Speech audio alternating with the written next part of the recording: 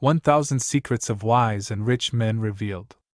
By C. A. Bogardus. Chapter 1. Quick Shooting Records. From the time I was 12 years old, I was considered a very fine shot with a rifle, although I did but very little shooting, and in fact did not know that I was any more than a common marksman. Yet in any contests while a boy I always won. One day in June, 1884, while passing a shooting gallery, my friends called me in for a match to pay for shots. I beat them all shooting. My score was 11 consecutive bull's eyes, while none of my friends had made half that score. The boys said I did well, to which I jestingly remarked that was common shooting for me. Just throw up an apple and I will hit it. The apple was thrown up, and I hit it, which was as much of a surprise to me as it was to any of the rest.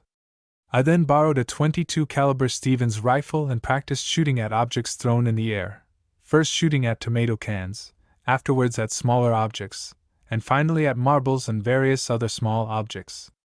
By practicing half an hour a day, within a month I could hit 70% of the glass balls which were thrown in the air.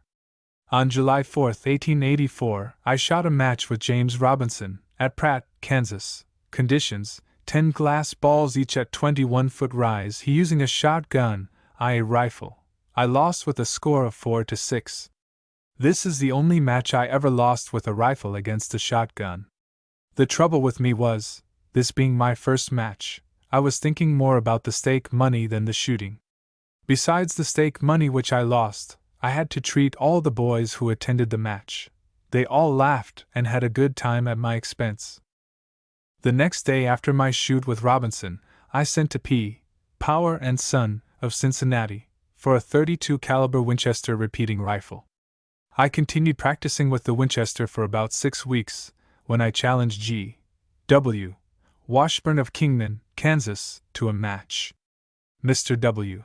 was at that time champion of Kingman County.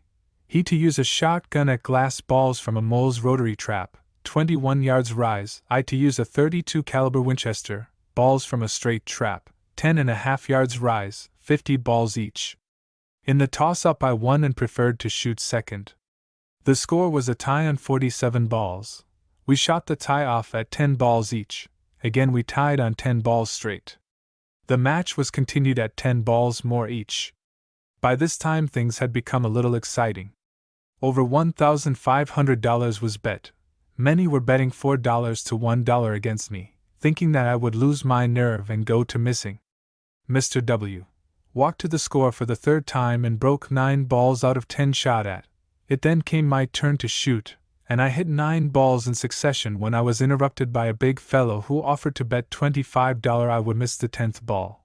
This bet was accepted, and it turned out that the fellow had just spoken in time to lose his $25. For the 10th ball had not got 8 feet from the trap when I broke it. I won this match with a score of 67 against 66 out of 70 balls shot at. I then went to shooting at glass balls with rifle against a shotgun, and in the past 20 years I have competed against 206 good trap shots and have not lost a match. I will mention only a few of them. In the summer of '85, in Medicine Lodge, Kansas, an expert shooter came over from Coldwater, Kansas, to shoot with me. We had a match at target, distance 90 feet, with .22 caliber Stevens rifle. He used globe and peep sight. I used open sights. The score stood in my favor 114 to 107 out of a possible 120, at a quarter-inch bull's eye. The next day we shot a match at 100 glass balls, he using a shotgun, I a rifle. The score stood 99 to 94 in my favor.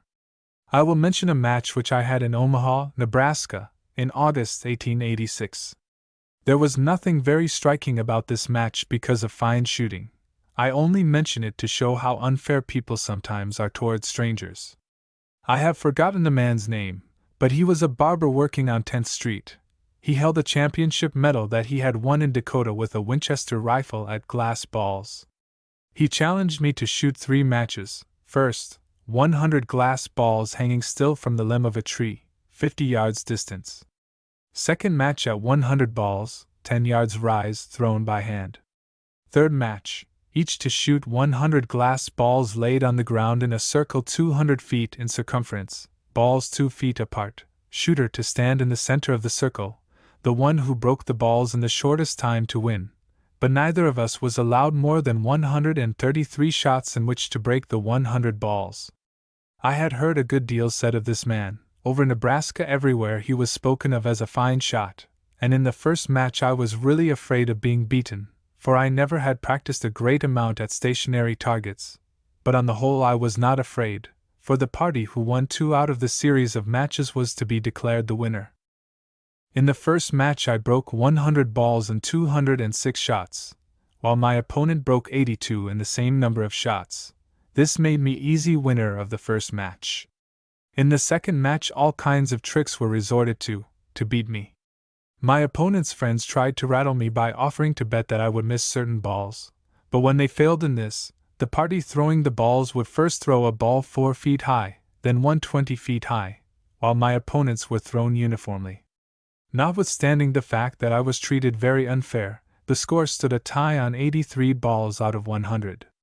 In the third match at 100 balls in shortest time, I won easily, breaking the 100 balls in 2 minutes and 3 seconds, shooting 127 shots, while my opponent broke 61 balls in 133 shots, time 4 minutes, 42 seconds.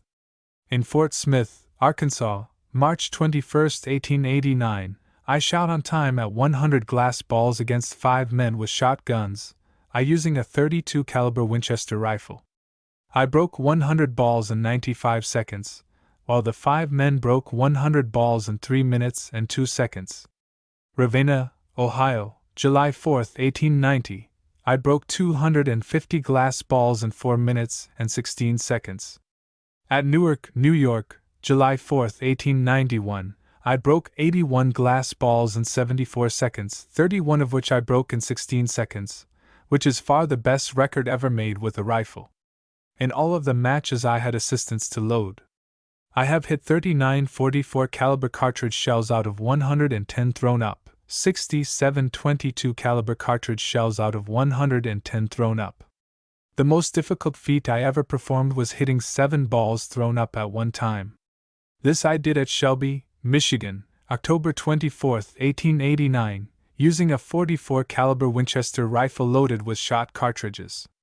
On July 4, 1893, I hit 1,000 wooden balls with .22 caliber Marlin rifle in 17¼ minutes, which is 9.25 minutes quicker than the feat has ever been accomplished by any other person. I have thrown an object into the air and hit it 12 times before it struck the ground, I using an automatic shotgun.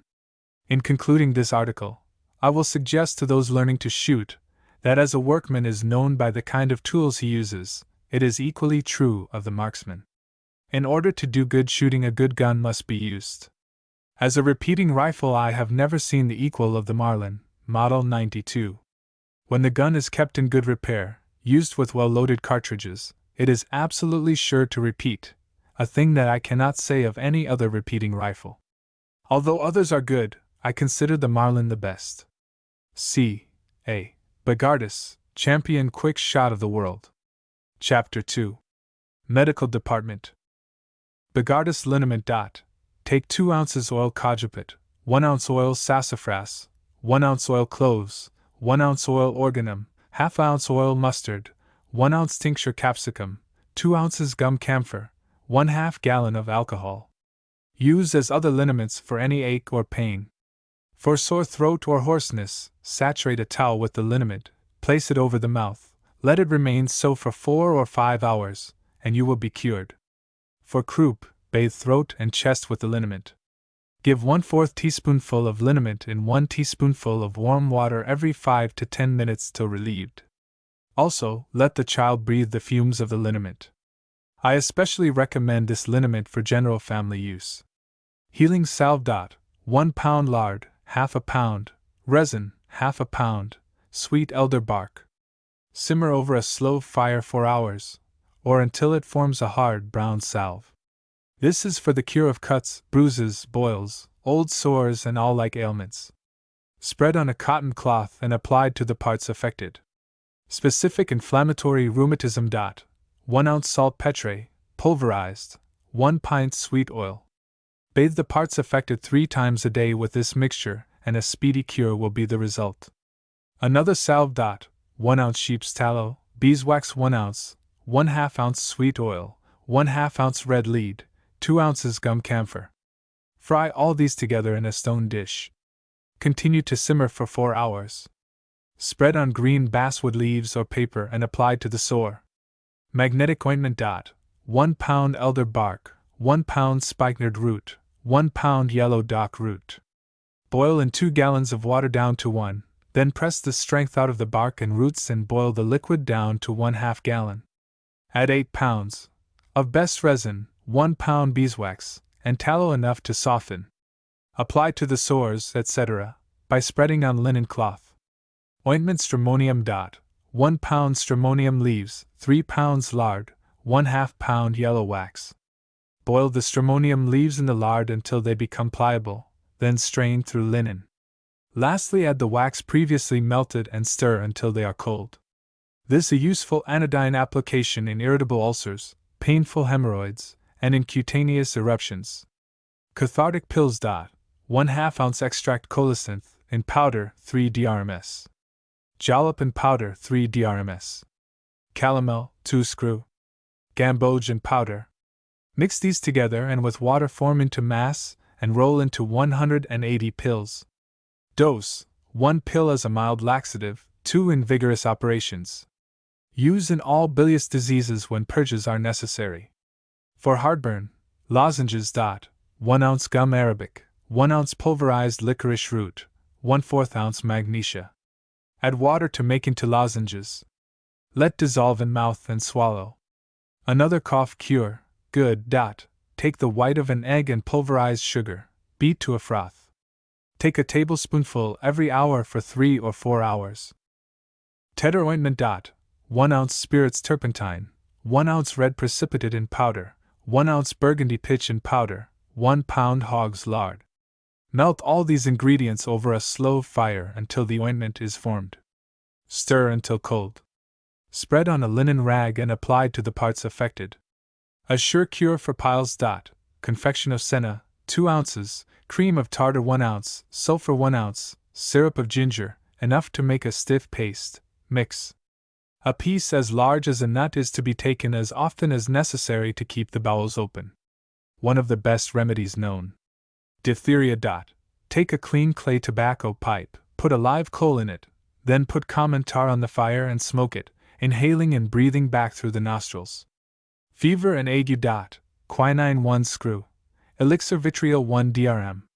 Dissolve the quinine in the elixir and tincture of black cohosh 14 drops. Dose: 20 drops in a little water once an hour. Corns. A sure cure and painless eradication. Extract of cannabis indicus 10 grs. Salicylic acid 6 grs. Collodion 1 ounce mixed and apply with a camel's hair pencil so as to form a thick covering over the corn for 3 or 4 nights. Take a hot foot bath and the corn can easily be removed with the aid of a knife. Magic oil. 1 gallon sweet oil, 2 ounces oil hemlock, 2 ounces oil organum, 2 ounces chloroform, 4 ounces spirits ammonia. Mix. Let it stand 24 hours and it is ready for use. Dose: internally, 1 teaspoonful for adults. Bathe the affected parts well. This is a great remedy for aches and pains, rheumatism, neuralgia, and all nervous and inflammatory diseases. Cure for sore throat in all its different forms. 2 ounces cayenne pepper, 1 ounce common salt, 1/2 pint of vinegar. Warm over a slow fire and gargle the throat and mouth every hour. Garlic and onion poultice applied to the outside. Castor oil, 1 spoonful to keep the bowels open. Drops of life. 1 ounce gum opium, 1 drm. Gum kino, 40 grs. Gum camphor, 1/2 ounce nutmeg powdered, 1 pint French brandy. Let stand from 1 to 10 days. Dose: from 30 to 40 drops for an adult. Children, half doses. This is one of the most valuable preparations in the materia medica, and will in some dangerous hours, when all hope is fled, and the system is racked with pain, be the soothing balm which cures the most dangerous disease to which the human body is liable: flux, dysentery, and all summer complaints. Catarrh, positive cure. Carbolic acid, 10 to 20 drops. Vaseline, 1 to 2 ounces mixed and used with an atomizer 3 or 4 times per day. Cough drops. Tincture aconite 5 drops. Tincture Asclepias 1 drm. Glycerin 2 ounces. Syrup of wild cherry. Mix and take a teaspoonful every 40 minutes until relieved. Eye water. Table salt and white vitriol, each 1 teaspoonful. Heat them on earthen dish until dry. Now add them to soft water 1/2 pint. White sugar 1 teaspoonful, blue vitriol a piece as large as a common pea. Should this be too strong, add a little more water. Apply to the eye 3 or 4 times a day. To remove tapeworm. Let the patient miss 2 meals. Give 2 teaspoonfuls powdered camellia. Should the bowels not move within 2½ hours, give another teaspoonful of the camellia. You may follow this in 2 hours by from half to 1 ounce castor oil. This is a positive cure for tapeworm. It will not make the patient sick. In buying the drug, be sure and get camellia, not camellia. Camellia is in appearance like quite red brick dust, and is nearly tasteless, whereas camellia is of a yellowish color. A sure cure for smallpox. A gentleman contributes to the Chicago News the following as a sure and never failing cure for smallpox: 1 ounce cream of tartar dissolved in pint of boiling water, to be drank when cold at intervals. It can be taken at any time, and as a preventive as well as a curative. It is known to have cured in thousands of cases without a failure. To strengthen and invigorate the system. 2 drms. Essential salt of the round leaf cornel, 1 screw. Extract rhubarb, 1 screw. Ginger powder.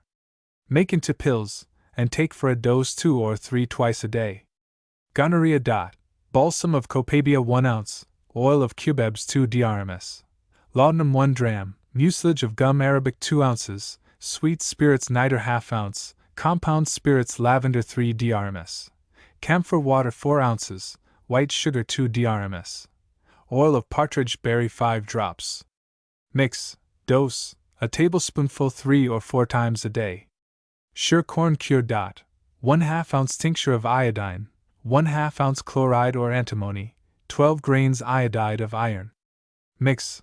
Pare the corn with a sharp knife. Apply the lotion with a pencil brush. Put up in 1 ounce bottles. Sell for 25 to 40 cents. This sells to everybody. See price of labels.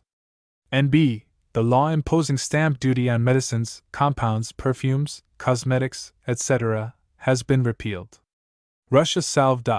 Take equal parts of yellow wax and sweet oil, melt slowly, carefully stirring. When cooling, stir in a small quantity of glycerin. Good for all kinds of wounds, etc. Paradise liniment. Take a gill of alcohol, 1/4 ounce tincture capsicum, 1/2 ounce paradise seed, cracked, and put all together. For rheumatism, sprains, lameness, etc. Court plaster. This plaster is a kind of varnished silk, and its manufacture is very easy. Bruise a sufficient quantity of isinglass, and let it soak in a little warm water for 24 hours. Expose it to heat over the fire until the greater part of the water is dissipated, and supply its place by proof spirits of wine, which will combine with the isinglass. Strain the whole through a piece of open linen, taking care that the consistency of the mixture shall be such that when cool it may form a trembling jelly. Extend a piece of black or flesh-colored silk on a wooden frame, and fix it in that position by means of tacks or twine. Then apply the isinglass, after it has been rendered liquid by a gentle heat, to the silk with a brush of fine hair. Badger's is the best. As soon as this coating is dried, which will not be long, apply a second, and afterward, if the article is to be very superior, a third. When the whole is dry, cover it with 2 or 3 coatings of the balsam of Peru. This is the genuine court plaster.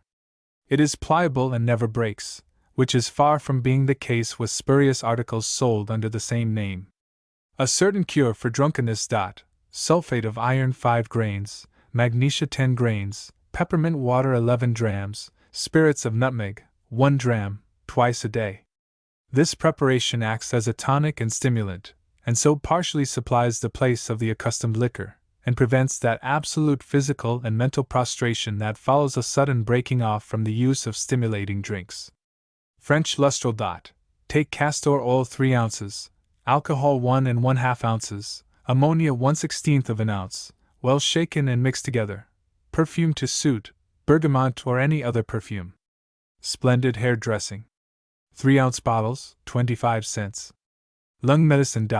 Take black cohosh 1/2 ounce, lobila 1/4 ounce, canker root 3/4 ounce, blackberry root 3/4 of an ounce, sarsaparilla 1 ounce, pleurisy root 1/2 ounce, steeped in 3 pints of water. Dose: 1 tablespoonful 3 times a day, before eating. Sure cure for spitting blood. Toothache drops. 4 ounces pulverized alum, 14 ounces sweet spirits of nitre. Put up in 1-ounce bottles. Retails readily at 25 cents per bottle. This is the most effective remedy for toothache that was ever discovered, and is a fortune to any one who will push its sale. It sells at every house. Magnetic toothache drops.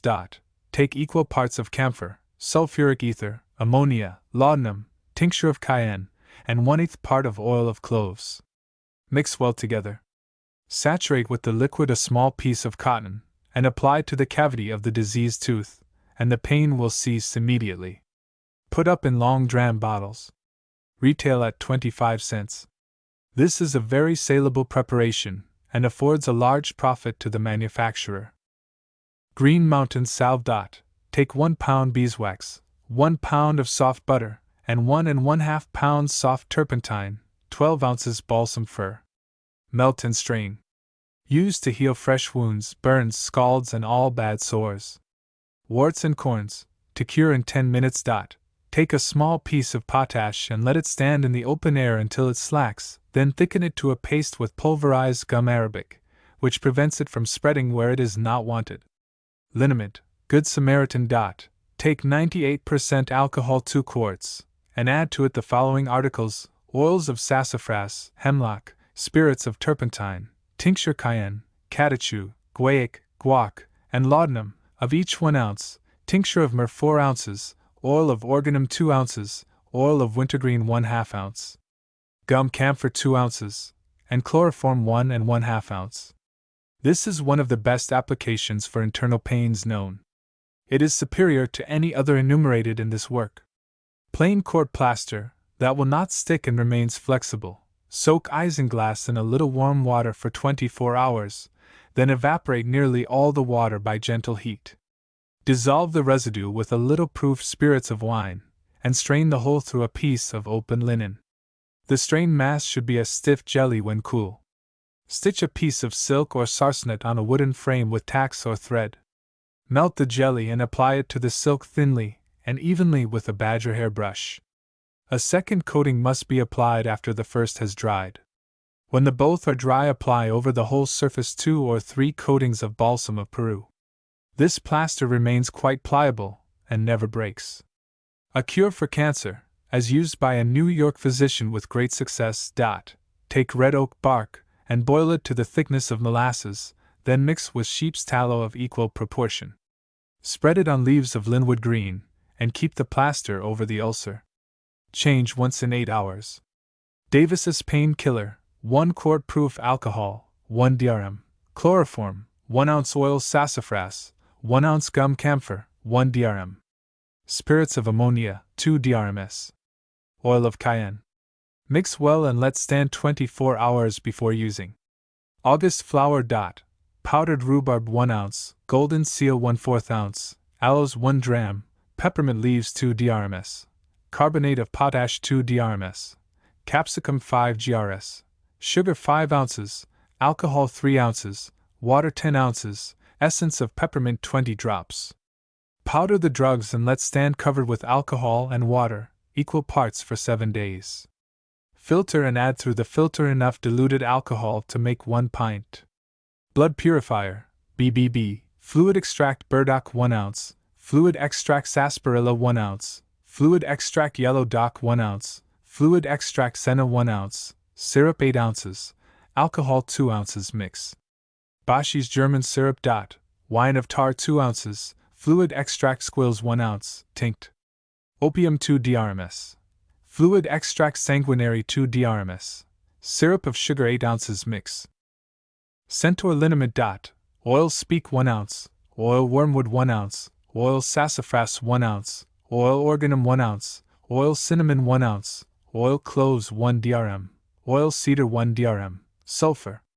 Ether 1 ounce. Aqua ammonia 1 ounce. Tincture opium 1 ounce. Alcohol 1 gal. Mix. This is an excellent liniment and good whenever a liniment is needed. Castoria. Pumpkin seed 1 ounce. Senria leaves 1 ounce. Rochelle salts 1 ounce. Anise seed 1/2 ounce. Carb. Soda 1 ounce. Worm seed 1/2 ounce. Mix and thoroughly rub together in an earthen vessel, then put into a bottle and pour over it 4 ounces water and 1 ounce alcohol, and let stand 4 days. Then strain off and add syrup made of white sugar, quantity to make 1 pint, then add 1/2 ounce alcohol drops and 5 drops wintergreen. Mix thoroughly and add to the contents of the bottle and take as directed. Harder's iron tonic. Calathea bark 2 ounces, citrate of iron 2 ounces, gentian 2 ounces, cardamom seed 2 ounces, syrup 2 ounces, alcohol 2 ounces, water 8 ounces mix. Hall's balsam for the lungs. Fluid extract ipecac 1/2 ounce, fluid extract squills 1 ounce, chloroform 1/4 ounce, wine of tar 1 ounce, tinct. Opium 1/5 ounce, fluid extract of mullein 1 ounce, syrup enough to make 1 pint. Godfrey's cordial. Tinct. Opium 6 ounces, molasses 4 pints, alcohol 8 ounces, water 6 pints, carbonate potash 4 drms. Oil sassafras cut with alcohol 1 drm. Dissolve the potash in water, add the molasses.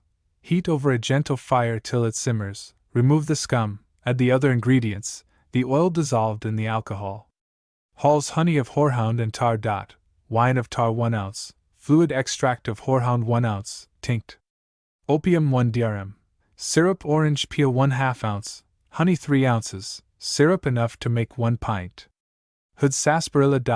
Fluid extract sarsaparilla 1 ounce, fluid extract yellow dock 1 ounce, fluid extract poke root 1/2 ounce, iodide of potash 1/2 ounce, syrup orange peel 1 ounce, alcohol 4 ounces, syrup enough to make 1 pint.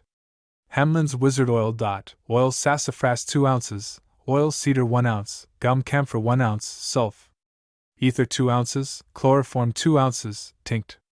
Capsicum 1 ounce, aqua ammonia 2 ounces, oil turpentine 1 ounce, tinct.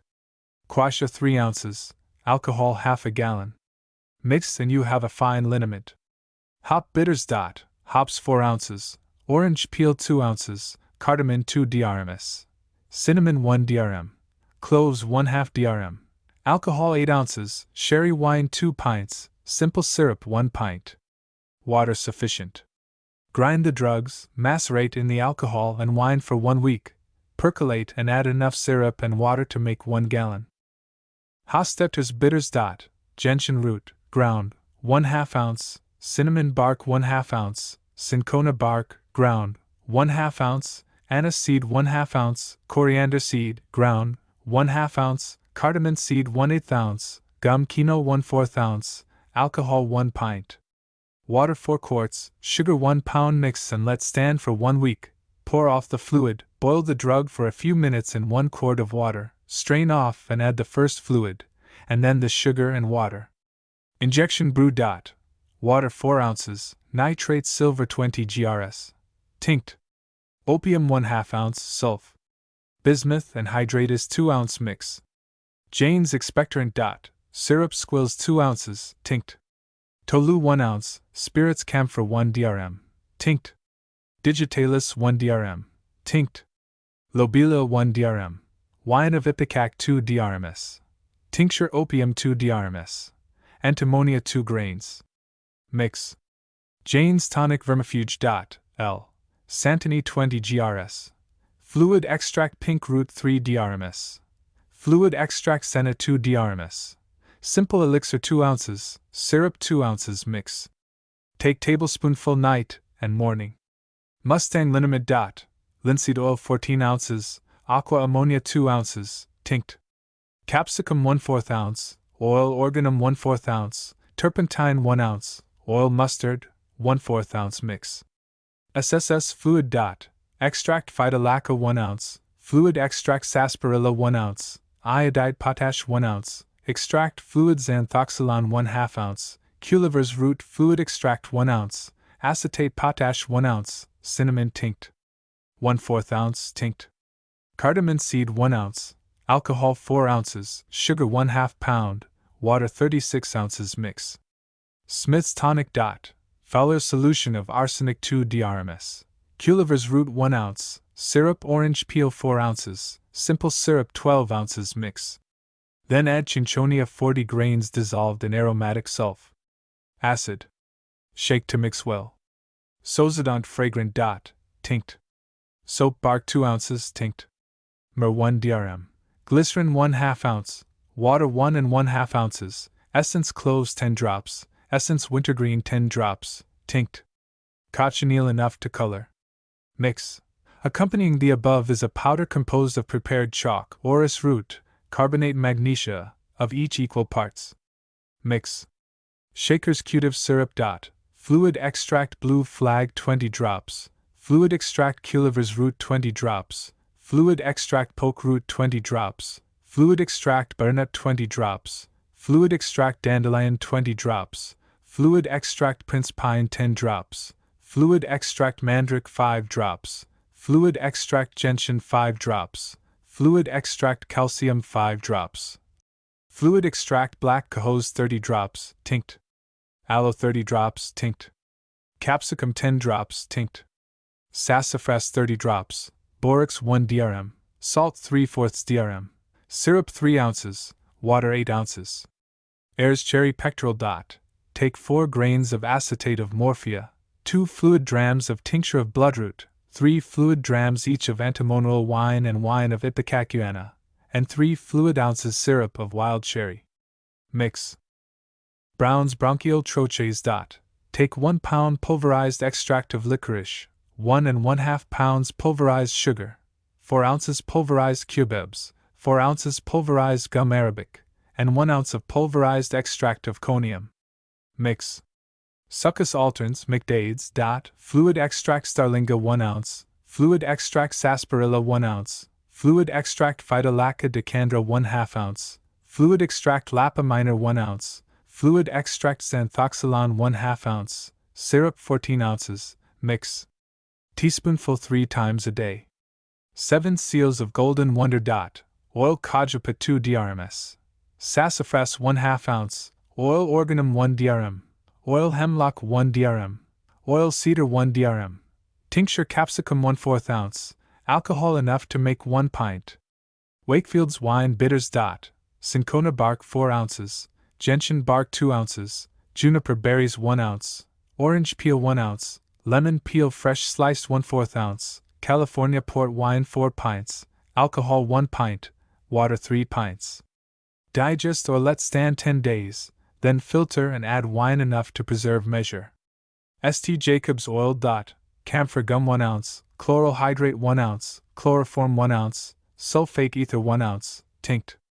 Opium, non aqueous, 1/2 ounce, oil organum 1/2 ounce, oil sassafras 1/2 ounce, alcohol 1/2 gallon. Dissolve gum camphor with alcohol and then add the oil, then the other ingredients. RRR, alcohol 2 pints, oil sassafras 2 ounces, oil organum 3 ounces, camphor spirits 1/2 ounce, tinct. Opium 1 ounce, chloroform 1 ounce mix. Piso's consumption cure. Tartar emetic 4 grains, tincture tolu 1/2 ounce, sulfate morphia 4 grains, fluid extract lobelia 2 drms, chloroform 1 drm, fluid extract cannabis indica 2 drms, essence spearmint 10 drops, hot water 8 ounces, sugar 4 ounces, dissolve the morphia and tartar emetic in hot water and add the rest. Warner's Tippecanoe bitters.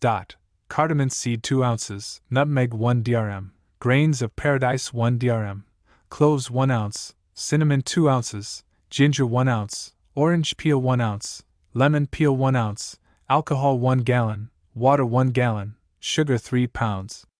Mix and let stand for 6 or 7 days and filter.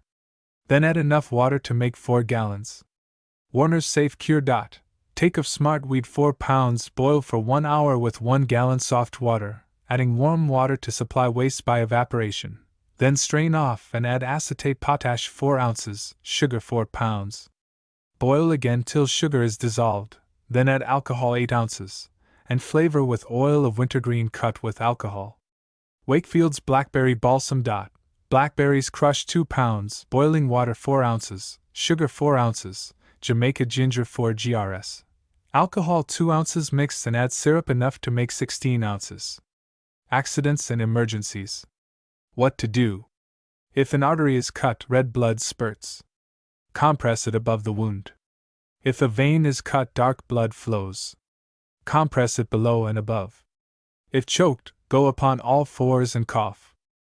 For slight burns, dip the part in cold water. If the skin is destroyed, cover with varnish or linseed oil. For apoplexy, raise the head and body. For fainting, lay the person flat. Send for a physician when a serious accident of any kind occurs, but treat as directed until he arrives. Scalds and burns. The following facts cannot be too firmly impressed on the mind of the reader, that in either of these accidents the first, best, and often the only remedies required are sheets of wadding, fine wool, or carded cotton, and in the default of these, violet powder, flour, magnesia, or chalk. The object for which these several articles are employed is the same in each instance, namely, to exclude the air from injured part, for if the air can be effectually shut out from the raw surface, and care is taken not to expose the tender part till the new cuticle is formed, the cure may be safely left to nature. The moment a person is called to a case of scald or burn, he should cover the part with a sheet, or a portion of a sheet, of wadding, taking care not to break any blister that may have formed, or stay to remove any burnt clothes that may adhere to the surface, but as quickly as possible envelope every part of the injury from all access of the air, laying 1 or 2 more pieces of wadding on the first, so as to effectually guard the burn or scald from the irritation of the atmosphere, and if the article used is wool or cotton, the same precaution, of adding more material where the surface is thinly covered, must be adopted, a light bandage finally securing all in their places.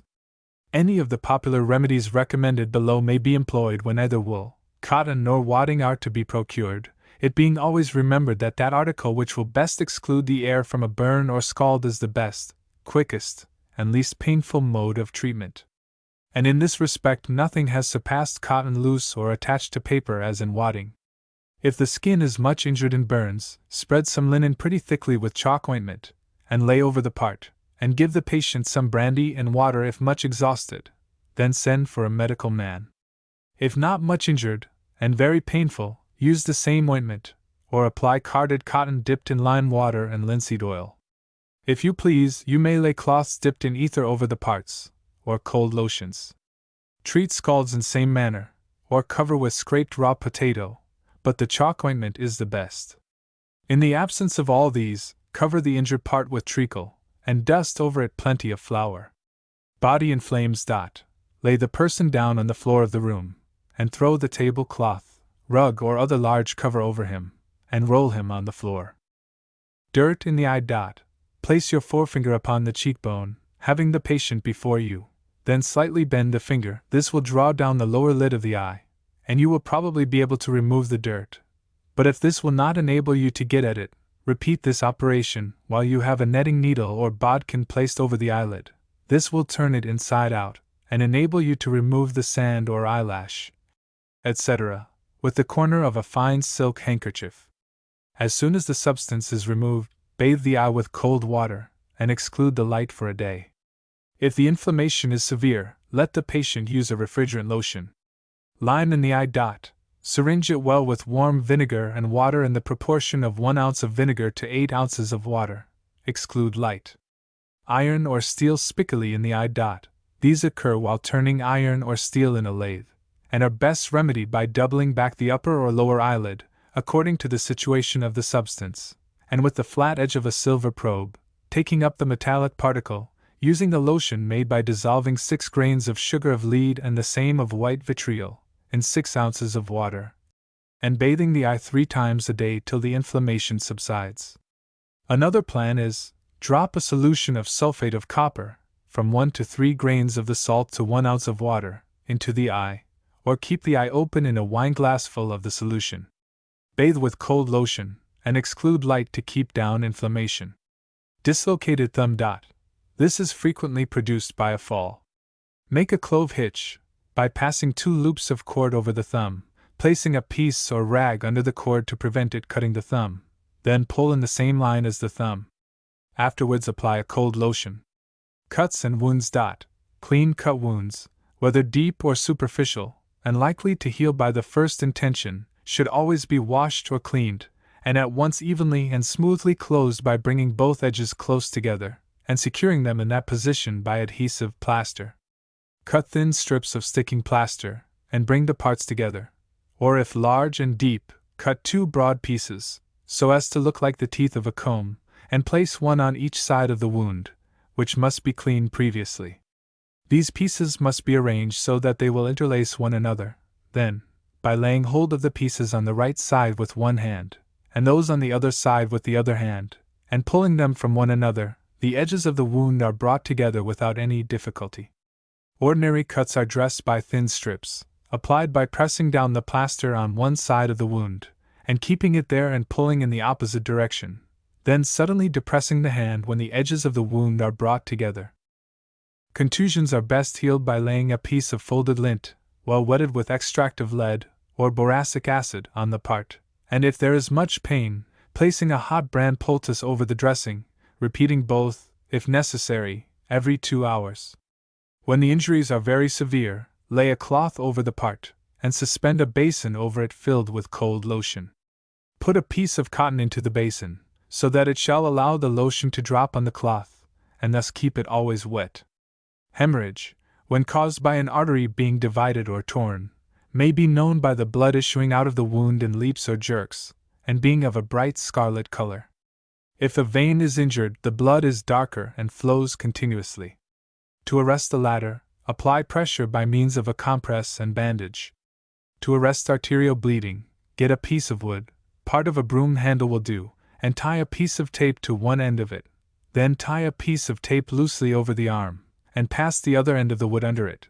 Twist the stick round and round until the tape compresses the arm sufficiently to arrest the bleeding, and then confine the other end by tying the string around the arm. A compress made by enfolding a penny piece in several folds of lint or linen should, however, be first placed under the tape and over the artery. If the bleeding is very obstinate, and it occurs in the arm, place a cork underneath the string, on the inside of the fleshy part, where the artery may be felt beating by anyone. If in the leg, place a cork in the direction of a line drawn from the inner part of the knee towards the outer part of the groin. It is an excellent thing to accustom yourself to find out the position of these arteries, or, indeed, any that are superficial, and to explain to every person in your house where they are, and how to stop bleeding. If a stick cannot be got, take a handkerchief, make a cord bandage of it, and tie a knot in the middle. The knot acts as a compress, and should be placed over the artery, while the 2 ends are to be tied around the thumb. Observe always to place the ligature between the wound and the heart. Putting your finger into a bleeding wound, and making pressure until a surgeon arrives, will generally stop violent bleeding. Bleeding from the nose, from whatever cause, may generally be stopped by putting a plug of lint into the nostrils. If this does not do, apply a cold lotion to the forehead, raise the head, and place over it both arms, so that it will rest on the hands.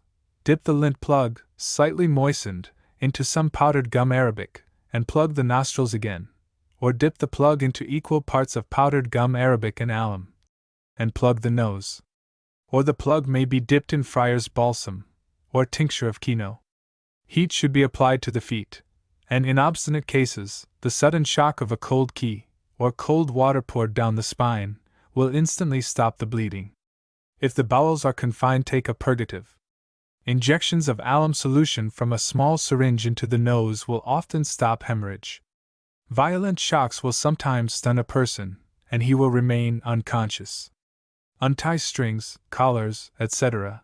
Loosen anything that is tight and interferes with the breathing. Raise the head, see if there is bleeding from any part, apply smelling salts to the nose, and hot bottles to the feet.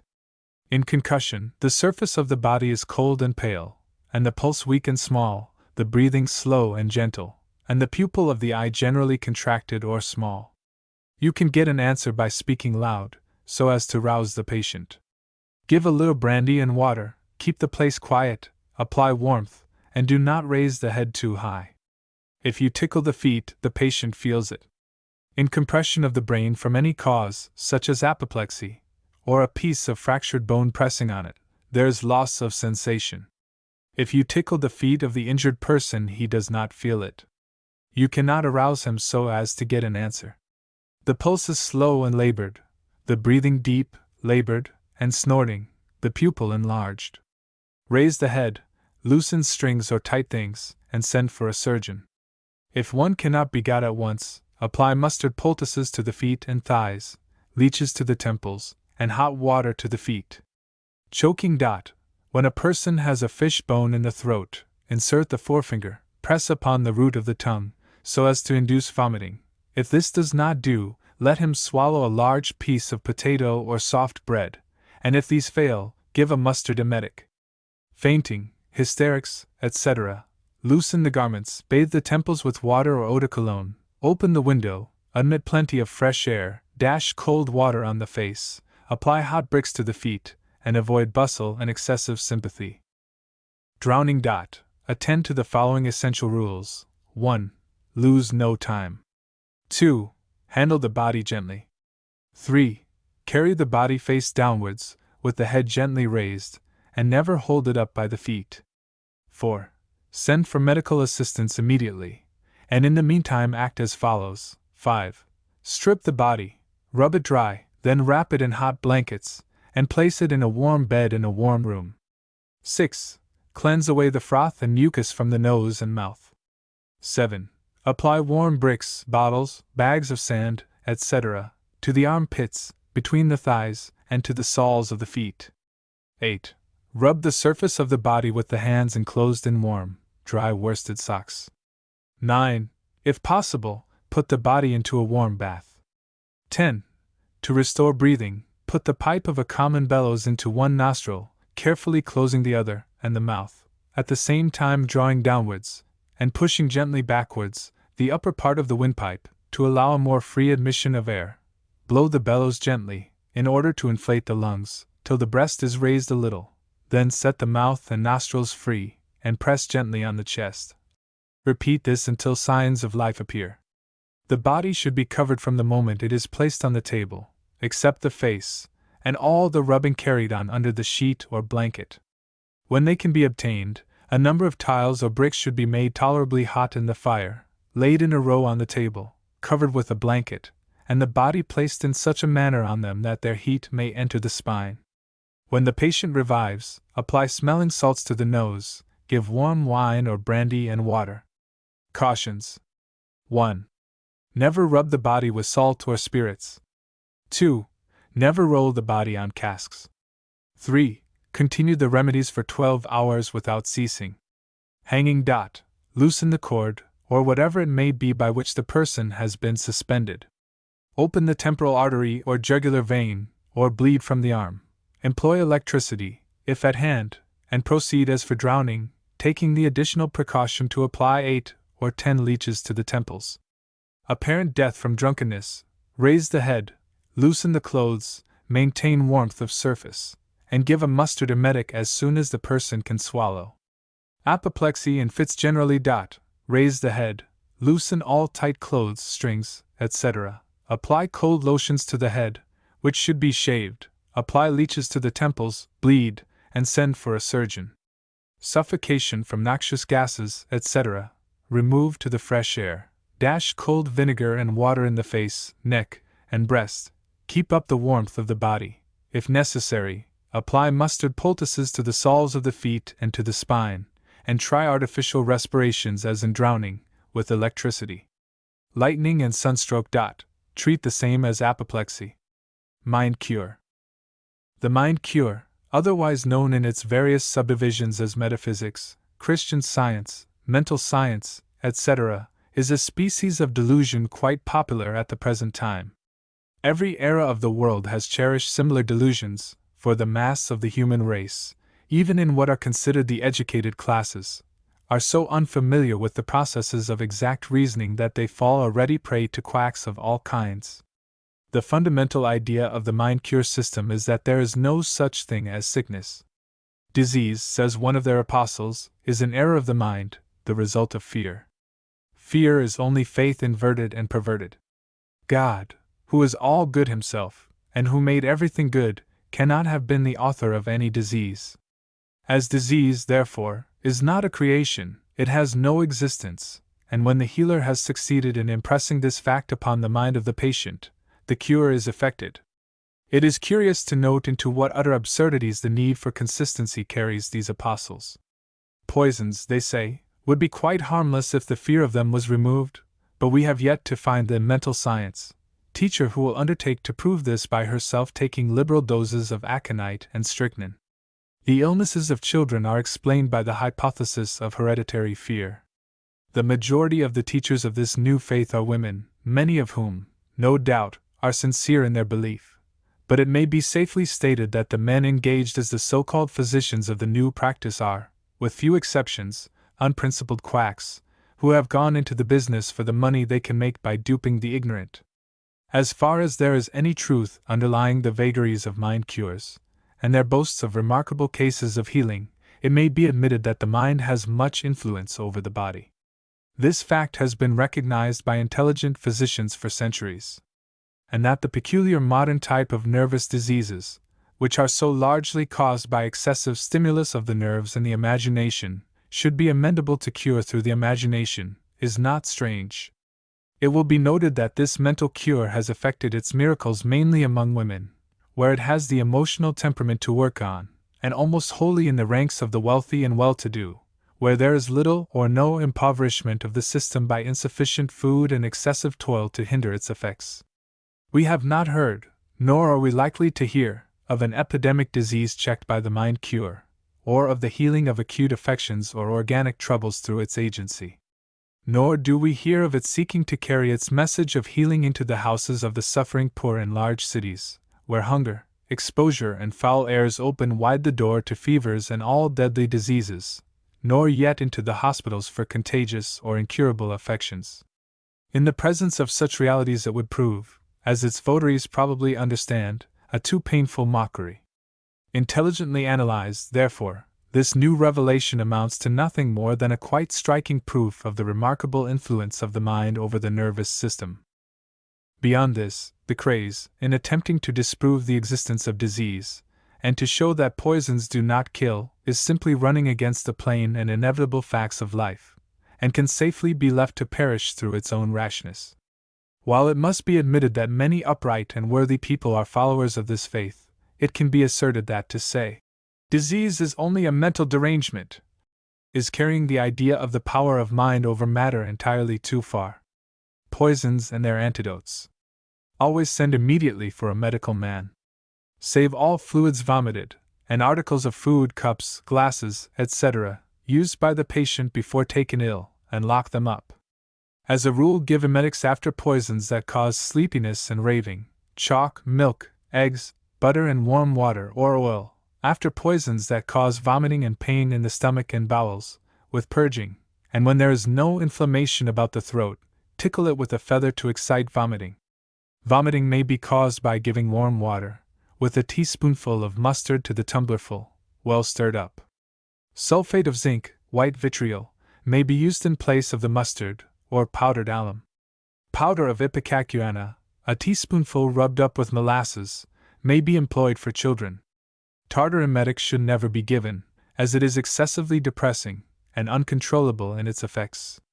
The stomach pump can only be used by skillful hands, and even then with caution. Opium and other narcotics. After vomiting has occurred, cold water should be dashed over the face and head. The patient must be kept awake, walked about between two strong persons, made to grasp the handles of a galvanic battery, dosed with strong coffee, and vigorously slapped. Belladonna is an antidote for opium and for morphia, etc., its active principles, and on the other hand, the latter counteract the effects of belladonna. But a knowledge of medicine is necessary for dealing with these articles. Strychnia. After emetics have been freely and successfully given, the patient should be allowed to breathe the vapor of sulfuric ether, poured on a handkerchief and held to the face, in such quantities as to keep down the tendency to convulsions. Bromide of potassium, 20 grains at a dose, dissolved in syrup, may be given every hour. Alcoholic poisoning should be combated by emetics, of which the sulfate of zinc given as above directed is the best. After that, strong coffee internally, and stimulation by heat externally, should be used. Acids are sometimes swallowed by mistake. Alkalis, lime water, magnesia, or common chalk mixed with water, may be freely given, and afterward mucilaginous drinks, such as thick gum water or flaxseed tea.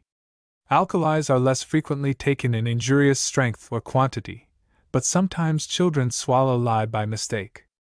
Common vinegar may be given freely, and then castor or sweet oil in full doses, a tablespoonful at a time, repeated every half hour or two.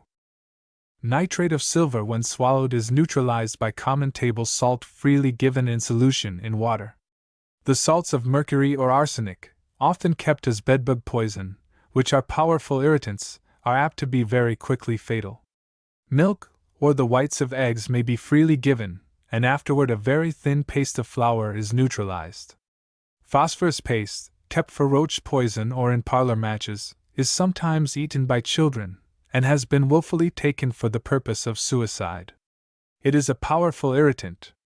The first thing to be done is to give freely of magnesia and water, then to give mucilaginous drinks, as flaxseed tea, gum water or sassafras pith and water, and lastly to administer finely powdered bone charcoal, either in pill or in mixture with water.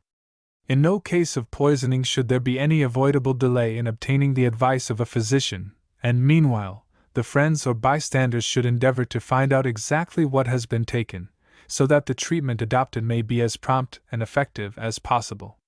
Chapter 3. Ink Department. Red ink. 2 ounces cochineal, bruised. Pour over it 1 quart boiling water, let it stand 8 hours. Boil 2 ounces Brazil wood in 1 pint of water, let it stand 8 hours and then add the two together.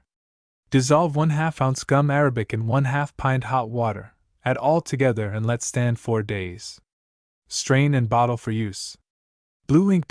6 parts Persian blue, 1 quart oxalic acid. Triturate with little water to smooth paste, add gum arabic and the necessary quantity of water. Indelible ink to mark linen. 1½ ounces nitrate of silver dissolved in 6 ounces liquor ammonia fortis, 1 ounce archil, for coloring, 1/2 ounce gum arabic. Mix. For yellow. Write with muriate of antimony. When dry, wash with tincture of galls.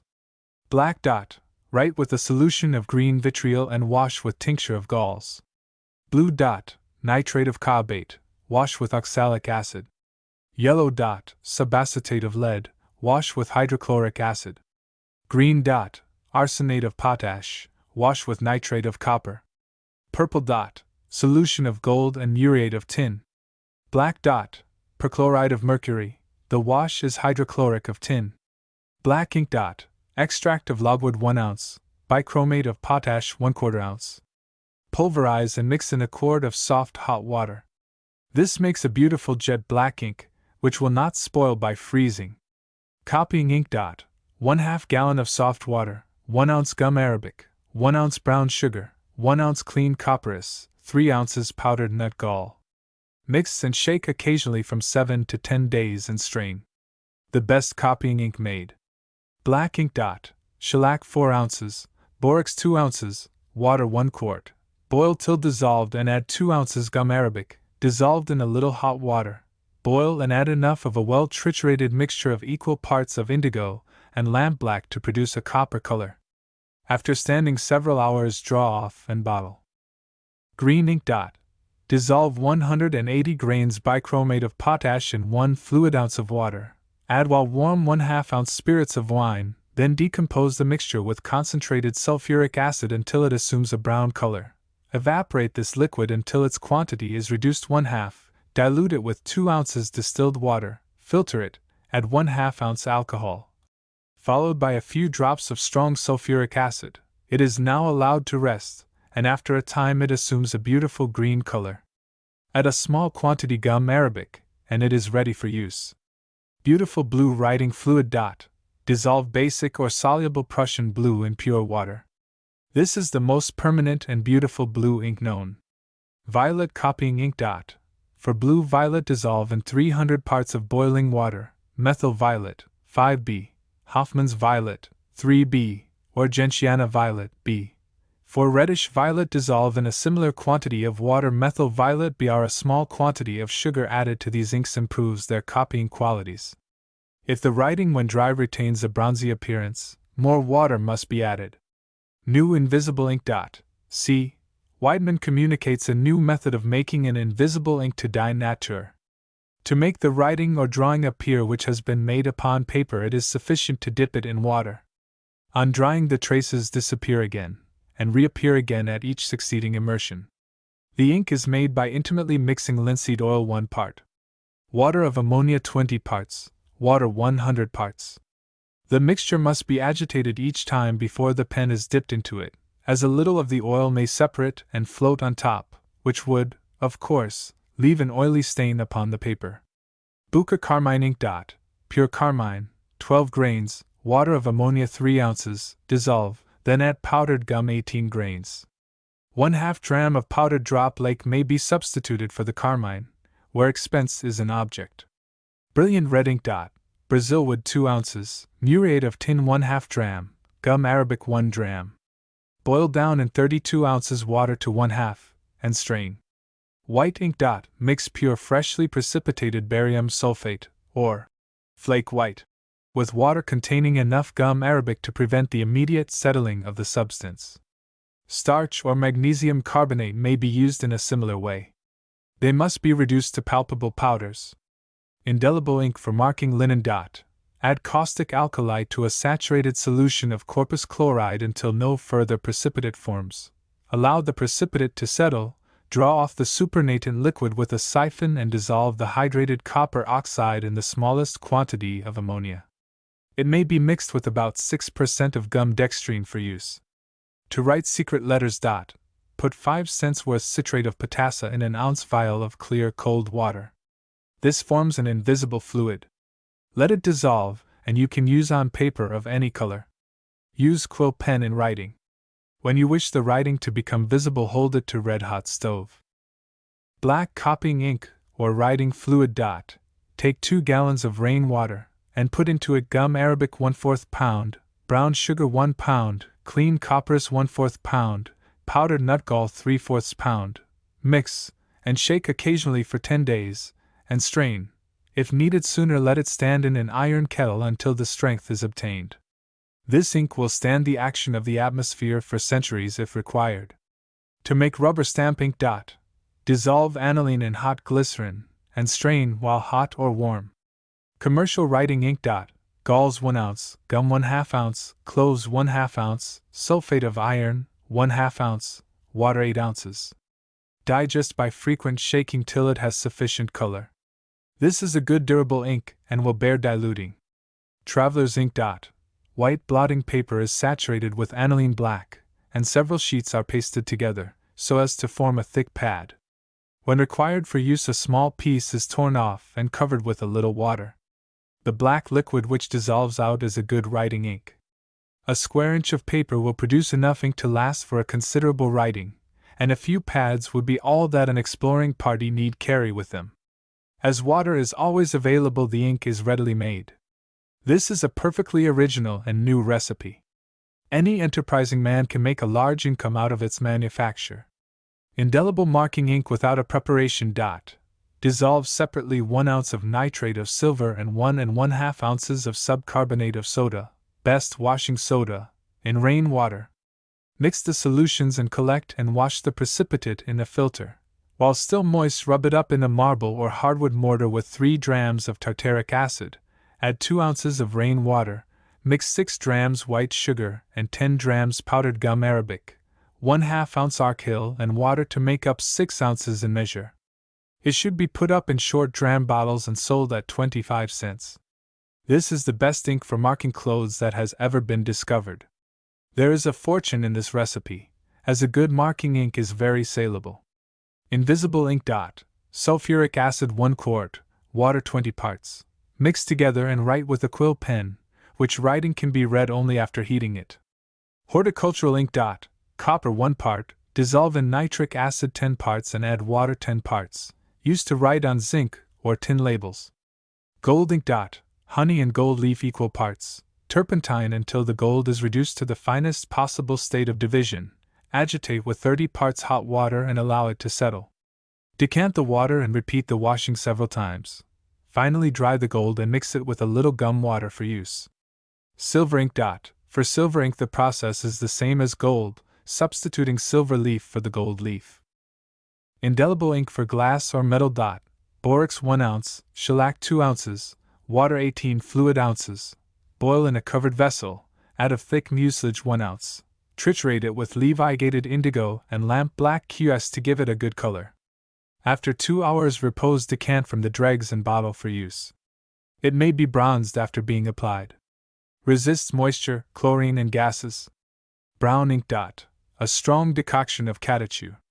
The shade may be varied by the cautious addition of a little weak solution of bichromate of potash. Luminous ink. Shines in the dark. Phosphorus 1/2 dram, oil cinnamon 1/2 ounce. Mix in a vial, cork tightly, heat it slowly until mixed.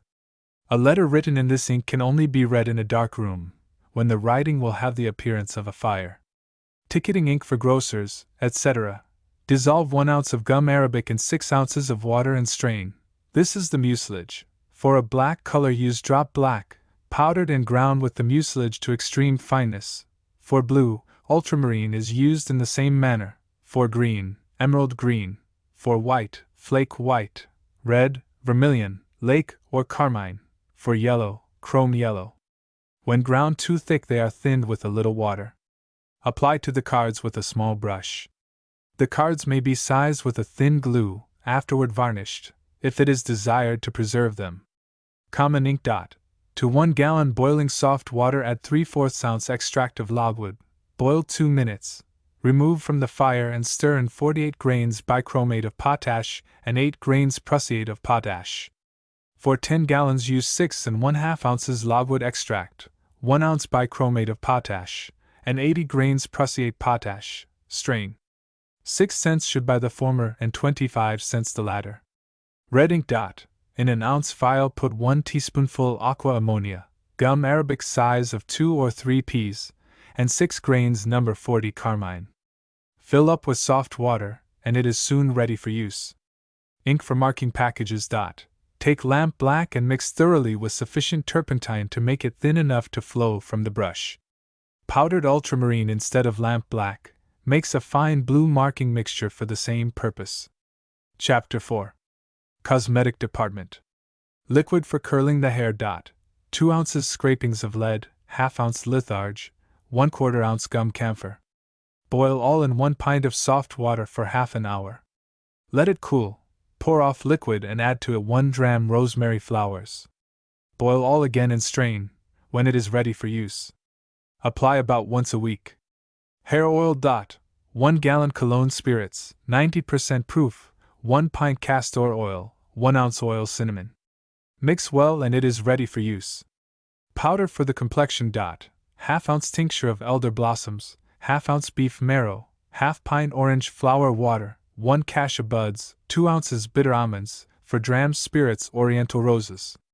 Mix, and apply it in the evening and wash it off in the morning. Paste to produce whiskers. 1 ounce of oil of pericotta, 2 ounces southernwood bark, 1 ounce dog's lard. Fry over a slow fire until it forms a paste. Apply to the face once a day until the whiskers begin to grow. To clean the teeth. Castile soap and cigar ashes applied with a soft rag is one of the best tooth preparations known. To make the hair soft and glossy. 1 pint alcohol, 4 ounces castor oil. Mix, and flavor with bergamot. Apply frequently with the hands. To remove freckles. Use oxalate of copper ointment. Hair tonic. Sugar of lead 5 grains, sulfate quinine 2 grains, muriate of ammonia 1 dram, glycerin 6 ounces, distilled water 6 ounces. Mix and apply 2 or 3 times per day. Hair dyes. Number 1.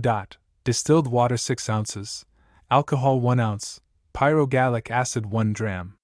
The acid must be dissolved in the alcohol before the water is added. Number 2.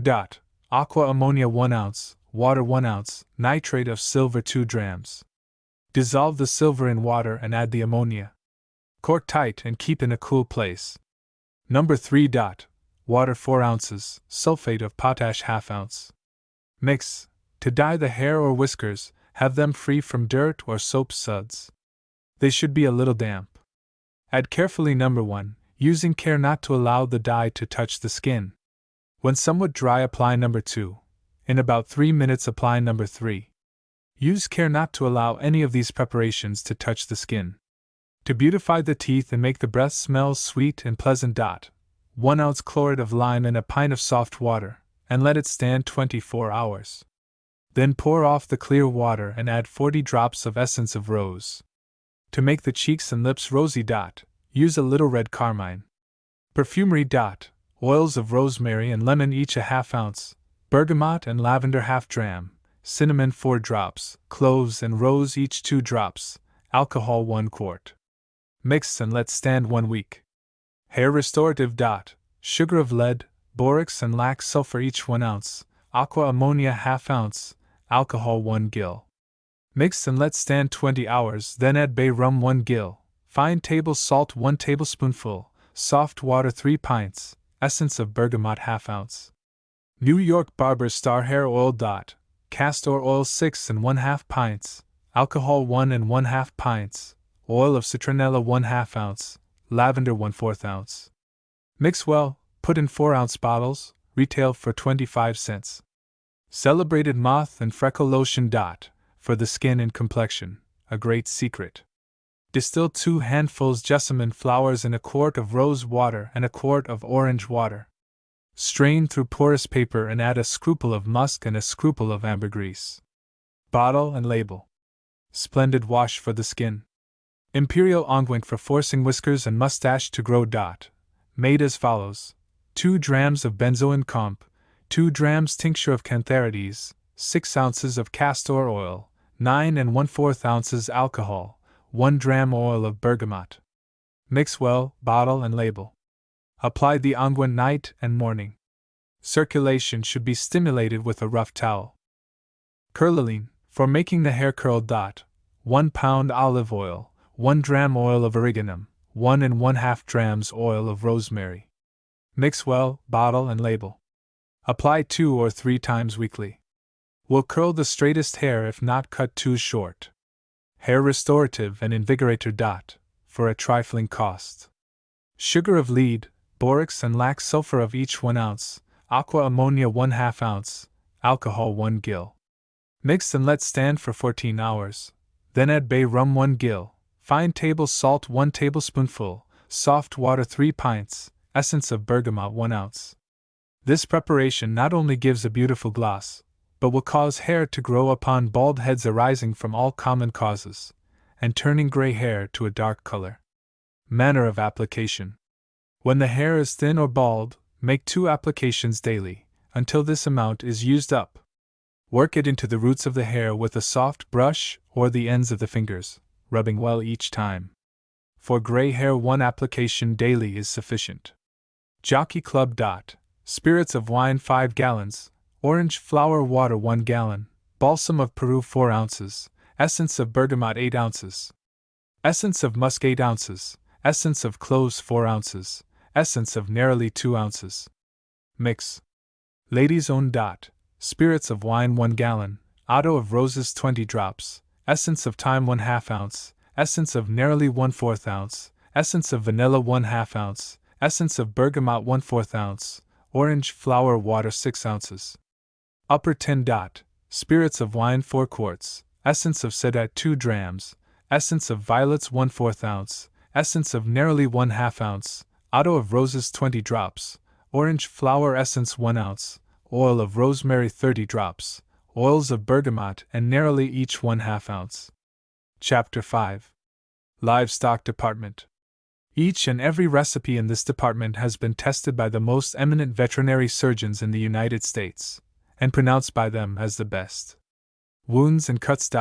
Take 4 ounces lard, beeswax 4 ounces, resin 3 ounces, Vaseline 4 to 6 ounces. Melt these together and add carbolic acid ½ ounce. This is excellent. Colic. Gum camphor 1 ounce, cayenne 1 ounce, gum myrrh 1 ounce, powdered gum quail 1 ounce, sassafras bark 1 ounce, spirits of turpentine 1 ounce, oil of origanum 1/4 ounce, oil hemlock ½ ounce, pulverized opium ½ ounce, good alcohol 2 quarts. Mix and let stand 10 to 12 days and filter. Dose from 1 to 4 teaspoonfuls in a pint of milk. Keep this on hand. It is the best colic cure known. Liniment to kill pain. 1 gallon alcohol, 1 ounce tincture cayenne, 2 ounces tincture gum camphor, 2 ounces tincture ammonia, 1/2 ounce chloroform. Mix well and let stand 12 hours. Best condition powders. Fenugreek, cream of tartar, gentian, sulfur, saltpetre, resin, black antimony and ginger each 2 ounces, cayenne pepper 1 ounce. Pulverize and mix thoroughly. Dose, 2 tablespoonfuls once a day and feed. Brittle and contracted hoofs. Take castor oil, Barbados, tar and soft soap. Equal parts of each. Melt all together and stir while cooling, and apply a little to the hoof 3 or 4 times a week. Contracted hoof and sore feet. Take equal parts of soft fat, yellow wax, linseed oil, Venice turpentine and Norway tar. First melt the wax, then add the others, mixing thoroughly. Apply to the edge of the hair once a day. Cracked heels. Tar 8 ounces, beeswax 1 ounce, resin 1 ounce, alum 1 ounce, tallow 1 ounce, sulfate of iron 1 ounce, carbolic acid 1 dram. Mix and boil over a slow fire. Skim off the filth and add 2 ounces of the scrapings of sweet elder. Eye water. White vitriol and pure saltpetre of each 1 scruple, pure soft water 8 ounces. Mix. This should be applied to the inflamed lids 3 or 4 times a day, and if the inflammation does not lessen in 1 or 2 days, it may be injected directly into the eye. The writer has used this for his own eyes, reduced 1/2 with water, and dropped directly into the eye, which would cause the eye to smart considerably for about 5 minutes, when he should bathe the eye with cold water for a few minutes, and by repeating this 3 or 4 times a day, it has given the best of satisfaction. It does nicely, many times, to just close the eye and bathe the outside freely. Cure for Sweeney. Alcohol and spirits of turpentine each 8 ounces, camphor gum, pulverized cantharides and capsicum each 1 ounce, oil of spike 3 ounces. Mix, bathe with hot iron. Farcy. Nitrate of potash 4 ounces, black antimony 2 ounces, sulfite of soda 1 ounce, elecampane 2 ounces. Mix. Dose, 1 tablespoonful once or twice a day. Farcy and glanders. Iodide of potassium 1 and 1/4 drams, copperas 1/2, ginger 1 dram, gentian 2 drams, powdered gum arabic and syrup to form a ball, or take 1/2 ounce sulfite soda, 5 grains powdered cantharides. Mix, and give at night in cut feed for several weeks. Give at the same time every morning and noon 3 drams powdered gentian, 2 drams powdered blue vitriol. Give the medicines for a long time. Feed well.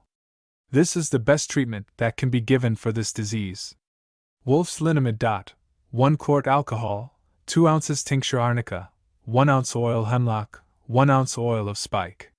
Mix well and let stand 24 hours. This will cure any burn, scald, bruise, sprain, or any like ailment, also aches and pains of all kinds. Apply by wetting a flannel cloth and wrapping it around the diseased parts. Cuts, wounds and sores. Take of lard 4 ounces, beeswax 4 ounces, resin 2 ounces, carbolic acid 1/4 ounce.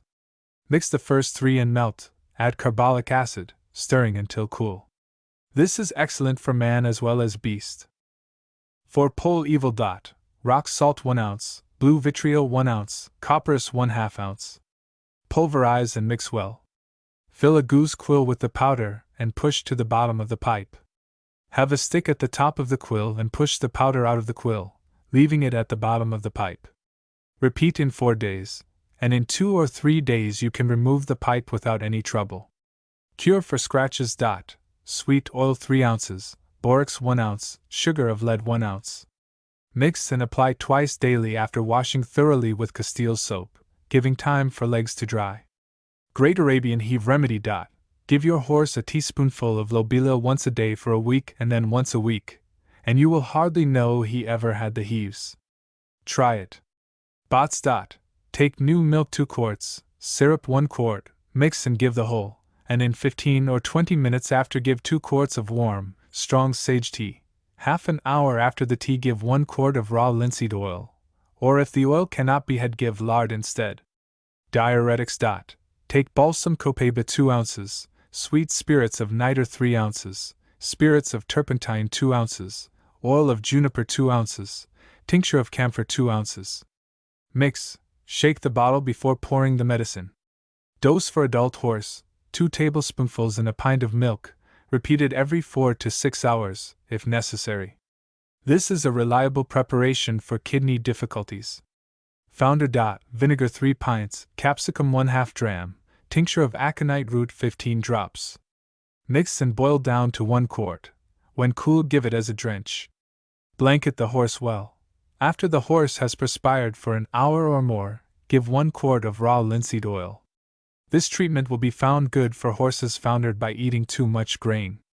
Mange. Oil tar 1 ounce, lac sulfur 1 1/2 ounces, whale oil 2 ounces. Mix. Rub a little on the skin wherever the disease appears, and continue daily for a week, then wash off with Castile soap and warm water. Pole evil and fistula. Tincture of opium 1 dram, potash 2 drams, water 1 ounce. Mix, and when dissolved inject into the pipes with a small syringe, having cleansed the sore with soap suds. Repeat every 2 days until pipes are completely destroyed. Condition powder. Take antimony crude 1 ounce, lobila gr 1 ounce, ginger 2 ounces, sulfur flour 3 ounces, berberry gr 1 ounce, cream tartar 4 ounces, saltpetre flour 4 ounces, well mixed. Dose, 1 tablespoonful each day in wet feed. Best in the market, will sell well. For bone spavin. Hog's lard 1/2 pint, best oil origanum 1 1/2 ounces, oil cojepit 2 ounces, pulverized cantharides 1/2 ounce. Mix, and apply each morning for 4 mornings, heating it in with hot iron each time, then discontinue its use for 3 days, after which use as before for 5 mornings.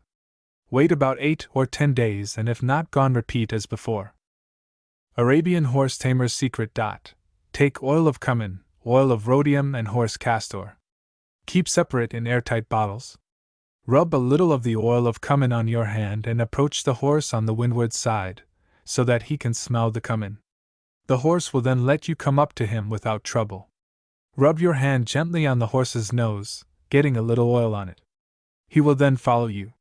Give him a little of the castor on a piece of loaf sugar or apple. Get a few drops of the rhodium on his tongue, and he is your servant. He will follow you like a pet dog. Cure for spavin and ringbone.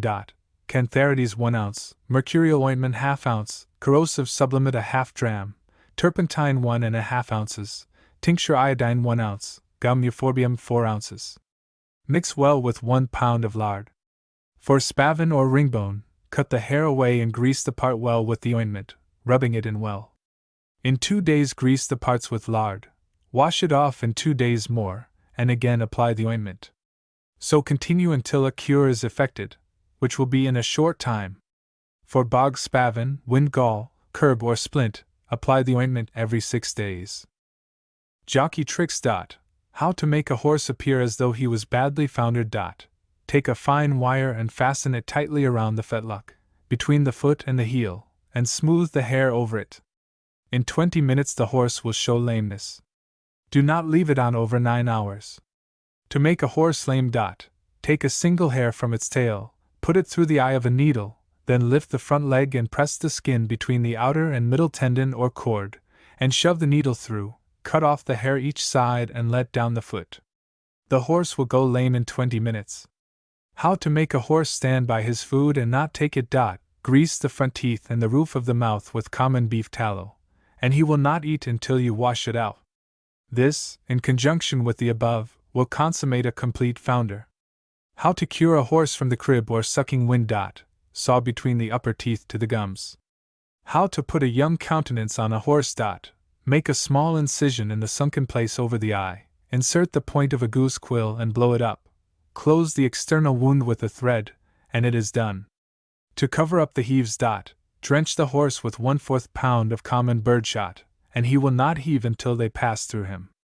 To make a horse appear as if he had the glanders. Melt 4 ounces fresh butter and pour into his ear. To distinguish between glanders and distemper.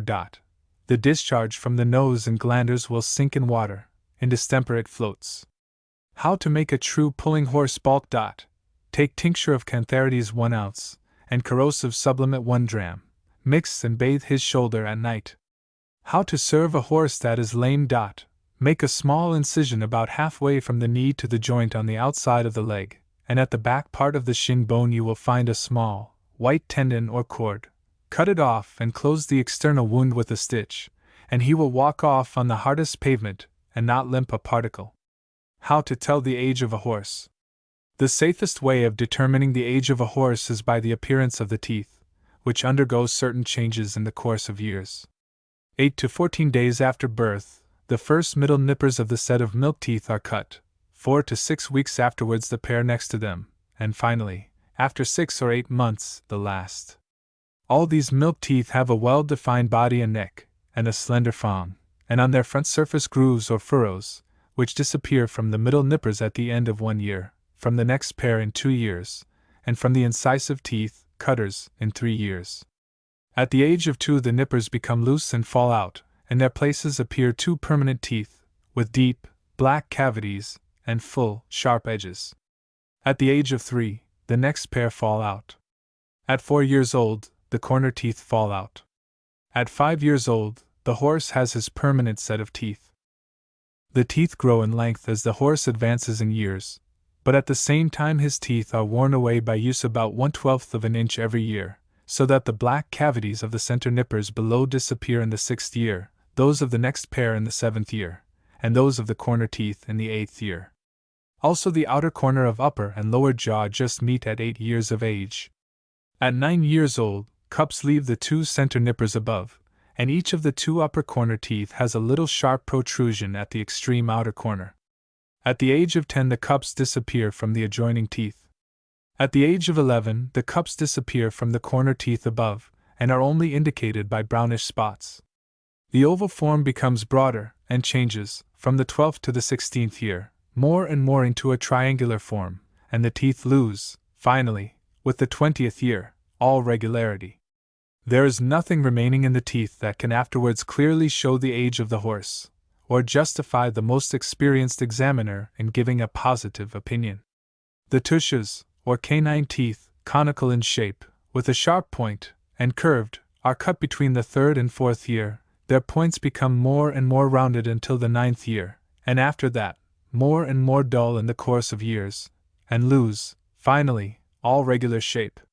Maras seldom have tusks. If any, they are very faintly indicated. Frequent reference to the chart for telling the horse's age will thoroughly acquaint one with this valuable bit of knowledge. Age of sheep and goats. At 1 year old they have 8 front teeth of uniform size. At 2 years the 2 middle ones are supplanted by 2 large ones.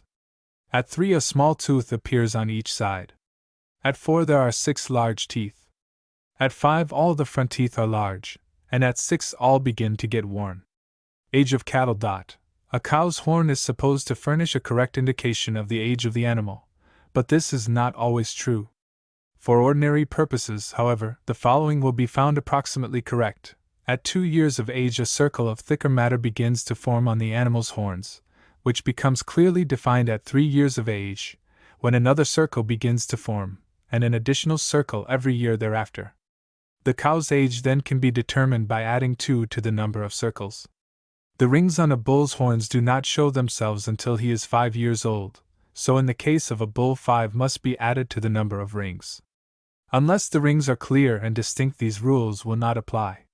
Besides, dishonest dealers sometimes file off some of the rings of old cattle. Chapter 6. Hog Department. The disposition and character of the hog. In all histories of animals, the hog stands a natural phenomenon, and alone in relation to his appetite and physical constitution. The hog is the only kind of animal known to man that can feed on any kind of food. The stomach of the hog is adapted both to flesh and grass, which is not the case with any other animal in all the history of animals. Another peculiarity of his nature is his great ferociousness. Perhaps the hog is more valiant than any animal known. The ferocious and warlike disposition, perhaps, is one among the reasons of this animal's great health. There are very few diseases among animals that the hog is subject to. In fact, the cholera, is the only disease to be greatly feared among that order of animals, and as this great and valuable remedy is found and demonstrated beyond the shadow of a doubt, the farmer may go on raising and feeding his hogs with the full assurance that his labors will not be lost. He can improve his hogs with confidence and assurance that health and prosperity will be the rich reward of his labors. There is more money made in the culture and growing of hogs than any animal in the known world. Notwithstanding the great loss by cholera, there is no one but what will say amen to this fact. Even Boone County loses $100,000 worth of hogs with the cholera, annually. There are 114 counties in the state of Missouri. Now make the calculation of the great saving of money by this invaluable discovery for the prevention and cure of the above disease.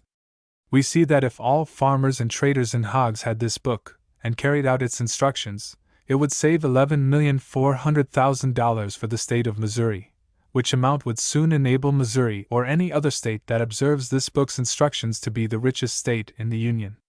There is no farmer but that will become wealthy if he uses economy, industry, and has the Stevens remedy for hog cholera. Symptoms of the disease hog cholera. First, gentleness and sluggishness. 2d. You will see the hog moving around with his nose close to the ground, with a kind of a forced cough, hair looking dead and kind of a reddish color. Then they quit eating and soon die. These symptoms are generally of a slow progress, but certain death if Stevens' cholera remedy is not used. These symptoms are set forth both in dry and purging hog cholera. On the first appearance, this disease is more fatal, from the fact that nature teaches the brute, by unlearned laws, natural medical aid, but this disease is so powerful and destructive there is something more necessary than the animal can generally get at. We now propose to give the cause and the whole cause of the fearful disease caused hog cholera. The system of both man and brute is made up and composed of a living animalcule so small that it cannot be discovered with the eye, it being so delicate, but by the use of the microscope, it can be readily seen and realized. In good health, with this animalcule is the life and spirit of the hog, causing the functions throughout the whole system to perform nature's intended designs, regular digestion, and a perfect circulation throughout the whole animal nature. But when this valuable animal is ranging in certain localities where he has no resort to certain material, the system becomes of an impure character. And this delicate animalcule commanding a rapid growth, feeds upon the nutriment of the body of the hogs and consequently destroys life without a counteracting remedy of speedy effect. The liver is the seat of worms or animalcule. It is also the king or mainspring of digestion of both man and beast. When the hog begins to droop, the worm is rapidly growing, and without something to destroy this worm, the hog will die. In certain localities the hog never has this disease. Now, this is full and ample evidence that it is the locality in relation to feed that keeps this fearful disease from the hog. In my travels I have observed, the localities and health of this valuable animal depends on what range or food he gets. The author, having traveled through different countries and localities, observing at the same time the health of this animal, gave rise to this great discovery as a perfect remedy for health. This remedy will both prevent and cure this disease, when the disease has not too strong a hold, and the liver and blood fevered too much by the worm. The liver, being the seat of digestion, must not be disturbed. If its digestion is disturbed, secretions are located, the system depending on the liver as the clock or watch depends on its mainspring for time. Therefore, knowing the disease and remedy, and experiencing the facts, the author is fully satisfied that his remedy, both as a preventative and cure, is all that it claims to be, and is undoubtedly the most valuable discovery for the health of the swine that has ever been known or found out. The reasons and cause of hog cholera having been explained, the author now proposes to give the prevention and cure of hog cholera. We are aware of the fact that the talent, ingenuity, and skill of man has been employed in searching out some remedy as a preventative and cure for this lamentable disease, and there have been some preventions used that have been valuable in that direction. For instance, the simple article called ashes is a healthy article for stock, which many people use, but it never cured one case of cholera. I have no doubt but it has been beneficial for the general health of hogs. Of all remedies, simple ones when they will cure are the best, and this remedy is as simple and as easily used as it is possible in the use of any remedy. The effective remedy is simply old lime and sand, with arsenic. Now, I am aware that the nature of man is to look for some great and unknown article as a remedy for such a great curse as hog cholera. But considering the cause of the disease being the animalcule, reader, you see that it requires something to prevent the excess, or destroy the increase of this minute animal. Now we see readily that the old lime, sand, and arsenic does the work without a doubt, and the hog is healthy and clear of disease. Now, reader, you have the remedy. The next thing is how to use it. In the first place, drive your wagon to some sandbar and haul a wagon load of sand. Throw it out where you feed your hogs. To 1 wagon load of sand, put 1 bushel of old slacked lime. Throw your feed on that for your hogs, and about every 3 months replenish with the same. If your hogs have the cholera, separate the sick from the well ones, and have a trough, and put some of the sand and lime in it, with about 1/2 of a thimbleful of arsenic to the hog. Then pour some rich slop on this preparation so that the hogs will eat it. Milk would be preferable if you have it. This preparation once every other day will soon have your hogs healthy and sound. It destroys the worms, then the hog is all right. To your healthy hogs give 1/2 thimbleful of arsenic in slop to every hog, once per month. This is all the arsenic you must use. You must not mix the arsenic with the lime and sand, or the hog may not get it. After using this remedy, your hogs that are not yet complaining with cholera will never take it. You may rely on it. I have tried this valuable remedy until I am perfectly satisfied. Where the cholera was killing out the gang every day, it put a stop to it at once, and not only for myself, but many others under my notice. I have never seen cholera bother hogs, where this Stevens remedy was used as above stated. You will ask, what is to be done where pigs have it?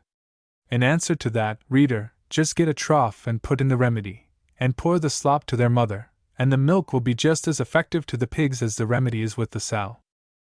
This Stevens remedy for hog cholera, if studied and observed, will be worth from $100 to $1,000 to every farmer or hog trader, where cholera has ever been, and there is no trouble or expense to have the benefit of it. This very little book is worth its weight in gold. The countries where they have no hog cholera are rocky and hilly, sandy and limy, where the hog can get this remedy, and Providence has so taught the animal that nature dictates to him the remedy. See the dog, when he is sick, he knows how to take an emetic, vomit, and get well. So it is with the hog, if he can find this remedy he hardly ever takes cholera. In addition to those cures as a prevention of the disease, use asafoetida, as follows: cut in small pieces about 1 ounce, melt it in water or grease, pour it in rich slop. Feed it to about 10 hogs, once per week in hog cholera season, more or less according to number of hogs. If you will keep up these remedies, your swine will keep healthy. Keep the sick ones and well ones separate. If you have clover, keep the sick ones on it, it is healthy for hogs. On treatment. A little further advice concerning the treatment of hogs when penned for fattening. Hogs should be penned on rolling ground if possible. They fatten better and consume less corn. They should be salted twice a week. The way to salt is as follows. If there is no decaying stump in the pen, haul a rotten log and pour salt on it, and the hogs will use all the salt and waste none, and the demands of nature will have them use just enough and no more. This preparation will save 2½ bushels of corn to every hog, which is $1, quite an item where you have a large pen of hogs. Salt your stock hogs in the same way. When you have used Stevens' remedies 1 year, you would not be without this knowledge for any small amount, for your hogs will be healthy and prosperous. If the reader has only 1 hog per year, it will pay him to buy this book in relation to the breed of hogs. I don't know that I could enlighten you on this subject, for the world's attention is directed to that information, and perhaps, reader, you are as well posted on that subject as your humble writer. For the Western country, as a hardy and profitable stock of thrifty hogs, the Berkshire mixed or crossed with the Poland China, would be my choice, but every man has his own notions concerning the breed of his stock. The main point is to keep them healthy. Please fathom these instructions, which will cost you no more hard labor. Now, reader, the author has endeavored, in his plain and simple manner, and in as few words as possible, to explain the cause of hog cholera, its effects, symptoms, and its cure and prevention, which have been demonstrated by the author, and not only by him but by divers others under his instruction. Before the author wrote this book, he sold these receipts at from $10 to $50, but seeing the great loss of labor and perplexity in relation to hog cholera, and the pressing necessity throughout our land, alone induced the author of this work to write a book and set such a low price on it as to enable every poor widow, that has even a pet pig, to be in possession of one as a security for its health. Advice to the young man. When the young man leaves his father's home to plan out his course as a farmer, it is very necessary for him to observe two grand points. First, to so live, act, and speak, as the Apostle Paul says, void of offense both to God and man. And in these words there is a world of thought. This constitutes our noblest characters in this life and the life to come.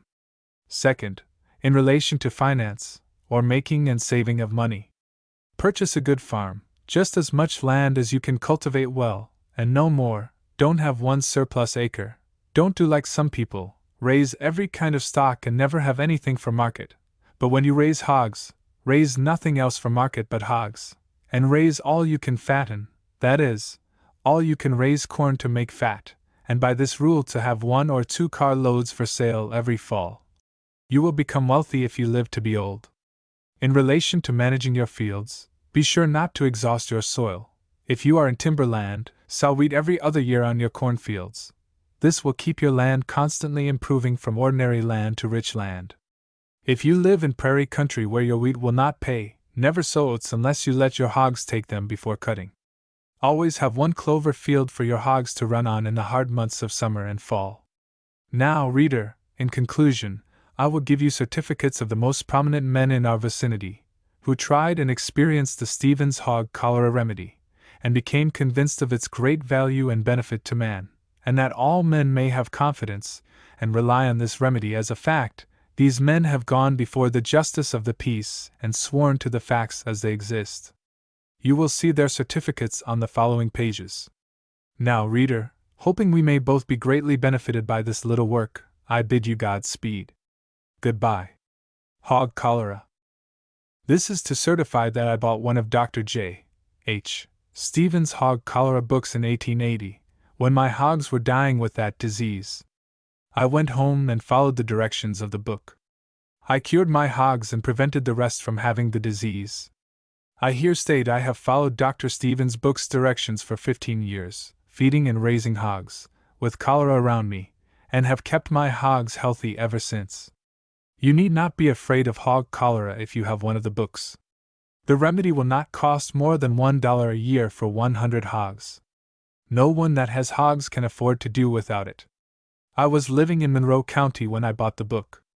I am now living in Brunswick, Chariton County, MO, with hog cholera all around me. I am not afraid of it. If you doubt this, write to me. Reuben Young. Witness B. G. Young. October 15, 1895. A valuable discovery for everybody. In 1870 my hogs, and many of those of my neighbors, died with hog cholera. It also broke out again in 71. Dr. Stevens, of Centralia, discovered a never-failing cure for hog cholera. I used his remedy, it being no expense or trouble, and I never lost a hog, while every one of my neighbors lost a large portion of their hogs by disease. My hogs running with them, I am satisfied that I would have lost them, had it not been for this great remedy of Stevens that I used. I am satisfied that this remedy will either cure or prevent hog cholera in any case. I am an old farmer, and would not be without this sure remedy for any reasonable sum of money. I conscientiously and unhesitatingly advise every farmer to not fail to get at least the farm right, and save your hogs from that dreadful destructive disease, for the remedy will cure and prevent hog cholera in any case. I have experienced this fact, and the benefit of it is the reason I set so high a value on it. I am a sojourner near Cairo, Randolph County. Emma was born in Kentucky and emigrated to Missouri in an early day. Thomas Patrick. June 24, 1872. Valuable notice. I hereby state a valuable fact. My hogs were dying with cholera in the fall of 1871. I offered the lot for a certain sum of money. They were dying every day with hog cholera, in Boone County. I finally offered them for a mere nominal sum, not being 1/5 part of the value of the hogs, had not the cholera been among them, and they dying every day. Dr. J. H. Stevens of Centralia, Missouri, said he could cure them, and Mr. R. E. Edwards, of Centralia, Missouri, having faith in Dr. Stevens, bought the hogs. To my own knowledge, the hogs were cured and fatted up, and made well, and I say for the benefit of the public, that I believe that Dr. Stevens can either cure or prevent hog cholera on any man's farm.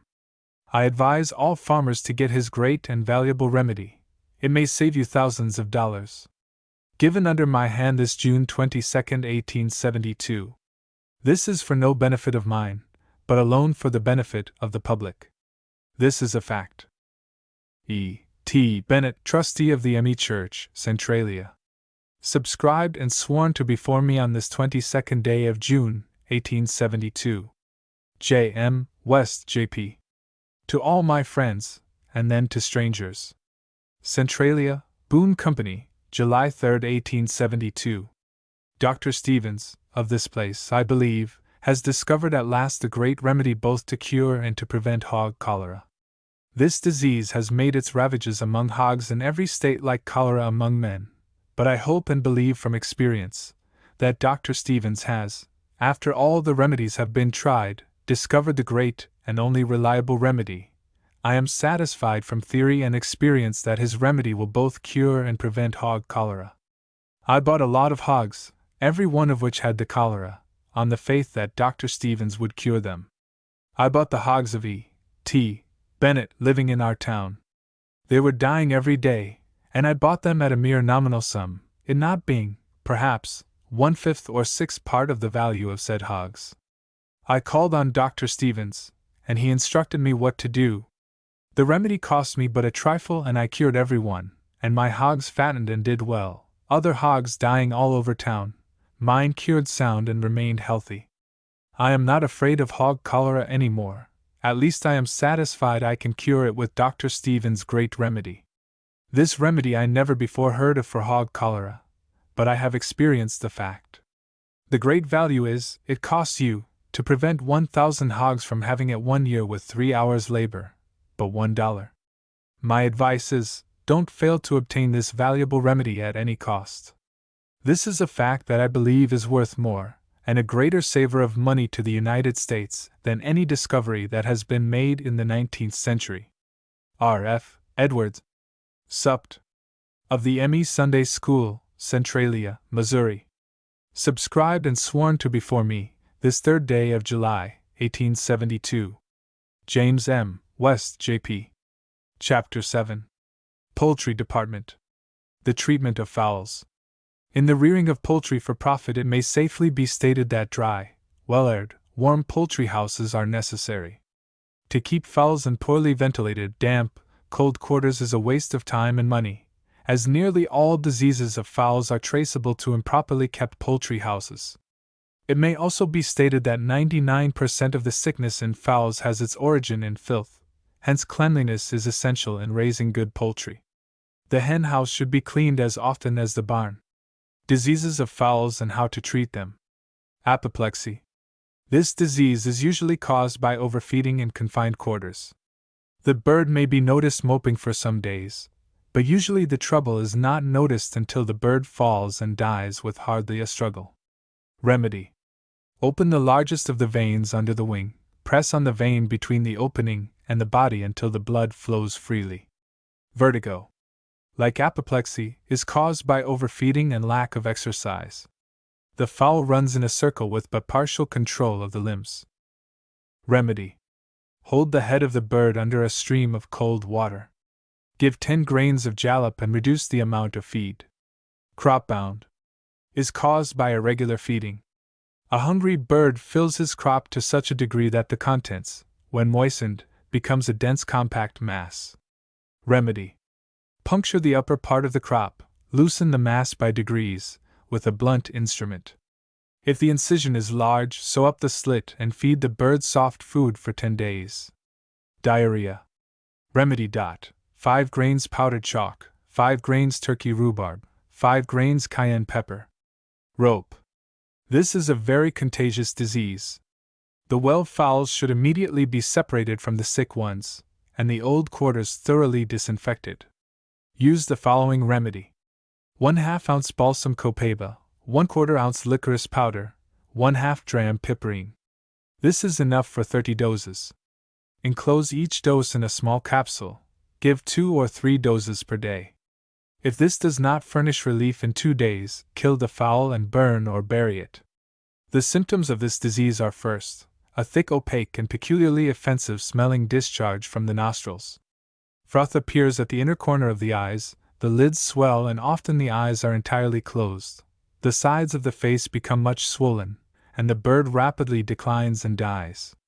Gapes is caused by parasitic worms in the windpipe, or from a small tick-like parasite lodged on the head of the chicken when between 2 and 4 months old. Examine the head of the bird with a pocket lens, and if the parasite is found, destroy them with the following: 1 ounce mercurial ointment, 1/2 ounce petroleum, crude, 1/2 ounce flour of sulfur. Mix by heating, and apply when just warm. When gapes is caused by worms in the windpipe, use spirits of turpentine. It is applied by dipping the end of a feather in the turpentine, then inserting it in the bird's mouth at the root of the tongue. Generally, 1 operation is all that is required. To prevent and cure chicken cholera, renovate the coops thoroughly, then saturate the apartments with kerosene oil. Then grease the chicken under the wings and wherever the feathers are off. Use the formula mentioned for gapes when caused by parasite on the head. Repeat the greasing process in 2 weeks, then once a month until the time of heavy frost in the fall. The following is an elegant internal treatment. Dissolve 4 ounces of hyposulfate of soda in 1 gallon of water and add cornmeal to make a heavy dough, and give an ordinary feed of this twice a day for 6 days, and then once a week through the summer months. In severe cases, give 1 teaspoonful of the water, without meal, 3 or 4 times a day until out of danger. This is the best known remedy for chicken cholera. Poultry lousiness appears only in poorly kept fowls. Sprinkle the fowls and nests with Scotch snuff or flour of sulfur. In addition, thoroughly cleanse the hen house and coop with a solution of 4 pounds of potash to a gallon of water or with strong soap suds. Chapter 8. Chemical Department. How to imitate gold. Take the following metals and melt them in a covered crucible: 16 ounces virgin platina, 24 ounces pure copper. Silver. 40 ounces nickel, 20 ounces copper, 30 ounces block tin. Artificial gold. 16 parts of virgin platina and 7 parts copper and 1 of zinc. Put these in a crucible with powdered charcoal, and melt them together till the whole forms a mass, and are thoroughly incorporated together. This also makes a gold of extraordinary beauty and value. It is not possible by any tests that chemists know of to distinguish it from pure virgin gold. All I ask of men is to use it for good and lawful purposes, for the knowledge that I here give you will bring you a rich and permanent reward without using it for unlawful purposes. Mannheim, or jeweler's gold. 3 parts of copper, 1 part of zinc, and 1 part of block tin. If these are pure and melted in a covered crucible containing charcoal, the resemblance will be so good the best judges cannot tell it from pure gold without analyzing it. Best pinchback gold. 5 ounces of pure copper and 1 ounce of zinc. This makes gold so good in appearance that a great deal of deception by its use in the way of watches and jewelry has been successfully practiced for several hundred years back. Silver fluid. For silvering brass and copper articles of every description. Take an ounce of precipitated silver to half an ounce of cyanate of potash and 1/4 of an ounce of hypersulfate of soda. Put all into a quart of water, add a little whitening and shake before using. Apply with a soft rag. This knowledge alone is worth $100. Original and genuine silver plating. Galvanism simplified. Dissolve 1 ounce of nitrate of silver in crystal in 12 ounces of soft water. Then dissolve in the water 2 ounces of cyanate of potash. Shake the whole together and let it stand until it becomes clear. Have ready some half-ounce vials, and fill them half full with Paris white or fine whiting, then fill up the bottles with the liquid, and it is ready for use. The whiting does not increase the coating power. It only helps to clean the articles and to save the silver fluid by half filling the bottles. The above quantity of materials will only cost about $1.50, so that the fluid will only cost about 3 cents a bottle. Powder for cleaning and polishing tin, Britannia and brassware. Take 1/2 pound ground pumice stone and 1/4 pound red chalk, mix them evenly together. This is for tin brass. For silver and fine ware, take 1/2 pound red chalk and 1/4 pound pumice stone, mix evenly. Use these articles dry with a piece of wash leather. It is one of the best cleaning powders ever invented, and very valuable. Silver polish for tin, brass and metallic articles. Quicksilver, tin foil or rhodstone, equal parts, all pulverized together. Roll up in balls, show as you go, and sell for 10 cents a ball. Another. Fine. 4 pounds whiting, 1/4 ounce oxalic acid, 1/2 ounce cream tartar. Stir all together, then add slowly 3 ounces mercury, stirring briskly all the time so it will mix. This is good, 25 cents a ball. Kangaroo cement. Rubber 1 ounce, pack tightly as possible in a bottle and cover it with bisulfate of carbon. When the rubber is dissolved, you will have the best cement in the world. There is a fortune in this to an energetic man, as it sells at 25 cents a dram, and costs but little to make it. This is the cement used by shoemakers to put invisible patches on shoes. How to eat fire. Anoint your tongue with liquid storax, and you may put hot iron or fire coals into your mouth, and without burning you. This is a very dangerous trick to be done, and those who practice it ought to use all means they can to prevent danger. We never saw one of those fire eaters that had a good complexion. Imitation silver. 11 ounces refined nickel, 2 ounces metallic bismuth. Melt the composition 3 times, and pour them out in lay. The third time, when melting, add 2 ounces of pure silver. Imitation gold. 4 ounces of platina, 3 ounces of silver, 1 ounce of copper. Oroide gold. The best article is made by compounding 4 parts pure copper, 1 3/4 part pure zinc, 1/4 part magnesia, 1/10 part sal ammoniac, 1/12 part quicklime, and 1 part cream tartar. Melt the copper first, then add as rapidly as possible the other articles in the order named. How to increase the weight of gold. Take your bar of gold and rub it long and carefully with thin silver, until the gold absorbs the quantity of silver that you require. Then prepare a strong solution of brimstone and quicklime. Now put the gold into a vessel with a wide mouth. Now let them boil until the gold attains the right color, and you have it, but do not use this knowledge for an ill purpose. Mason's frozen perfume. This perfume is in a solid, transparent form, and by rubbing on the handkerchief it imparts an exquisite perfume. By carrying it in the pocket it perfumes the entire wearing apparel. By keeping it in a drawer or box all articles therein obtain the benefits of this perfume. Solidified perfumes are superior to all liquid, as they cannot spill or waste in any manner, but will last for years. Perhaps no article of luxury had such a sale as this, and as the sales have steadily increased since its introduction, no other proof of its excellence is needed. Freezing mixture. Take 4 parts nitric acid, 6 parts nitrate ammonia, and 9 parts phosphate of soda. Having first prepared a vessel of galvanized iron 4 inches wide, 24 inches long, and 12 inches deep, have it a little wider at the top than at the bottom. Now make another vessel 8 inches wide, 28 inches long, and 14 inches high. Put the small vessel inside the larger one, fill the small one nearly full of as cool water as you can procure. Put the freezing mixture in the large vessel around the smaller one, set this in as cool a place as possible. If you will have a faucet at the lower edge of the larger vessel and first fill the large vessel with the following, it will greatly assist in freezing. Equal parts of sal ammonia and niter dissolved in its own weight of water. In 10 to 15 minutes pour this off and put in the freezing mixture. Note: I have used the above description of a vessel to give you an idea of how to operate. Any size vessel made in the same proportion will work as well. Note: improved Troy starch enamel. Melt 5 pounds of refined paraffin wax in a tin boiler or pan over a slow fire. Use care in melting. When melted, remove the vessel from the fire and add 200 drops of oil of citronella. Take some new round tin pie pans and oil them with sweet oil as you would for pie baking, but do not use lard.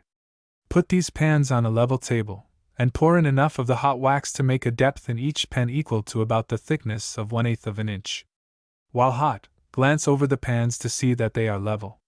As this is very essential, please remember it. If the pans are not level, the cakes will be all thicknesses, which should not be so. Then let them cool, but not too fast. Watch them closely, and have a tin stamp ready to stamp the cakes out about the size of an ordinary candy lozenge. This stamp should be about 8 inches long, larger at the top than at the bottom, so that the cakes can pass up through the stamp as you are cutting them out of the pans. Lay the cakes in another pan to cool. Before they become very hard, separate them from each other. If not, it will be difficult to do so when they become very hard. Do not neglect this. Have boxes made at any paper box makers in any large city. They cost about from 1 to 2 cents each. Sliding boxes are the best. Have your labels printed, and commence business at once. Put 24 to 30 cakes in each box, and retail for 25 cents. Wholesale for $1.50 per dozen. Directions for use. To a pint of boiling starch, stir in 1 cake, or tablet.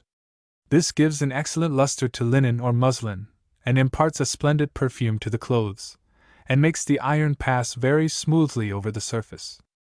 It requires but half the ordinary labor to do an ironing. It is admired by every lady. It prevents the iron from adhering to the surface, and the clothes remain clean and neat much longer than by any other method. Brilliant self-shining stove polish. This is one of the greatest inventions of the age. It has been the result of a large amount of study on the part of the inventor to perfect a polish that would work easily and satisfactorily in a perfect dry state, thereby obviating the disagreeable task of mixing and preparing. A good stove polish is an absolute necessity in every family.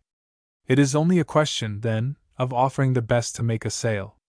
To prove that this polish is the best is an easy task. All you have to do is to have a box open and a piece of rag to begin operations. You now approach the stove and apply the polish. The result will be so startlingly beautiful that no further words will be necessary. If the stove is not convenient, anything will do to experiment with. You can produce on a piece of wood, a scrap of paper, or a potato, a luster equal to a burnished mirror. Now make the following points just as strong as you can. That this polish requires no water or mixing like the various cake or powder polishes. 2. That it is self-shining and no labor is required. 3. That no dust or smell of any kind rises from its use. And lastly, that it has no equal in the world. Recipe. Take plumbago, black lead, finely pulverized, and put in 2-ounce wood boxes, nicely labeled, and sell for 10 or 15 cents a box. Wholesale to stores and agents at $6 a hundred. Costs less than 3 cents a box to manufacture. Recipe. Directions for use. Use a damp woolen rag, dip in the box, and apply to the stove. Then polish with a dry cloth, and a most beautiful polish will appear. To frost window panes. Take Epsom salts and dissolve in beer. Apply with a brush, and you have the finest window frosting known. The housekeeper's friend, or electric powder. This is one of the most saleable articles of the day and staple as flour, something that every housekeeper will buy. It is used for gold and silver plated ware, German silver, brass, copper, glass, tin, steel, or any material where a brilliant luster is required. Is put up in 2-ounce wood boxes, costs 3 cents to manufacture, sells at retail for 25 cents, to agents and stores for $12 per 100 boxes. Recipe. To 4 pounds best quality whiting, add 1/2 pound cream tartar and 3 ounces calcined magnesia. Mix thoroughly together, box and label. Directions. Use the polish dry with a piece of chamois skin or Kenton flannel. previously moistened with water or alcohol, and finish with the polish dry. A few moments rubbing will develop a surprising luster, different from the polish produced by any other substance. Recipe. Follow the same directions as in starch enamel, and perfume as follows. Take 2 ounces oil lemongrass and 1/2 ounce oil of cloves, and 1/4 ounce oil of lavender flowers. Mix them well together. For this amount of perfume you require about 4 quarts of the liquid paraffin. Pour the oils into the melted paraffin while warm, stirring it well while pouring. Stamp into square cakes and put into neatly printed envelopes. Sell for 10 cents a cake, cost 2 cents. Agents can sell 100 cakes a day. The lightning ink eraser. The great lightning ink eraser may be used instead of a knife or scraper for erasing in order to rectify a mistake or clean off a blot, without injury to the paper, leaving the paper as clean and good to write upon as it was before the blot or mistake was made, and without injury to the printer's ink upon any printed form or ruling upon any first-class paper. Take of chloride of lime 1 pound, thoroughly pulverized, and 4 quarts of soft water. The above must be thoroughly shaken when first put together. It is required to stand 24 hours to dissolve the chloride of lime. Then strain through a cotton cloth, after which add a teaspoonful of acetic acid, No. 8 commercial, to every ounce of chloride of lime water. The eraser is used by reversing the penholder in the hand, dipping the end in the fluid, and applying it, without rubbing, to the blot to be erased. When the ink has disappeared, absorb the fluid into a blotter, and the paper is immediately ready to write upon. Put up in common ink bottles and retail for 25 cents each. The Magic Annihilator. To make 1 gross 8-ounce bottles: aqua ammonia 1 gallon, soft water 8 gallons, best white soap 4 pounds, saltpetre 8 ounces. Shave the soap fine, add the water, boil until the soap is dissolved, let it get cold, then add the saltpetre, stirring until dissolved. Now strain, let the suds settle, skim off the dry suds, add the ammonia, bottle and cork at once. Cost about $7.25 per gross. Sells for $72. It will do everything claimed for it and more, too. It is no mixture of soap suds as some may suppose, but a pure scientific, chemical preparation. If you wish to make a small quantity for trial, take aqua ammonia 2 ounces, soft water 1 quart, saltpetre 1 teaspoonful. Shave the soap fine, mix all, shake well, and let settle a day or 2 to dissolve the soap. What it will do: it will remove all kinds of grease and oil spots from every variety of wearing apparel, such as coats, pants, vests, dress goods, carpets, etc., without injury to the finest silks or laces. It will shampoo like a charm, raising the lather in proportion to the amount of dandruff and grease in the hair. A cloth wet with it will remove all grease from doorknobs, window sills, etc., handled by kitchen domestics in their daily routine of kitchen work. It will remove paint from a board, I care not how hard or dry it is. If oil is used in the paint, yet it will not injure the finest textures. Its chemical action is such that it turns any oil or grease into soap, which is easily washed out with clear cold water. For cleaning silver, brass, and copper where it can't be beat. It is certain death to bed bugs, for they will never stop after they have encountered the Magic Annihilator. Directions for use: for grease spots, pour upon the article to be cleaned a sufficient quantity of the Magic Annihilator, rubbing well with a clean sponge, and applying to both sides of the article you are cleaning. Upon carpets and coarse goods, where the grease is hard and dry, use a stiff brush and wash out with clear cold water. Apply again if necessary. One application is all that is needed for any fresh grease spots, but for old or dried a second may be required. For shampooing, take a small quantity of the Magic Annihilator with an equal quantity of water.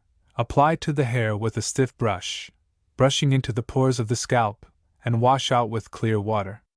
You will be surprised at the silk gloss of your hair. For cleaning silverware, etc., buy 5 cents worth of whitening, mix a small quantity with the Magic Annihilator, and apply with a rag, rubbing briskly. For killing bed bugs, apply to the places they frequent, and they will leave in short order. You will find it useful in many other ways. See price list of labels. Chapter 9. Miscellaneous Department. Fireproof paint.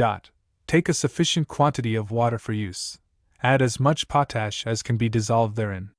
When the water will dissolve no more potash, stir into the solution first a quantity of flour paste of consistency of painter's size.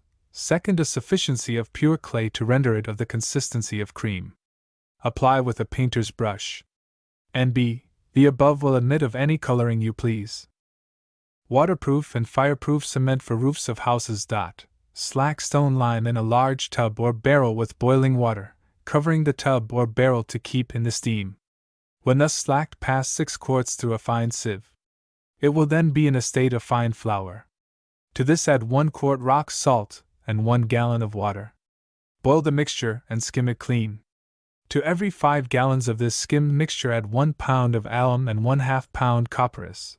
By slow degrees add 3/4 pound potash and 4 quarts fine sand or wood ashes sifted. Both of the above will admit of any coloring you please. It looks better than paint and is as durable as slate. Paint for rough woodwork.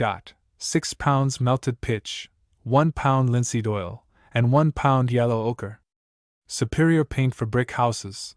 To lime whitewash add, for a fastener, sulfate of zinc, and shade with any color you choose, as yellow ochre, Venetian red, etc. It outlasts oil paint. Art of etching on copper.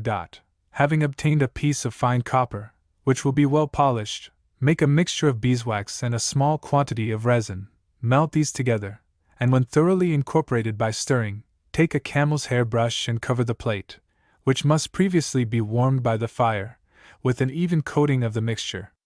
When the mixture becomes hardened upon the plate, sketch the desired object upon the surface, then take an etching point, a large needle fixed in a handle will do, and cut through the wax to the surface of the copper, taking care to make the lines as distinct as possible. This being done, raise a border of wax all around the plate, then pour strong nitric acid on the plate to the depth of 1 inch. The acid will eat away the copper in those places which have been bared by the etching point. From time to time pour off the acid and wash the plate to see how the work is going on. Stop up with wax those places that appear to be etched deep enough, pour acid upon the others, and let it remain until the process is completed. This done, melt off the wax, clean the plate, and the etching is ready for the press. This is an employment from which a good remuneration may be derived.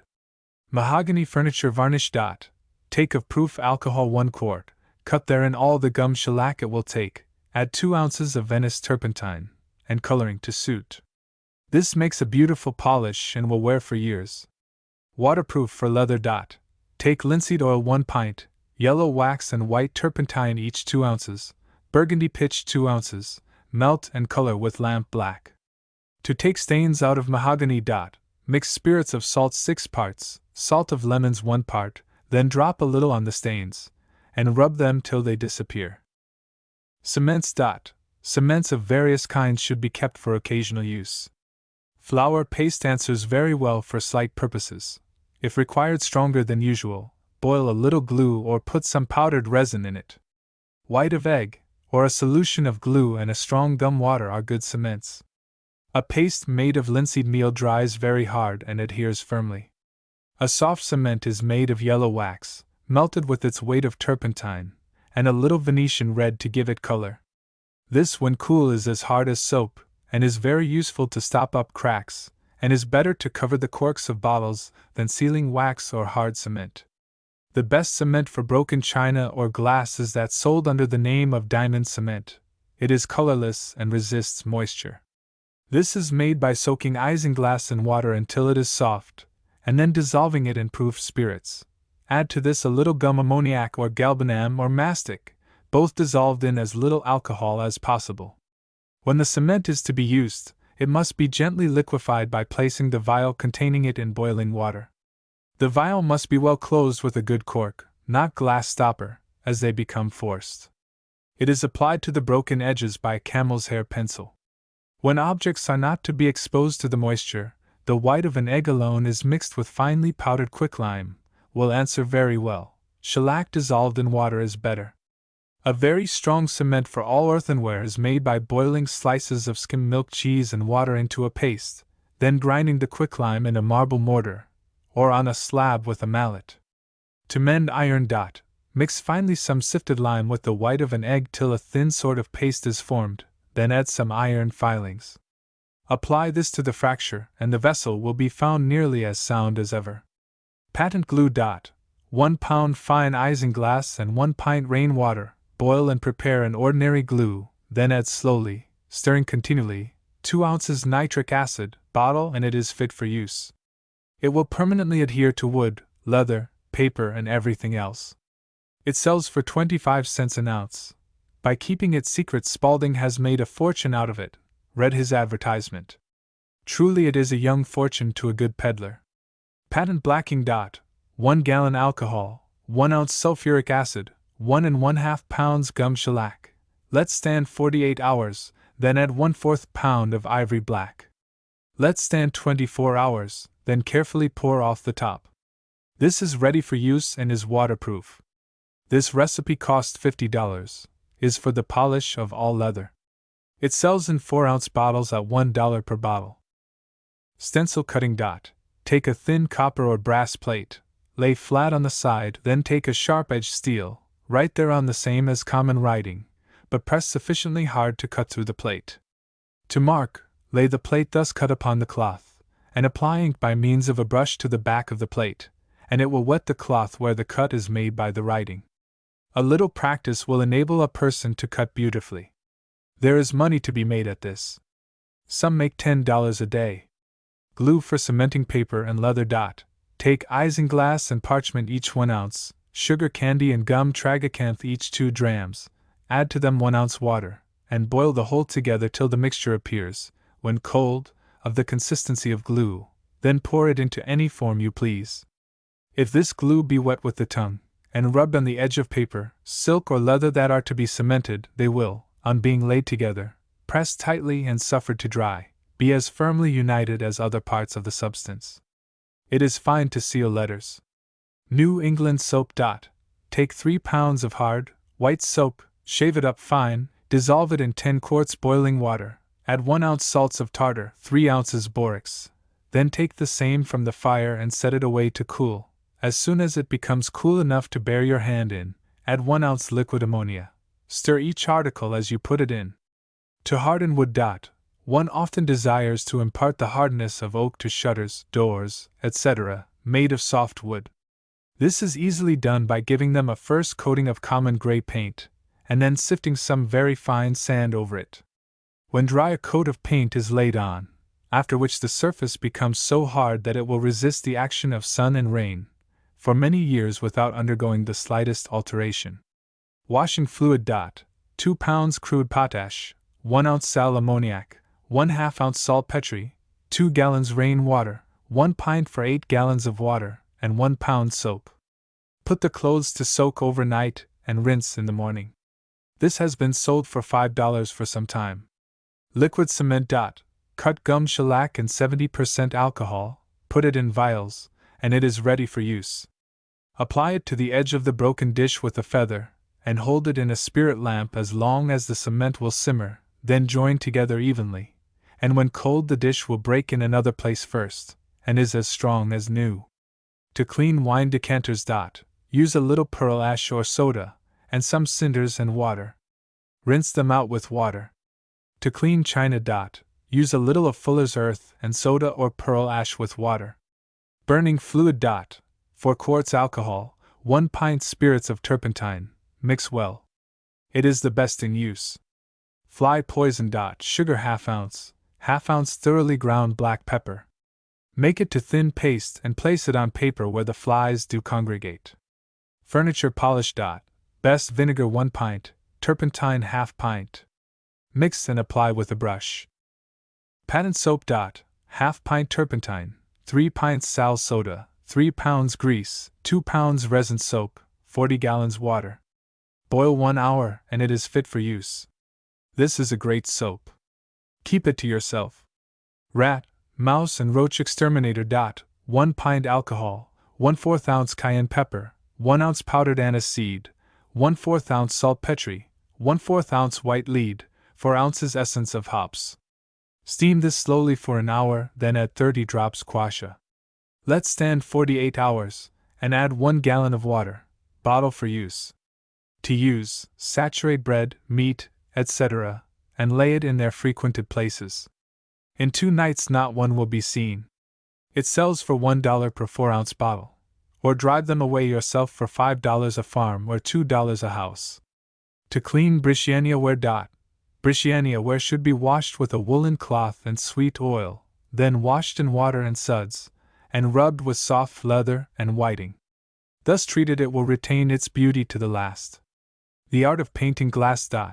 The only difference between ordinary painting and painting on glass is that in the latter all transparent colors are used instead of opaque ones and the color is ground up with turpentine and varnish instead of oil.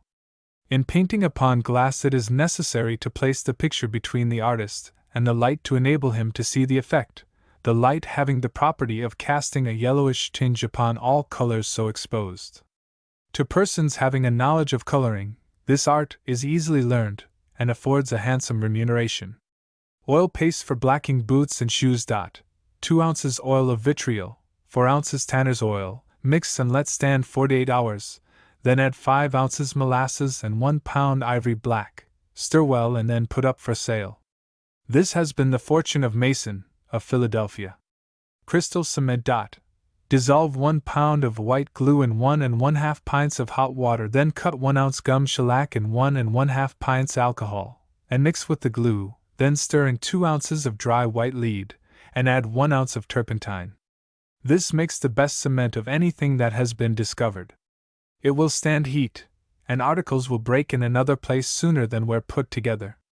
This is a fortune to an enterprising man. For cleaning marble.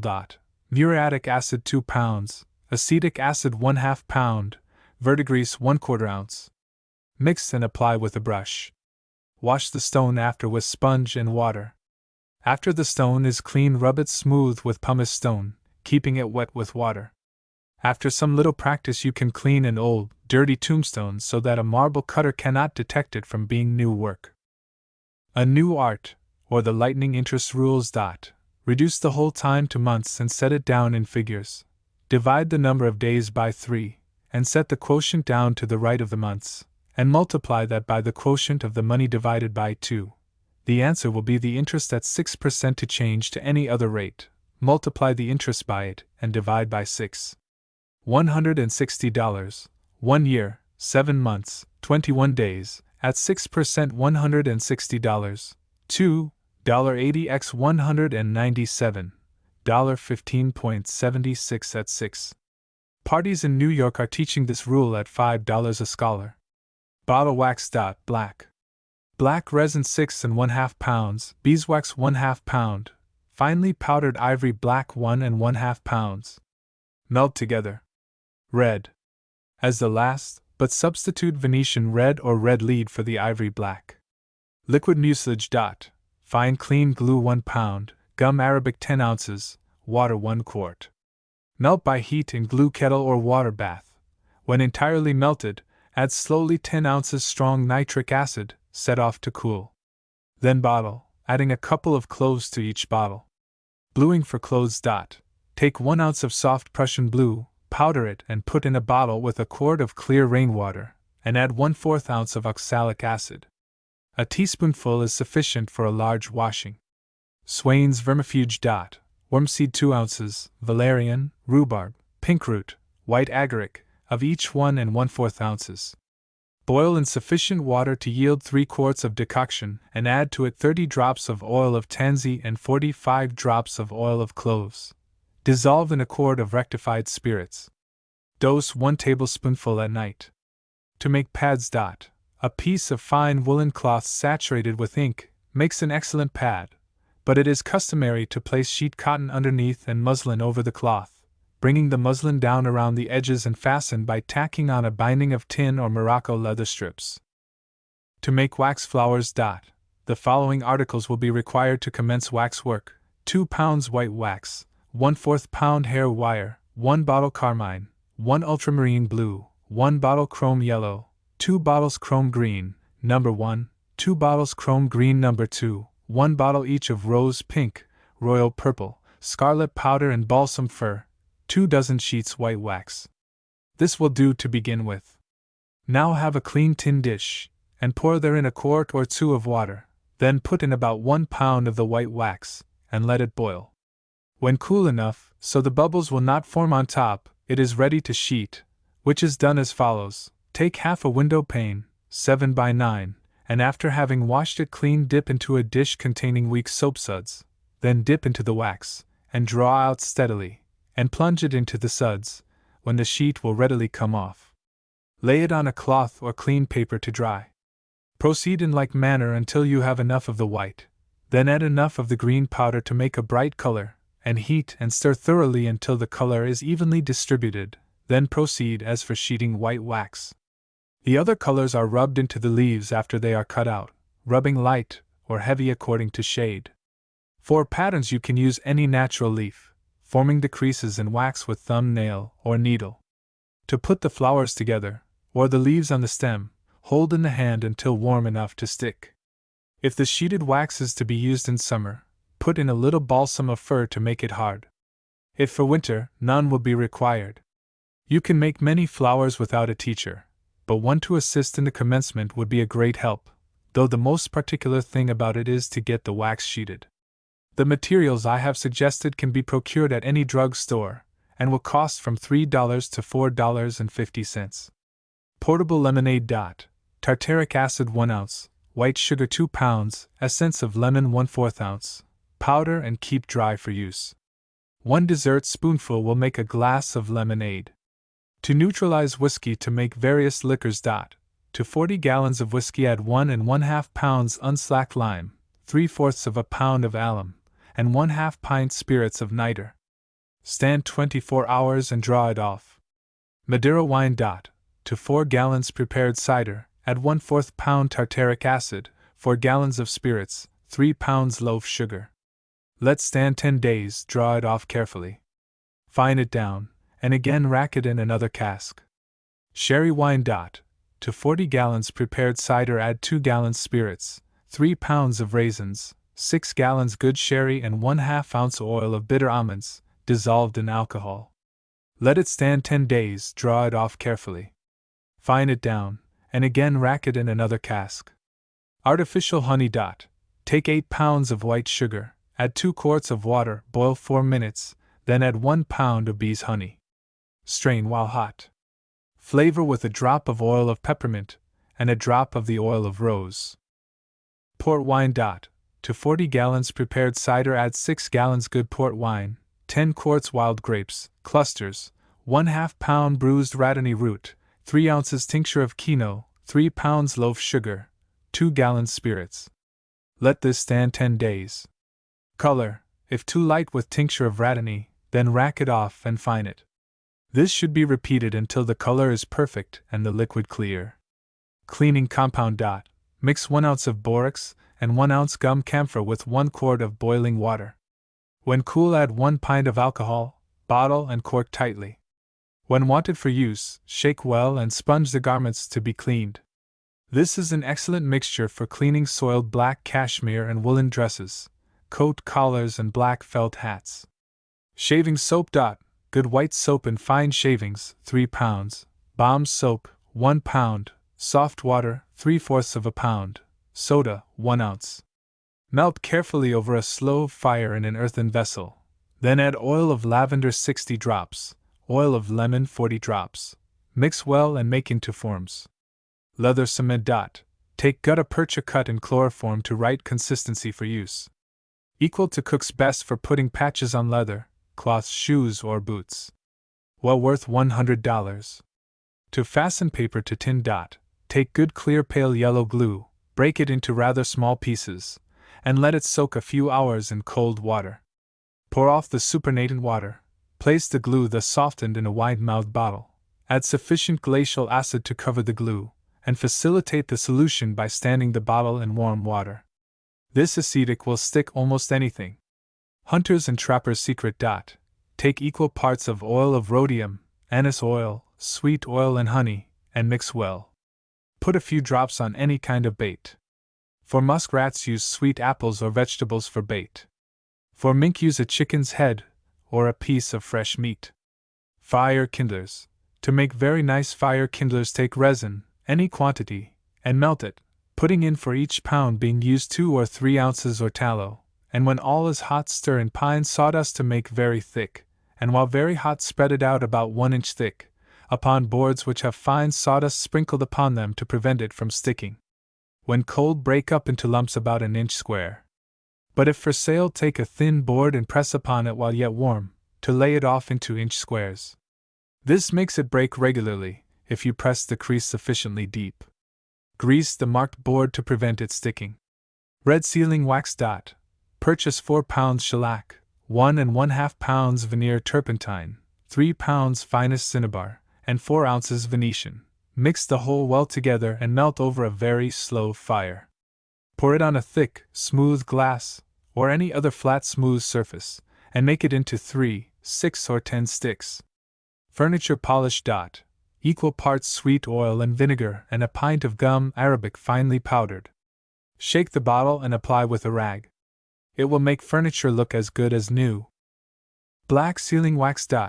Purchase the best black resin 3 pounds, beeswax 1/2 pound, and finely powdered ivory black 1 pound. Melt the whole together over a slow fire, and make it into sticks. Cement for leather. Virgin India rubber dissolved in bisulfide of carbon. Add bisulfide until of proper consistency to apply. After applying, hold a moderately warm iron over the patch. Aromatic Schiedam schnapps, to imitate. To 25 gallons good common gin, 5 overproof, add 15 pints strained honey, 2 gallons clear water, 5 pints white sugar syrup, 5 pints spirits of nutmeg, mixed with nitric ether, 5 pints orange flower water, 7 quarts pure water, 1 ounce acetic ether, 8 drops oil of wintergreen dissolved with the acetic ether. Mix all the ingredients well, if necessary, fine with alum and salt of tartar. Champagne cider. Good cider, pale, 1 hogshead, spirits 3 gallons, honey or sugar 20 pounds. Mix and let them stand for 2 weeks. Then fine with skimmed milk 1/2 gallon. This will be very pale, and a similar article, when bottled in champagne bottles and silvered and labeled, has often been sold to the ignorant for champagne. Cider without apples. To 1 gallon of cold water add dark brown sugar 1 pound, tartaric acid 1/2 ounce, yeast 3 tablespoonfuls. Shake well together. St. Croix rum. To 40 gallons p. or n. spirits add 2 gallons St. Croix rum, 2 ounces acetic acid, 1 1/2 ounces butyric acid, 3 pounds loaf sugar. Irish or Scotch whiskey. To 40 gallons proof spirits add 60 drops creosote dissolved in 1 quart of alcohol, 2 ounces acetic acid, 1 pound loaf sugar. Stand 48 hours. French brandy. Pure spirits 1 gallon, best French brandy for any kind you wish to imitate, 1 quart, loaf sugar 2 ounces, sweet spirits nitre 1/2 ounce, a few drops of tincture of catechu or oak bark, to roughen the taste, if desired, and color to suit. English gin. Plain malt spirits 100 gallons, spirits of turpentine 1 pint, bay salt 7 pounds. Mix and distill. The difference in the flavor of gin is produced by varying the proportion of turpentine, and by occasionally adding a small quantity of juniper berries. French furniture polish. Alcohol 98% 1 pint, gum copal and shellac of each 1 ounce, dragon's blood. Mixed and dissolved by setting in a warm place. To take facsimiles of signatures. Write your name on a piece of paper, and while the ink is wet sprinkle over it some finely powdered gum arabic, then make a rim around it and pour on it some fusible alloy in a liquid state. Impressions may be taken from the plates formed in this way by means of printing ink and a copperplate press. Chemical compound. Aqua ammonia 2 ounces, soft water 1 quart, saltpetre 1 teaspoonful, shaving soap in shavings 1 ounce. Mix all together. Dissolve the soap well, and any grease or dirt that cannot be removed with this preparation, nothing else need be tried for it. Distilling whiskey from molasses. Take 5 gallons of molasses, mix thoroughly with 25 gallons soft water in a barrel. Stir in 1/2 gallon brewer's yeast. Let it set from 5 to 7 days in a warm place, say 70 degrees. During this time fermentation will proceed, which is known by a bubbling sensation. When this subsides, it is ready for distilling. To distill, use a common washing boiler, with the top well closed and a hole in the same, or thimble soldered on for the steam to pass through a pipe. Connect a tin pipe, say 2 inches in diameter and 10 feet long, with a short elbow end to the boiler. Let the other end incline downward. Fill the boiler 1/2 full of the fermented wort, boil slowly and regularly until there is no taste of spirits left. The atmosphere condenses the steam. In this case, if it should not entirely condense it, lengthen or enlarge the pipe. The liquid thus obtained is low wines, and to use the same process of running proof spirits can be obtained. To continue this daily, any given amount of molasses, etc., can be mixed, say 1 barrel each day. 5 quarts can be obtained from 4 quarts of common molasses. Intoxicating liquors of any and all kinds are the father of crime, the mother of abomination, the devil's best friend, and God's worst enemy. Ink powder. Powdered nut galls 4 ounces, copperas 3 ounces, logwood 1 ounce, gum arabic 1/2 ounce. Sufficient for 1 quart of water. Florida water. Dissolve in 1/2 gallon of 90% alcohol, 1 ounce each of oil of lavender, oil of bergamot and oil of lemon and oil of cloves and cinnamon, 1 dram each. Add 1 gallon of water and filter. Molasses candy. Boil molasses over a moderately hot fire, stirring constantly.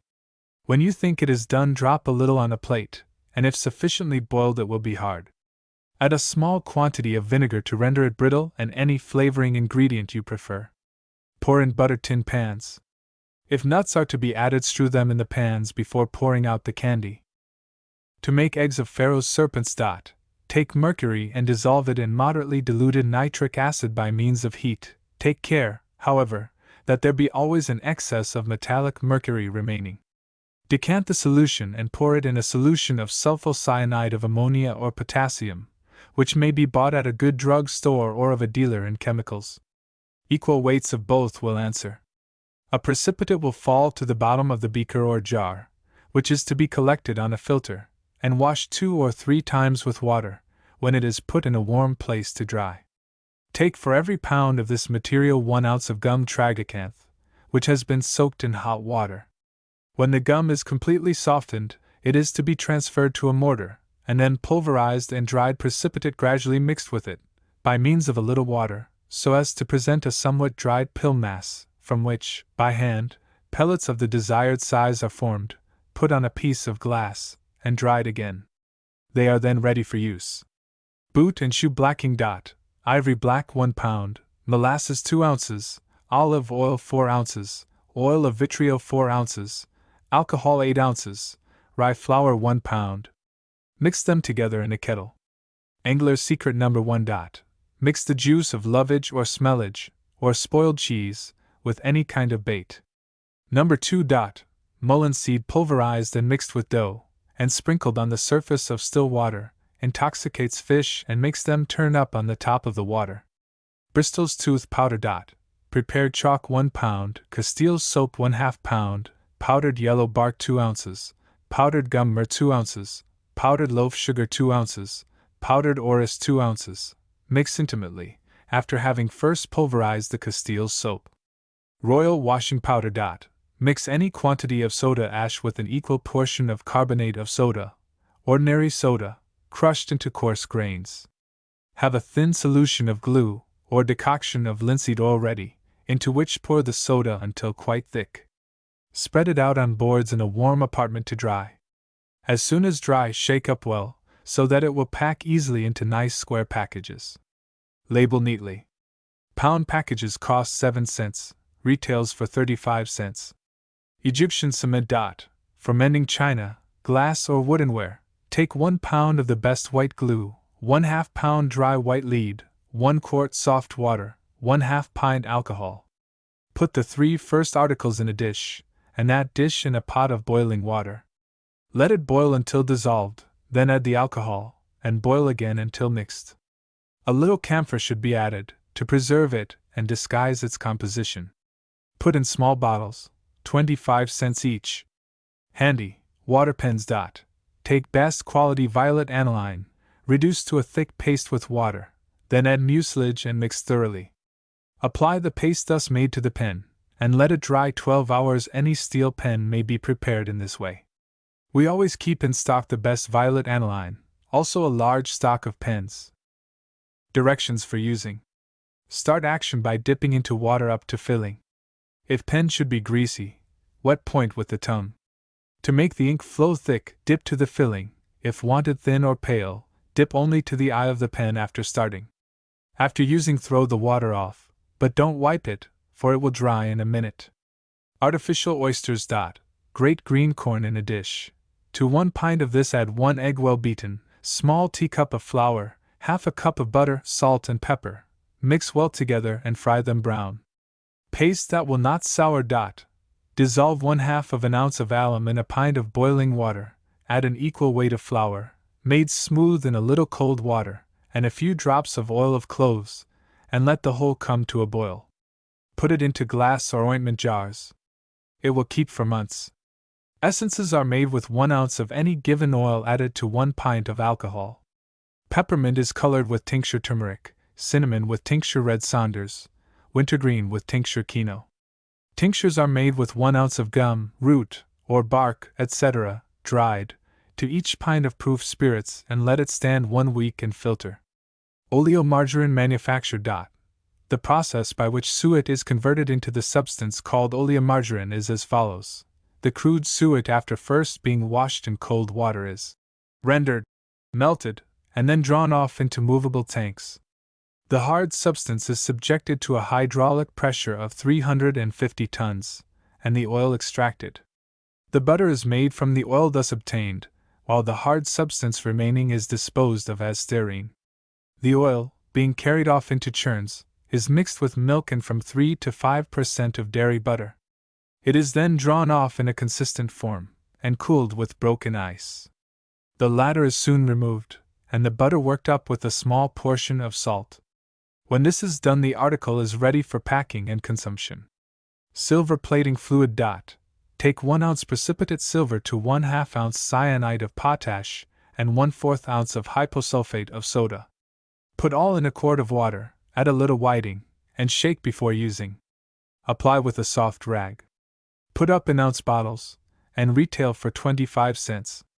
The secret is worth $100 to an agent to sell to families. Mucilage for labels. Dextrine 2 ounces, glycerin 1 dram, alcohol 1 ounce, water 6 ounces. Fig candy. Take 1 pound of sugar and 1 pint of water, set over a slow fire. When done, add a few drops of vinegar and a lump of butter, and pour into a pan in which figs are laid. Raisin candy. Can be made in the same manner, substituting stoned raisins for the figs. Common molasses candy is very nice with any kind of nuts added. Peppermint, rose, or horehound candy. These may be made as lemon candy. Flavor with essence of rose, or peppermint, or finely powdered horehound. Pour it out in a buttered paper, placed in a square tin pan. Cologne. Take 1 gallon 95% alcohol or cologne spirits, 2 ounces oil of bergamot, 1/2 ounce orange, 1/2 ounce oil of cedar, 1/2 dram oil of nevio, 1/2 dram oil rosemary. Mix well and it is fit for use. A nice article. Bay rum, equal to the best imported. Oil of bay, fine, 1 1/2 drams, oil of neroli, bigard, 10 drops, ether acetic 2 drams, alcohol diet. Strong, 3 pints, water, 2 1/4 pints, caramel sufficient to tinge. Let it stand 2 weeks and filter. Copying pad. White gelatin 4 ounces, water 8 ounces, glycerin 8 ounces, gum dextrine 2 ounces. Always use these same proportions for any amount. Melt the gelatin in the water at a gentle heat, add to it the glycerin, in which the gum dextrine has been thoroughly incorporated.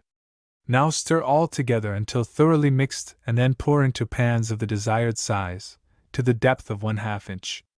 Recipe for ink to be used. Violet aniline 40 grains, gum arabic 12 grains, alcohol 1/4 ounce, water 1/2 ounce. Dissolve the gum in the water and alcohol, then add the aniline. Shake in a bottle from time to time until the aniline is dissolved. To work the copying pad. Write with ink on any good paper, press the written surface on the pad and allow it to remain 2 minutes. Then take off and the writing will remain, from which impressions may be taken by laying on plain paper and smoothing with the hand. As soon as the last impression is taken, be sure and wash off with a wet sponge. To bore holes in glass. Any hard steel tool will cut glass with great facility when kept freely wet with camphor dissolved in turpentine. A drill bow may be used, or even the hand alone. A whole board may be readily enlarged by a round file. The ragged edges of glass vessels may also be thus easily smoothed by a flat file. Flat window glass can be readily sawed by a watch spring saw by aid of this solution. In short, the most brittle glass can be wrought almost as easily as brass by the use of cutting tools kept constantly moist with camphorized oil of turpentine. To etch upon glass. Procure several thick, clear pieces of crown glass, and immerse them in melted wax, so that they may receive a complete coating, or pour over them a solution of wax and benzene.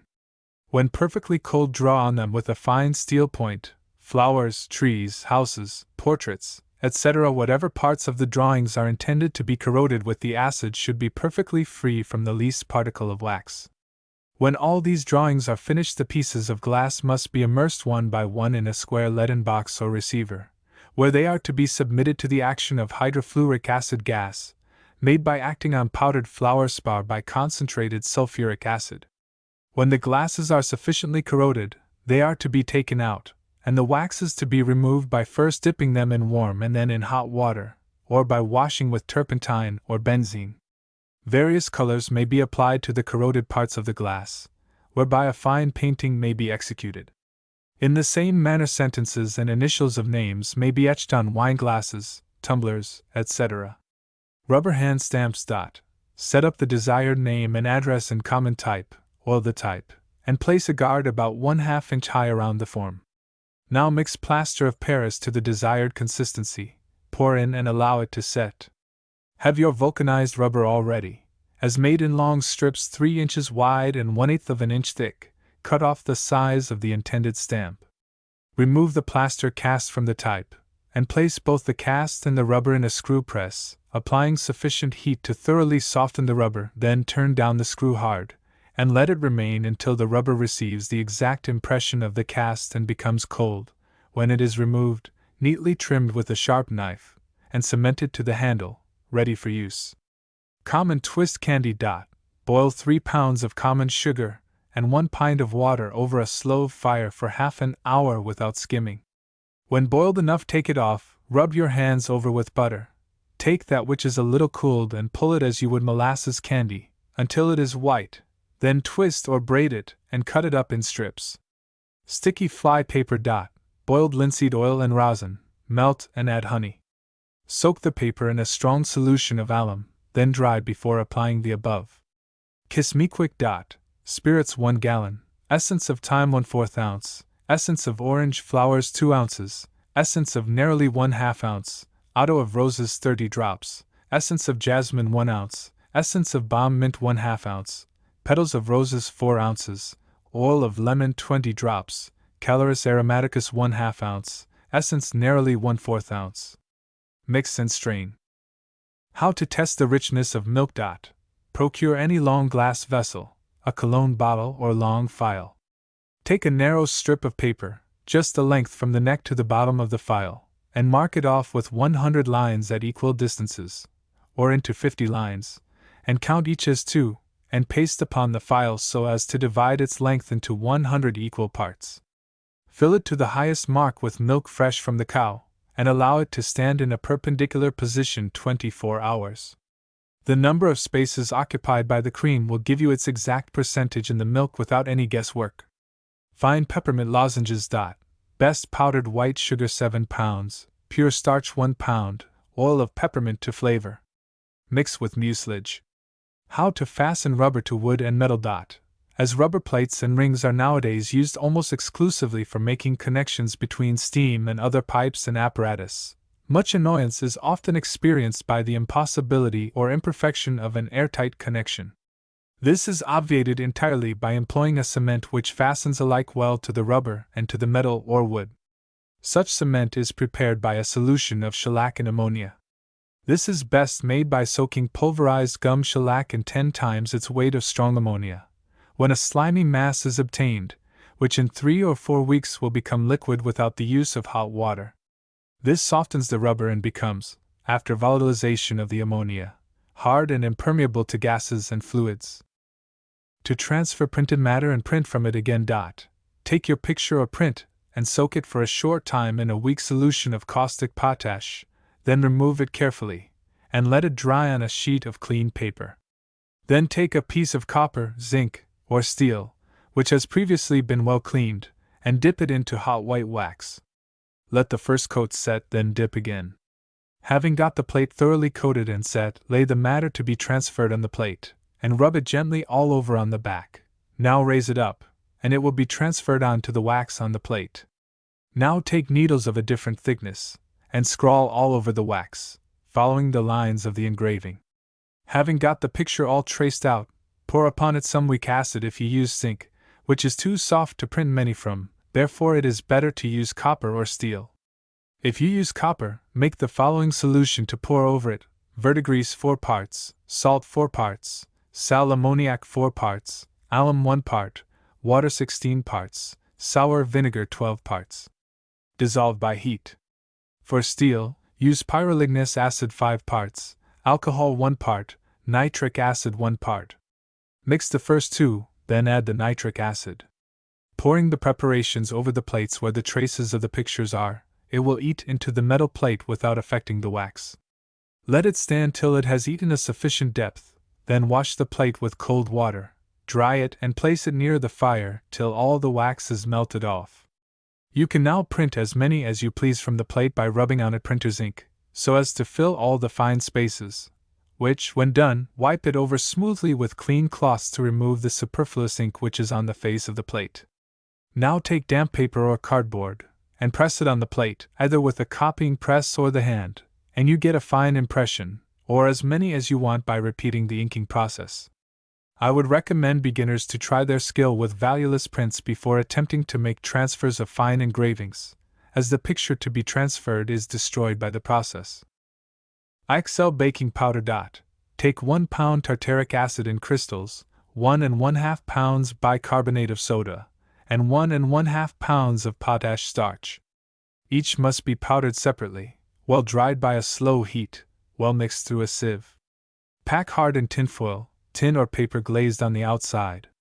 The tartaric acid and bicarbonate of soda can of course be bought cheaper of wholesale druggists than you can make them, unless you are doing things on a large scale, but potato starch anyone can make. It is only necessary to peel the potatoes and to grate them up fine into vessels of water, to let them settle, pour off the water, and make the settlings into balls, and dry them. With these directions anyone can make as good baking powder as is sold anywhere. If he wants to make it very cheap, he can take cream of tartar and common washing, carbonate, soda, instead of the articles named in the recipe, but this would be advisable only where customers insist on excessively low prices in preference to quality of goods. Everlasting fence posts. I discovered many years ago that wood could be made to last longer than iron in the ground, but thought the process so simple and inexpensive that it was not worth while to make any stir about it. I would as soon have poplar, basswood, or quaking ash as any other kind of timber for fence posts. I have taken out basswood posts after having been set 7 years, which were as sound when taken out as when they were first put in the ground. Time and weather seem to have no effect on them. The posts can be prepared for less than 2 cents apiece. This is the recipe. Take boiled linseed oil and stir it in pulverized charcoal to the consistency of paint. Put a coat of this over the timber, and there is not a man that will live to see it rot. Liquid glue. To 1 ounce of borax and 1 pint of boiling water, add 2 ounces of shellac, and boil until the shellac is dissolved. To mend tinware by the heat of a candle. Take a phial about 2/3 full of muriatic acid and put into it little bits of sheet zinc as long as it dissolves them. Then put in a crumb of sal ammoniac and fill up with water, and it is ready to use.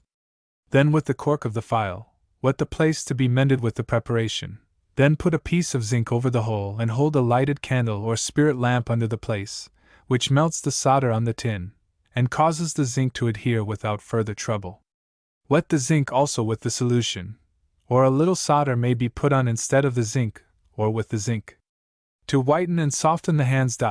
Take 1/2 pound mutton tallow, 1 ounce camphor gum, 1 ounce glycerin, melt, and when thoroughly mixed, set away to cool. Rub the hands with this every night. A branding ink.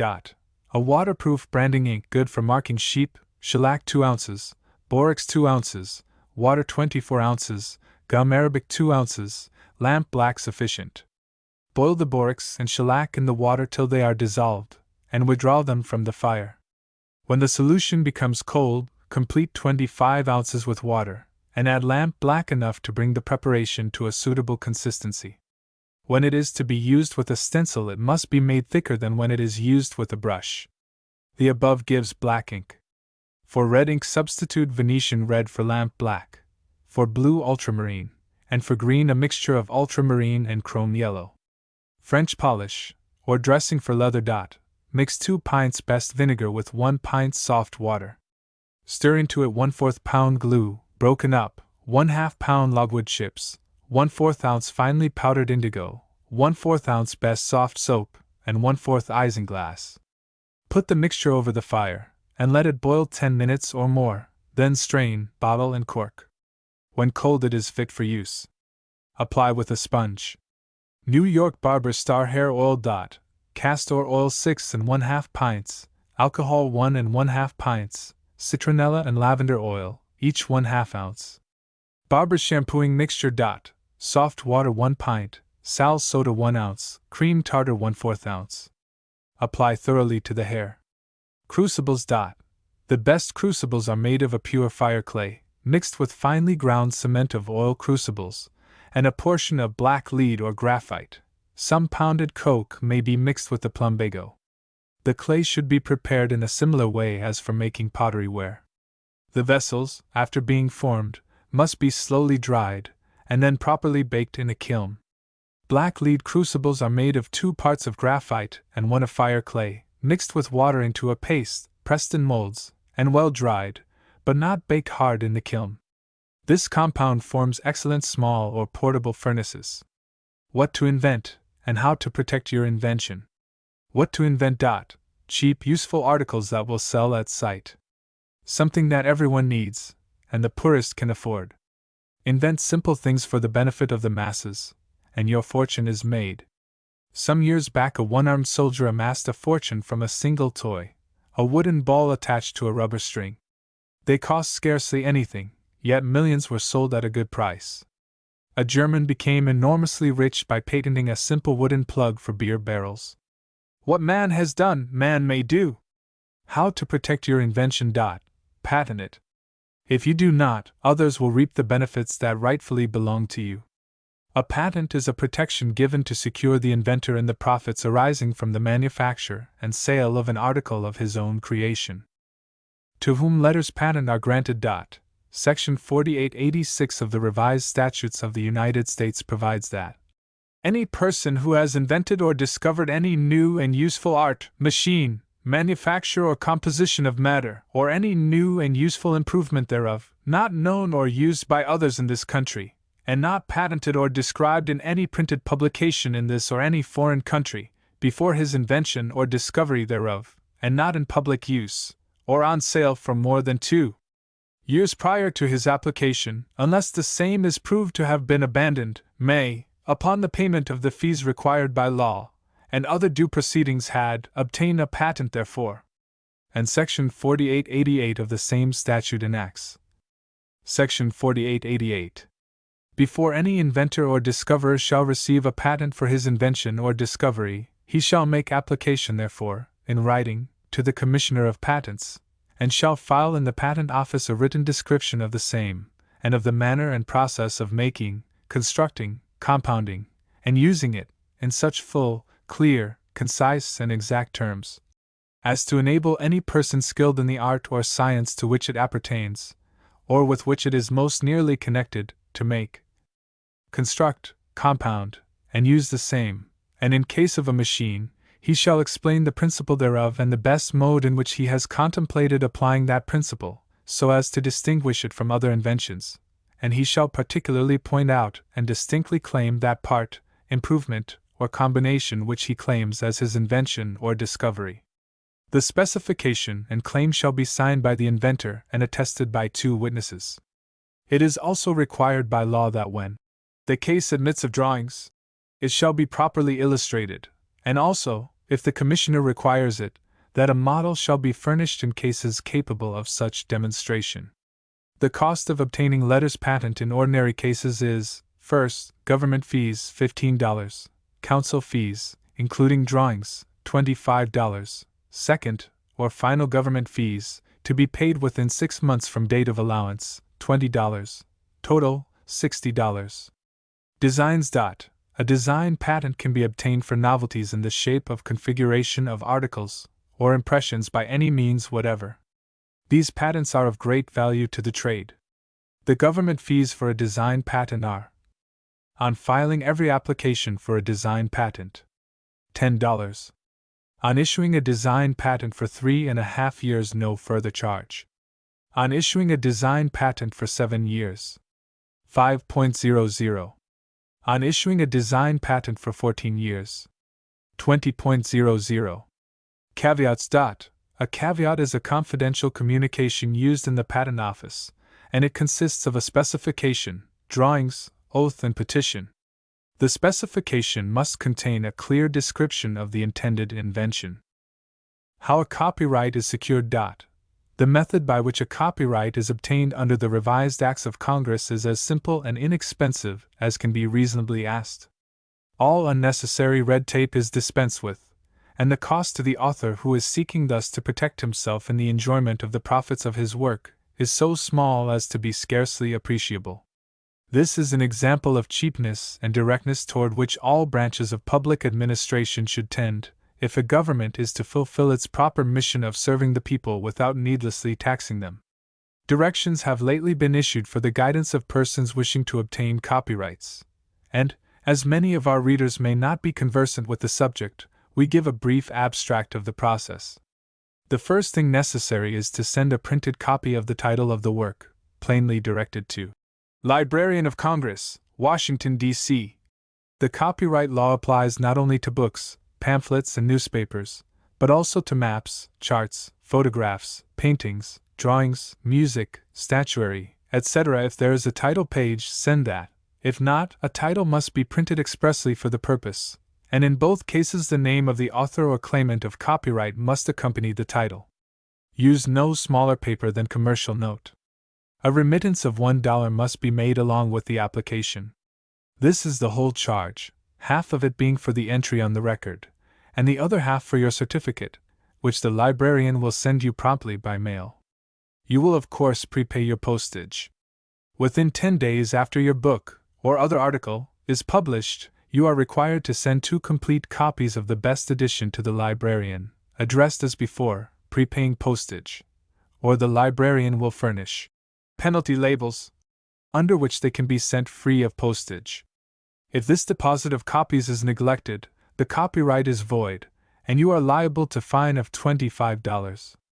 The law requires that on the title page of a copyrighted work, or some part of the drawing, painting, statue, or whatever it may be, there shall be printed these words: entered according to Act of Congress, in the year by, in the office of the Librarian of Congress, at Washington.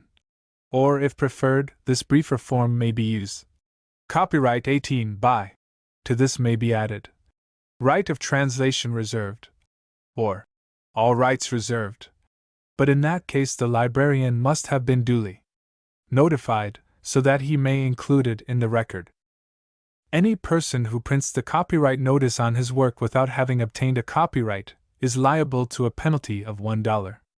The original term of a copyright runs for 28 years, and it may then be renewed for a further term of 14 years, either by the author or by his widow or children, application being made not less than 6 months before the expiration of the right. Trademarks and labels cannot be copyrighted under this law, but are provided for by a separate act, relating to matters of detail, which cannot here be recited, but in regard to which, the librarian at Washington will give the needed information whenever required.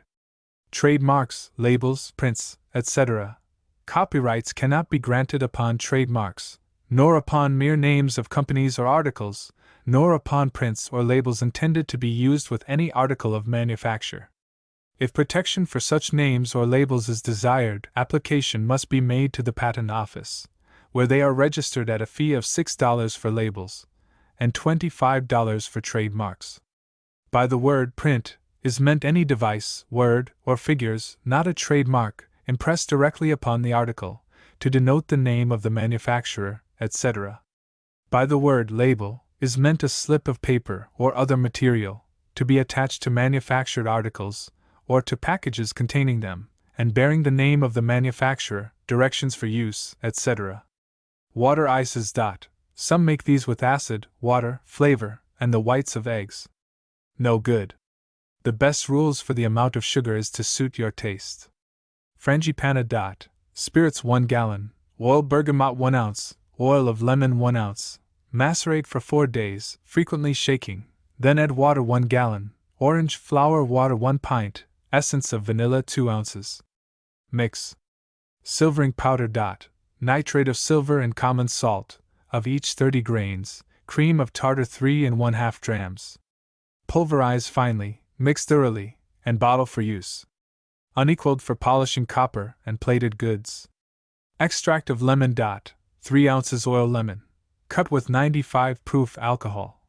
Add 1 gallon 80 proof alcohol, and filter through cotton or felt. Put up in 2-ounce bottles. Sells for 25 cents, jobs at $1 and $1.50 according to quality and style of package. Balm of 1,000 flowers. Deodorized alcohol 1 pint, nice white bar soap 4 ounces. Shave the soap when put in, stand in a warm place till dissolved, then add oil of citronella 1 dram, and oils of neroli and rosemary, of each 1/2 dram. Tin cans. Size of sheet for from 1 to 100 gallons. For 1 gallon. 7 by 20 inches. For 25 gallons. 30 by 56 inches. For 3.5 gallons. 10 by 28 inches. For 40 gallons. 36 by 63 inches. For 5 gallons. 12 by 40 inches. For 50 gallons. 40 by 70 inches. For 6 gallons. 14 by 40 inches. For 75 gallons. 40 by 84 inches. For 10 gallons. 20 by 42 inches. For 100 gallons. 40 by 98 inches. For 15 gallons. 30 to 42 inches. This includes all laps, seams, etc., which will be found sufficiently correct for all practical purposes. Molds and dyes. Copper, zinc, and silver in equal proportions melt together under a coat of powdered charcoal, and mold into the form you desire. Bring them to nearly a white heat, and lay on the thing you would take an impression of, press with sufficient force, and you will get a perfect and beautiful impression. Indestructible lamp wicks. Steep common wicks in a concentrated aqueous solution of tungstate of soda, and then dry thoroughly in an oven. A gold plate for small articles, without a battery. Digest a small fragment of gold with about 10 times its weight of mercury until it is dissolved. Shake the amalgam together in a bottle, and after cleansing the articles, coat them uniformly with the amalgam. Then expose them on an iron tray heated to low redness for a few minutes. The mercury volatilizes, leaving the gold attached as a thin coating to the article. The heating should be done in a stove, so that the poisonous mercurial fumes may pass up the chimney. A gelatin mold for casting plaster ornaments.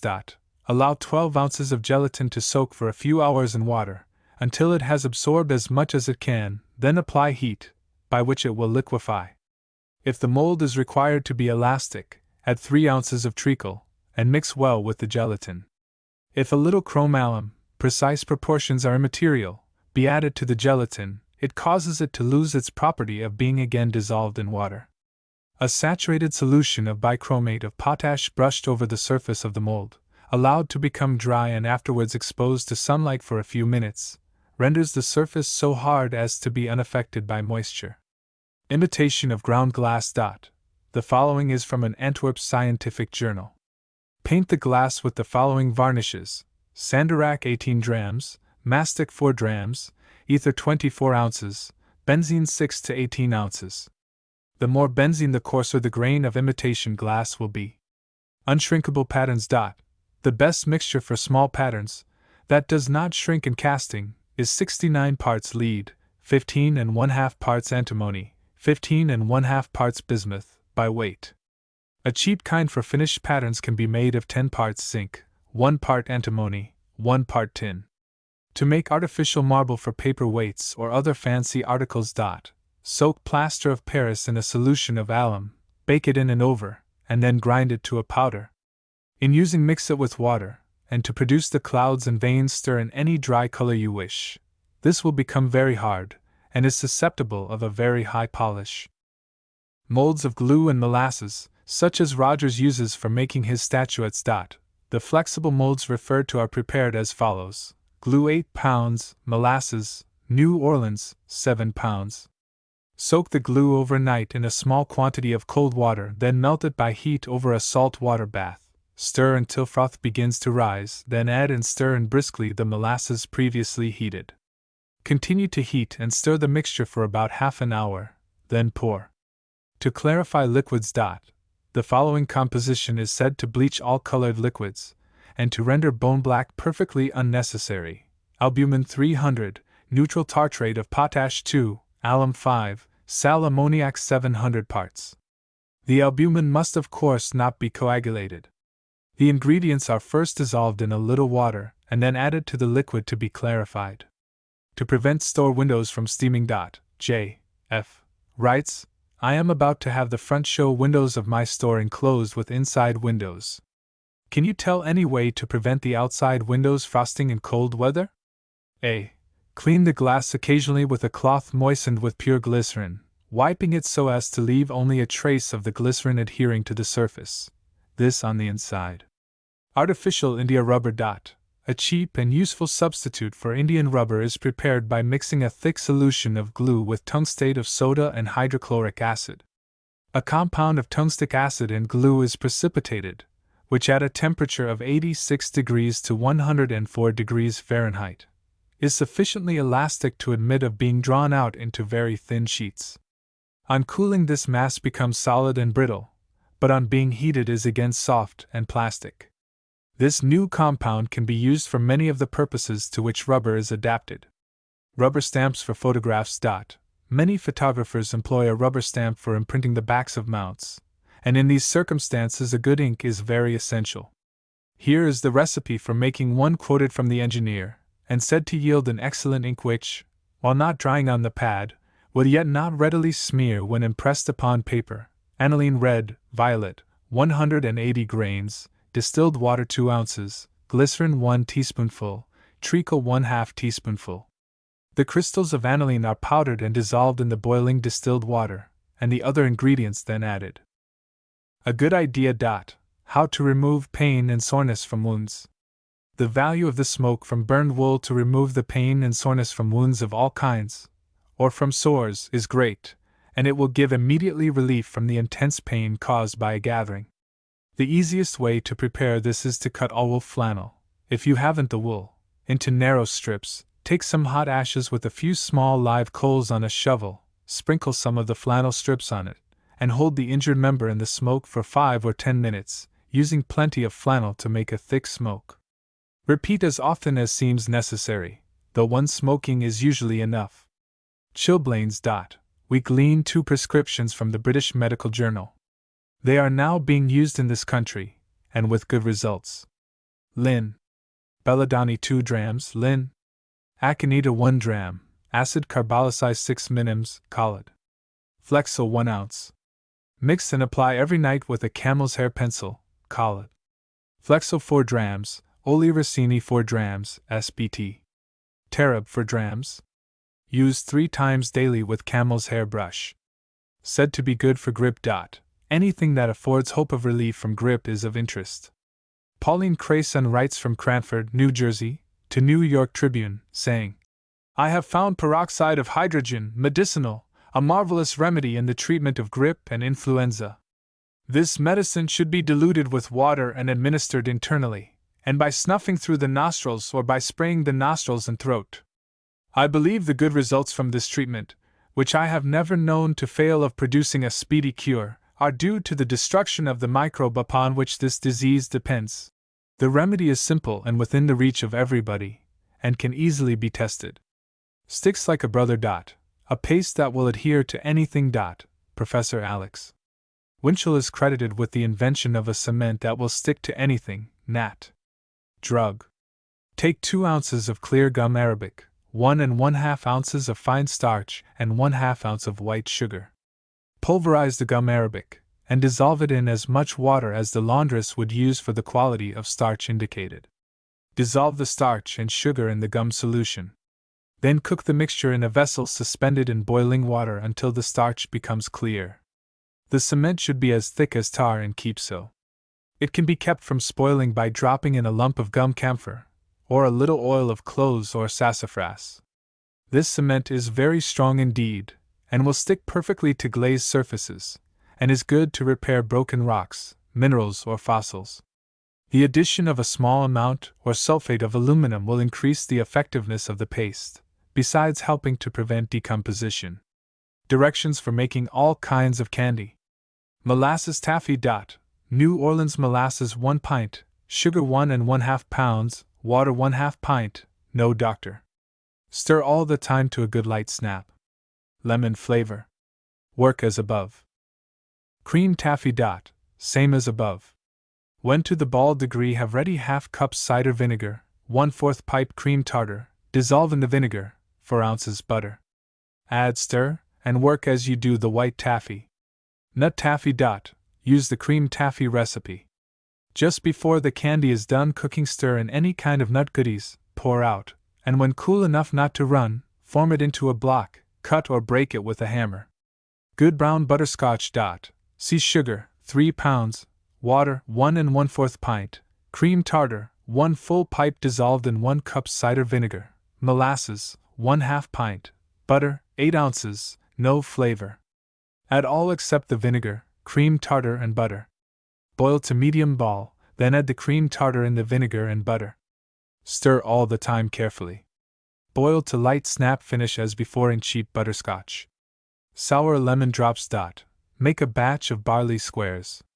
Just as soon as you pour it on the slab, sprinkle over it 3/4 ounce dry tartaric acid, 2 tablespoons lemon flavor.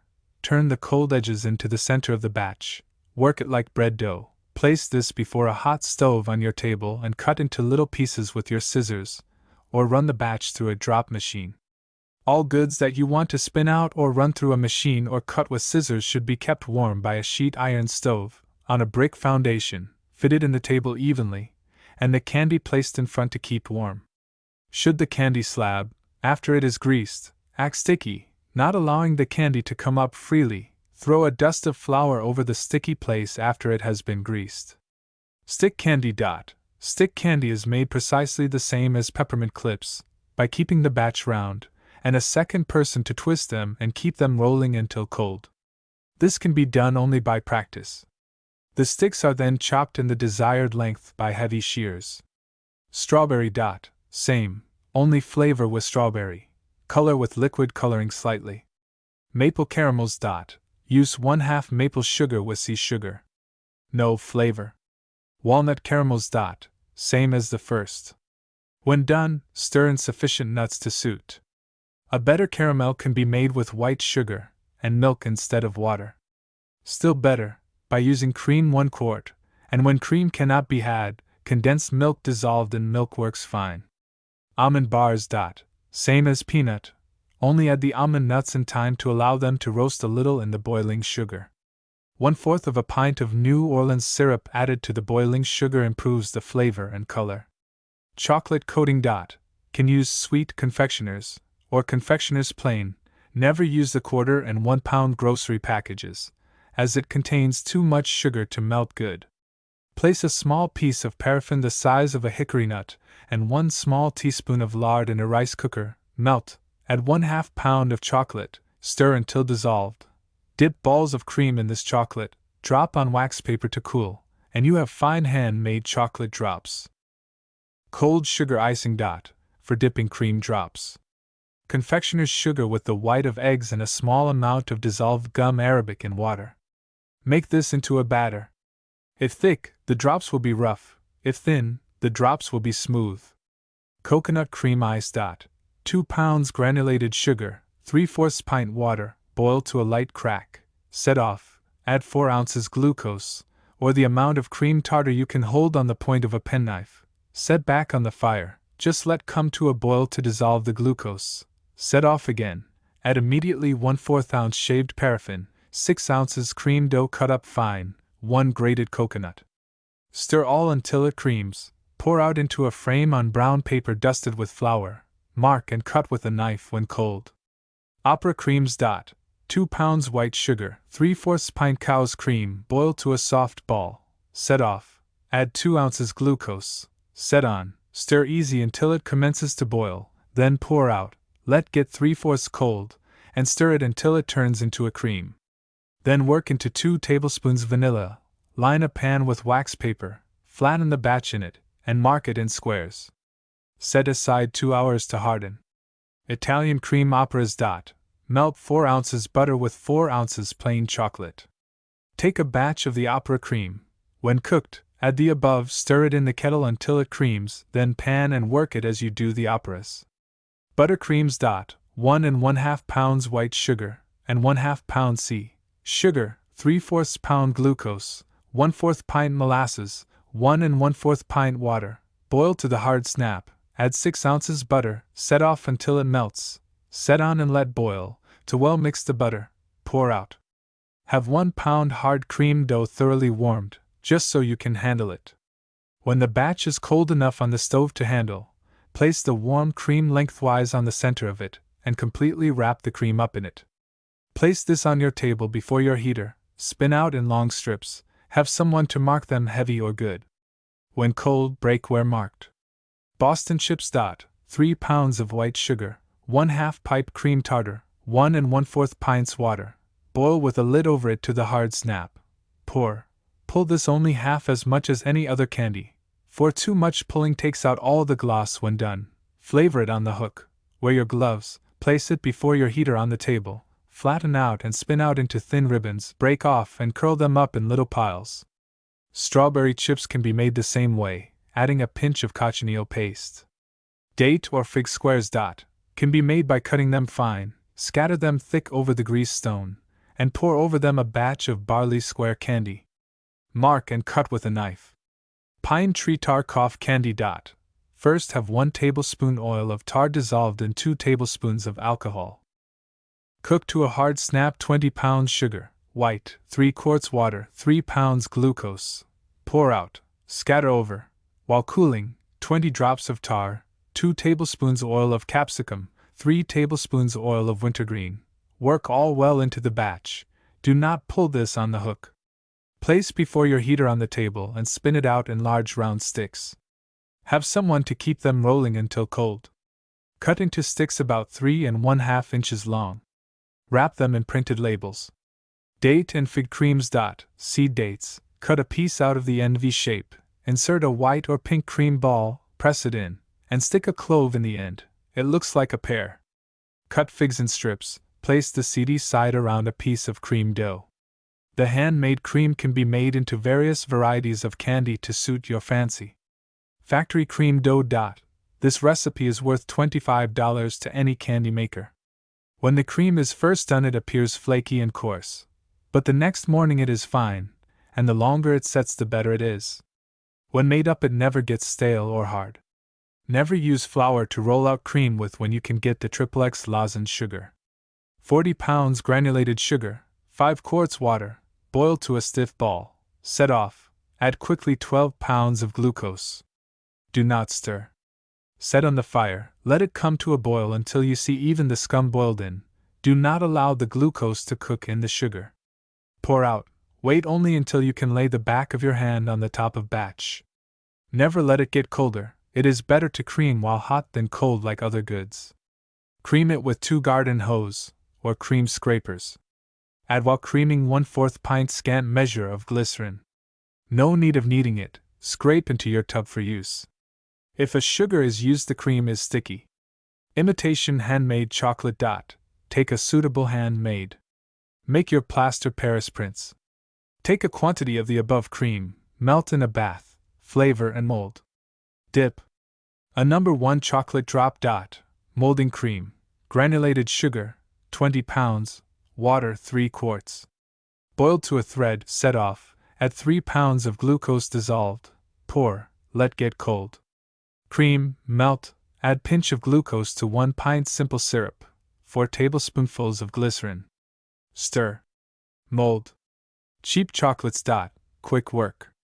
Make a batch of the above No. 1. Exactly the same process. After the glucose is dissolved in the batch, do not pour out, but add 5 pounds of the hard factory cream in pieces.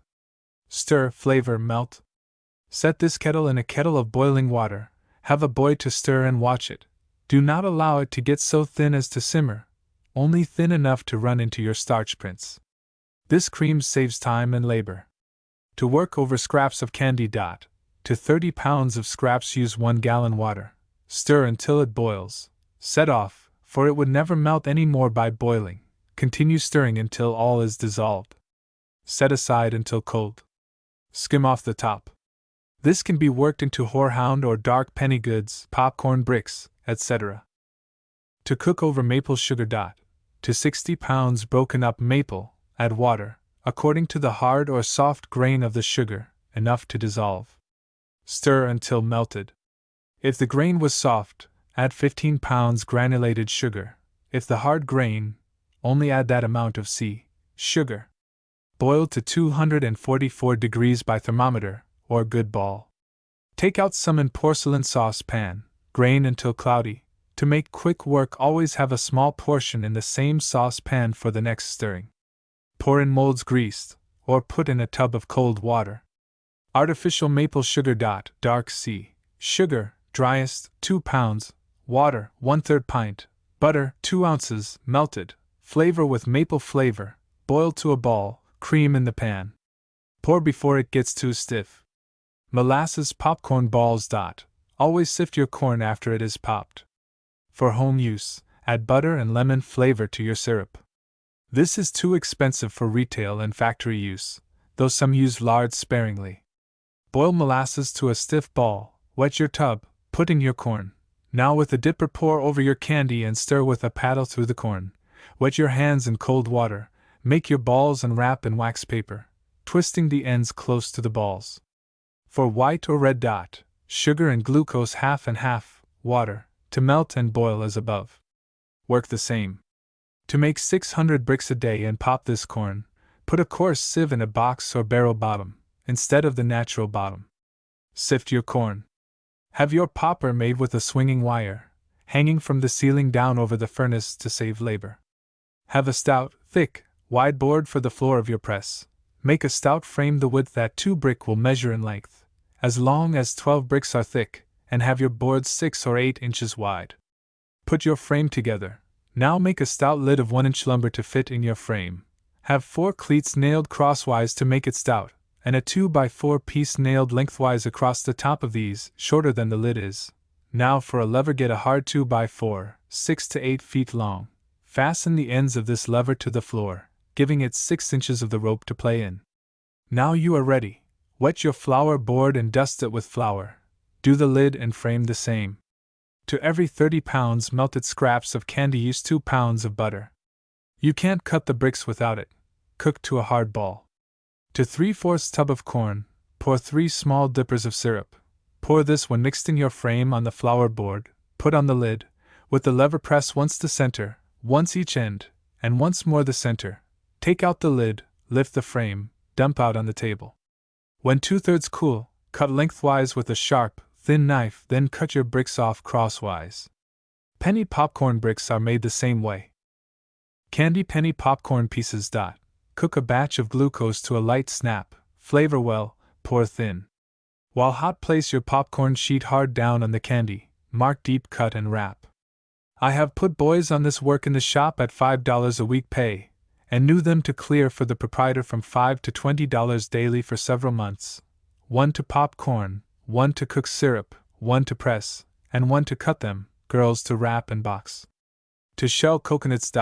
Take the nut in the left hand with the 3 eyes up, strike from the nut down with your hatchet, peel with a knife or spoke shave, cut them into 4 pieces, cover them with water, set on the furnace, and let come to a good boil. If the nuts are sour, strain and add fresh cold water quickly so as the heat will not darken them, and repeat. If very sour, scrape the insides out. Grate them, taking out 1 pieces at a time, as the air does them no good. Red center. Take 2/3, pour thin, color the remaining 1/3 red with the liquor color, place this on the half of the 2/3, and turn the other up over on top, roll out flat with a roller, cool, cut. The same goods cooked to a soft ball may be made into balls to be coated in red sugar after throwing them in hot sugar syrup, also to be dipped in melted cream, or brown the coconut balls on top with burnt sugar. Chocolate glaze cream coating eats well over these goods, or dip the balls as you like. Flavorings. To any kind of oils, take 8 times and bulk the amount of alcohol, stir, let set in a warm place a short time, can be used if needed immediately. Homemade maple sugar. To 2 pounds of maple, bricks, not cakes, 1 pint water, 1/3 piped cream of tartar, or 4 ounces of glucose is best. Boil slow to a smooth degree, cool, skim. White sugar can be used. To keep molasses from sugaring in the barrel. When making the molasses, to every barrel add 20 pounds of glucose, stir it in. To lighten the color and aid the flavor of rank, dark molasses, do the same as above. To allow molasses to cool slowly makes it dark. It should be stirred lively until cool. Also, to improve sour, rank molasses, take the molasses, for instance, 10 gallons, take 5 pounds dry sea sugar, 5 pounds glucose, water 2 quarts. Boil the sugar and glucose until thoroughly dissolved. Add the molasses, boil 5 minutes. You can make fine syrup this way. To make a candy house. House for a show window. Take any design you fancy, of cardboard. Cut out the windows. Place this on your candy slab. Now with a lead pencil mark out your design, and as many of each piece as you need. It is a good idea to make an extra piece so if you break one you can go ahead. Now take of the icing sugar and fill your paper funnel as if for cake icing, and overline the pencil marks you made on the stone. When done, you find you have a frame that will hold hot candy. Boil a batch of barley square goods, mentioned in this book, and pour on some in a dipper. Take this and pour in your icing sugar frame or patterns you made on the stone. When half cold, so as not to run a thin knife under them carefully, lift them and lay them in a different place on the stone. When you have molded all, cut off the icing sugar that sticks to the candy. Then put your candy house together, sides first, and take pieces of lemon stick candy, dip them in the hot candy, and stick in the bottom and top corners of your house. Hold them a few seconds to cool, then finish likewise. When done, take your icing sugar and funnel paper and on the outside corners of the candy house put icing sugar, and the windows finish the same. Candies, if desired, can be stuck on with the icing sugar, etc. The icing sugar should be stiff for a nice job, and will hide the corners. Candy pyramids can be made this way also. To make a delicious candy coconut cake. Have your cake layers cold. Place in your rice steamer 1/2 grated coconut and a chunk of handmade cream the size of your fist. Stir until mixed, and you can spread it. Do not melt it more than necessary. This cake will not dry out if made with factory cream. I gave this recipe to 2 London practical cake bakers. They said it beat any cake recipe they had ever received. Put your mind to work, and with a little practice you will get up candies of your own invention, from the knowledge you derive here in this book. Ice cream. I will give only the best recipe, my own improvement, as workmen will find all my private recipes in this book to be different from others, as well as first class.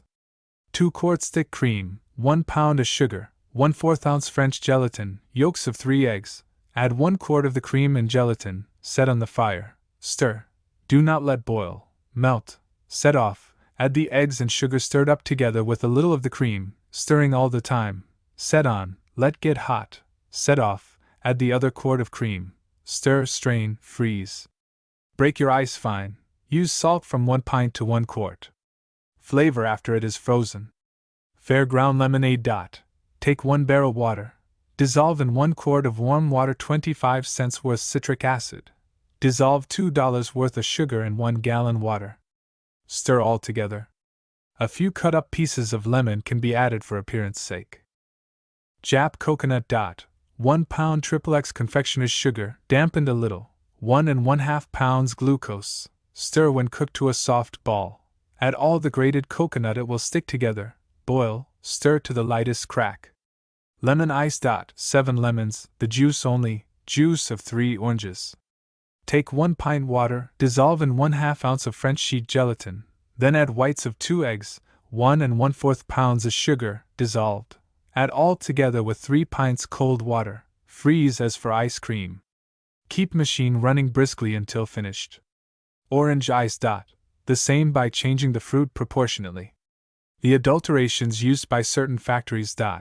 Please never try to make use of the following, for I never would print it for that purpose, only to expose the stuff. Grape sugar, which looks like cheap suet melted, and is so hard as to be chopped with an axe, though it dissolves readily.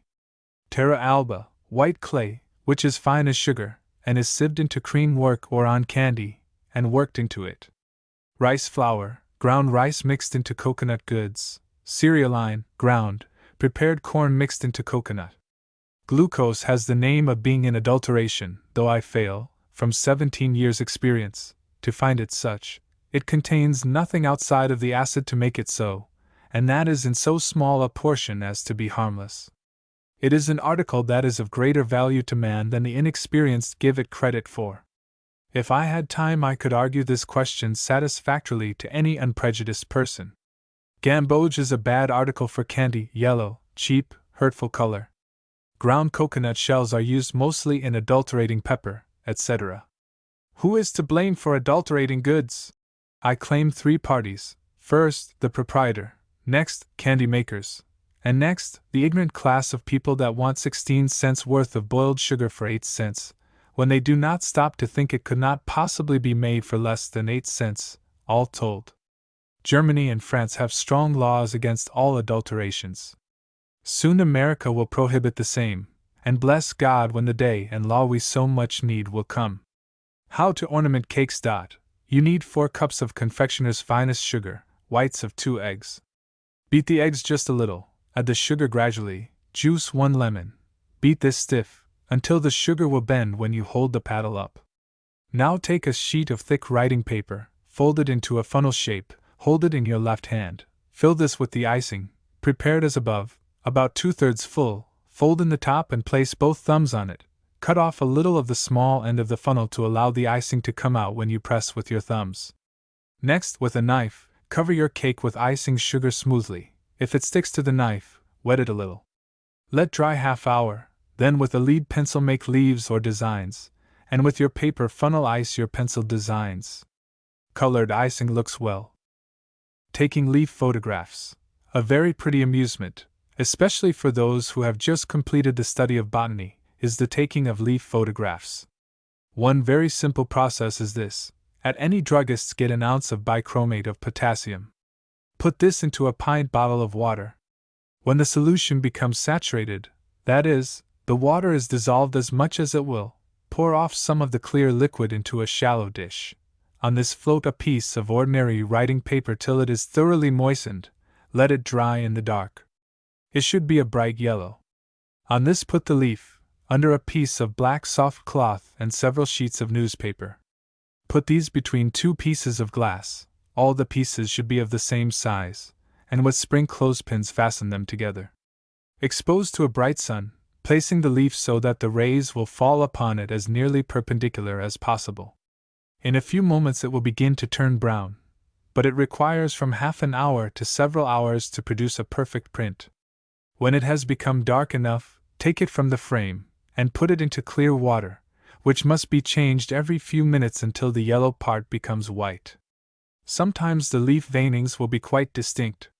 By following these directions it is scarcely possible to fail, and a little practice will make perfect. Curious things. 1. To apparently burn water, fill a glass lamp with water, and put into it for a wick a piece of gum camphor. The lamp should not be quite full, and the camphor may be left to float upon the surface of the water. On touching a lighted match to the camphor, up shoots a clear, steady flame, and seems to sink below the surface of the water, so that the flame is surrounded by the liquid. It will burn a long time. If the camphor be ignited in a large dish of water, it will commonly float about while burning. 2. To change the faces of a group to a livid, deathly whiteness, and to destroy colors, wet a half-teacupful of common salt and alcohol and burn it on a plate in a dark room. Let the salt soak a few minutes before igniting. The flame will deaden the brightest colors in the room, and the dresses of the company will seem to be changed.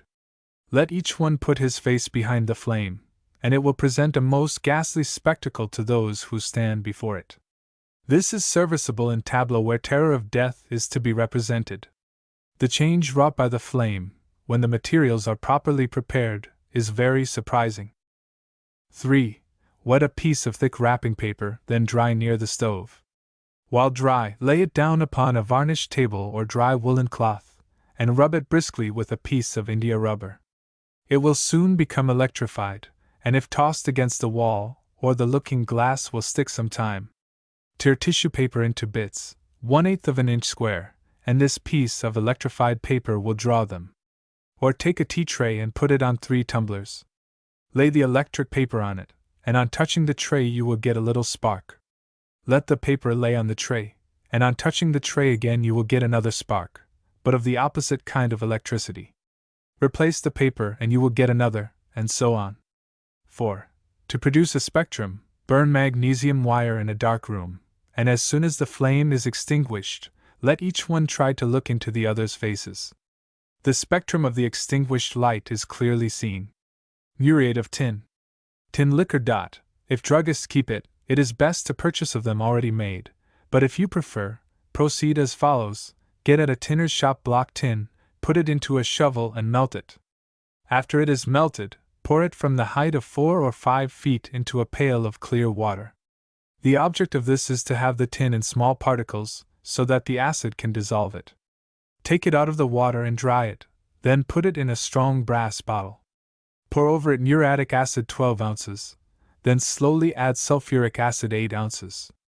The acid should be added about a tablespoonful at a time, at intervals of 5 or 8 minutes, for if you add it too rapidly you run the risk of breaking the bottle by heat.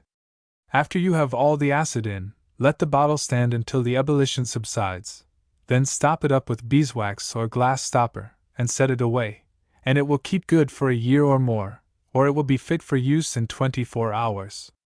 The Centennial Illuminating Oil. Recipe for making 1 gallon. Take 7/8 gallon benzene or crude petroleum, add to it 1/2 ounce gum camphor, 1/2 ounce alcohol, 1/2 pint common salt, 1/2 ounce oil of sassafras. Stir and mix it well for about 5 minutes. Let it stand for 24 hours and it is ready for use. It is better to buy the benzene from Pittsburgh, Pennsylvania, as the druggists usually charge 2 or 3 times the wholesale price. Chapter 10. Coin Department. Complete and standard list of American silver and copper coins which command a premium. United States silver dollars. 1,794 flowing hair. $20.00. 1794 flowing hair, fine. 30.00. 1,795 flowing hair. 125. 1,796 fillet head. 125. 1,796 fillet head. 160. 1797 fillet head, 6 stars facing. 160. 1797 fillet head, 7 stars facing. 160. 1798 fillet head, 13 stars, small eagle. 150. 1798 fillet head, 15 stars, small eagle. 200. 1798 13 stars, large eagle. 110. 1799 5 stars facing. 140. 1799 6 stars facing. 110. 1800 spread eagle. 115. 1801 spread eagle. 130. 1802 spread eagle. 130. 1802 over 1801 spread eagle. 135. 1803 spread eagle. 135. $1,804. 1804 excessively rare. $500 00. 1840 Liberty Ceded. 105. 1841 Liberty Ceded. 105. 1844 Liberty Ceded. 105. 1845 Liberty Ceded. 105. 1848 Liberty Ceded. 115. 1849 Liberty Ceded. 105. 1851 Liberty Ceded. 2300. 1852 Liberty Ceded. 2300. 1853 Liberty Ceded. 110. 1854 Liberty Ceded. 250. 1855 Liberty Ceded. 160. 1856 Liberty Ceded. 150. 1857 Liberty Ceded. 150. 1858 Liberty Ceded. 2300. 1861 Liberty Ceded. 105. 1862 Liberty Ceded. 105. 1863 Liberty Ceded. 105. 1864 Liberty Ceded. 105. 1865 Liberty Ceded. 105. 1866 Liberty Ceded. 105. 1867 Liberty Ceded. 105. 1868 Liberty Ceded. 105. 1869 Liberty Ceded. 105. 1879 Trade Dollar. 105. 1880 Trade Dollar. 105. 1881 Trade Dollar. 105. 1882 Trade Dollar. 105. 1883 Trade Dollar. 105. 1884 Trade Dollar. 105. United States Pattern Dollars. 1836 C.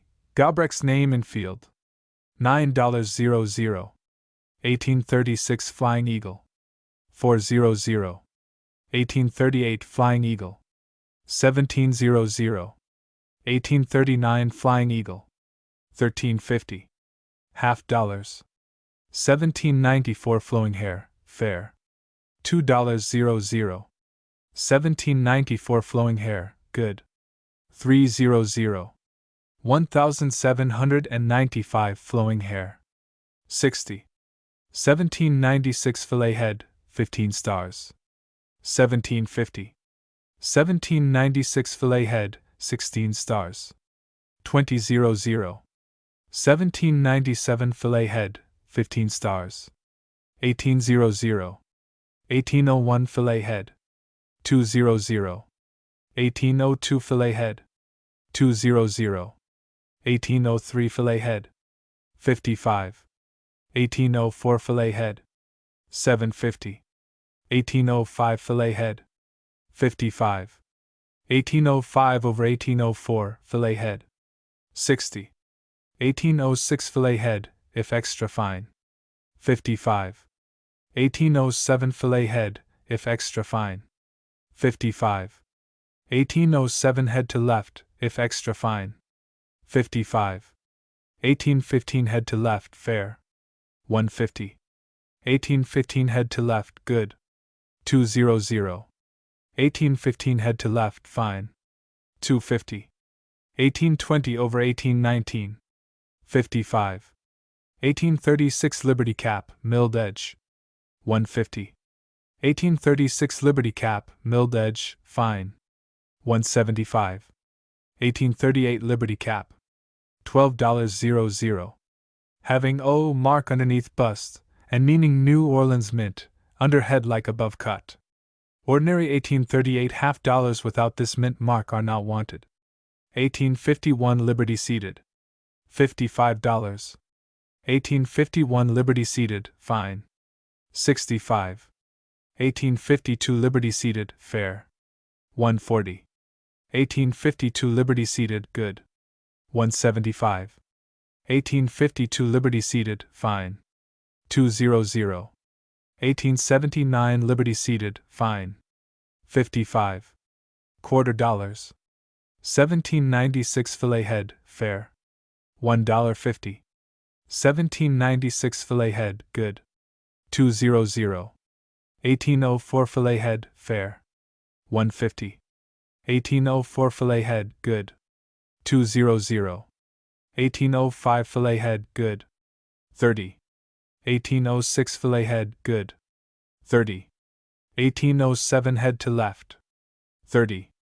1815 head to left, fine. 35. 1818 head to left, fine. 30. 1819 head to left, fine.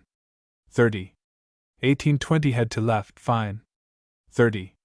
1821 head to left, fine. 30. 1822 head to left, fine. 30. 1823 head to left, fair. 1600. 1823 head to left, good. 2100. 1824 head to left, fair. 35. 1824 head to left, good. 60. 1824 head to left, fine. 100. 1827 head to left, fair. 1750. 1827 head to left, good. 2200. 1853, without arrows and rays. 250. 20-cent pieces. 1876. $25. 1877. 175. 1878. 175. Dimes. 1796 fillet head, fair. $75. 1796 fillet head, good. 150. 1797 13 stars, fair. 110. 1797 13 stars, good. 200. 1797 16 stars, fair. 125. 1796 16 stars, good. 200. 1798 fillet head, fair. 90. 1798 fillet head, good. 175. 1800 fillet head, fair. 100. 1800 fillet head, good. 175. 1801 fillet head, fair. 100. 1801 fillet head, good. 175. 1802 fillet head, fair. 125. 1802 fillet head, good. 200. 1803 fillet head, fair. 75.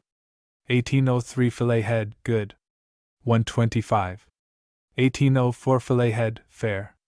125. 1804 filled head, good. 222. 1805 filled head, good. 20.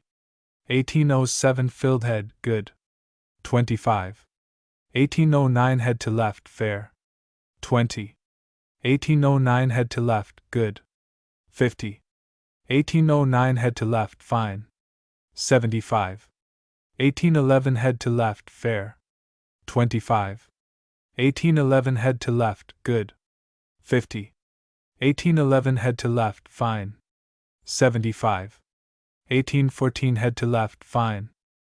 15. 1820 head to left. 15. 1821 head to left, small date, fine. 15. 1822 head to left, fair. 50. 1822 head to left, good. 75. 1822 head to left, fine. 100. 1824 head to left. 15. 1828 head to left. 15. 1846 Liberty seated. $25. Half dimes. 1794 flowing hair, fair. $1.10. 1794 flowing hair, good. 200. 1794 flowing hair, fine. 300. 1795 flowing hair, fair. 30. 1795 flowing hair, good. 60. 1796 15 stars, fillet head, fair. 150. 1796 15 stars, fillet head, good. 200. 1797 15 stars, fillet head, fair. 110. 1797 15 stars, fillet head, good. 175. 1797 16 stars, fillet head, fair. 100. 1797 16 stars, fillet head, good. 175.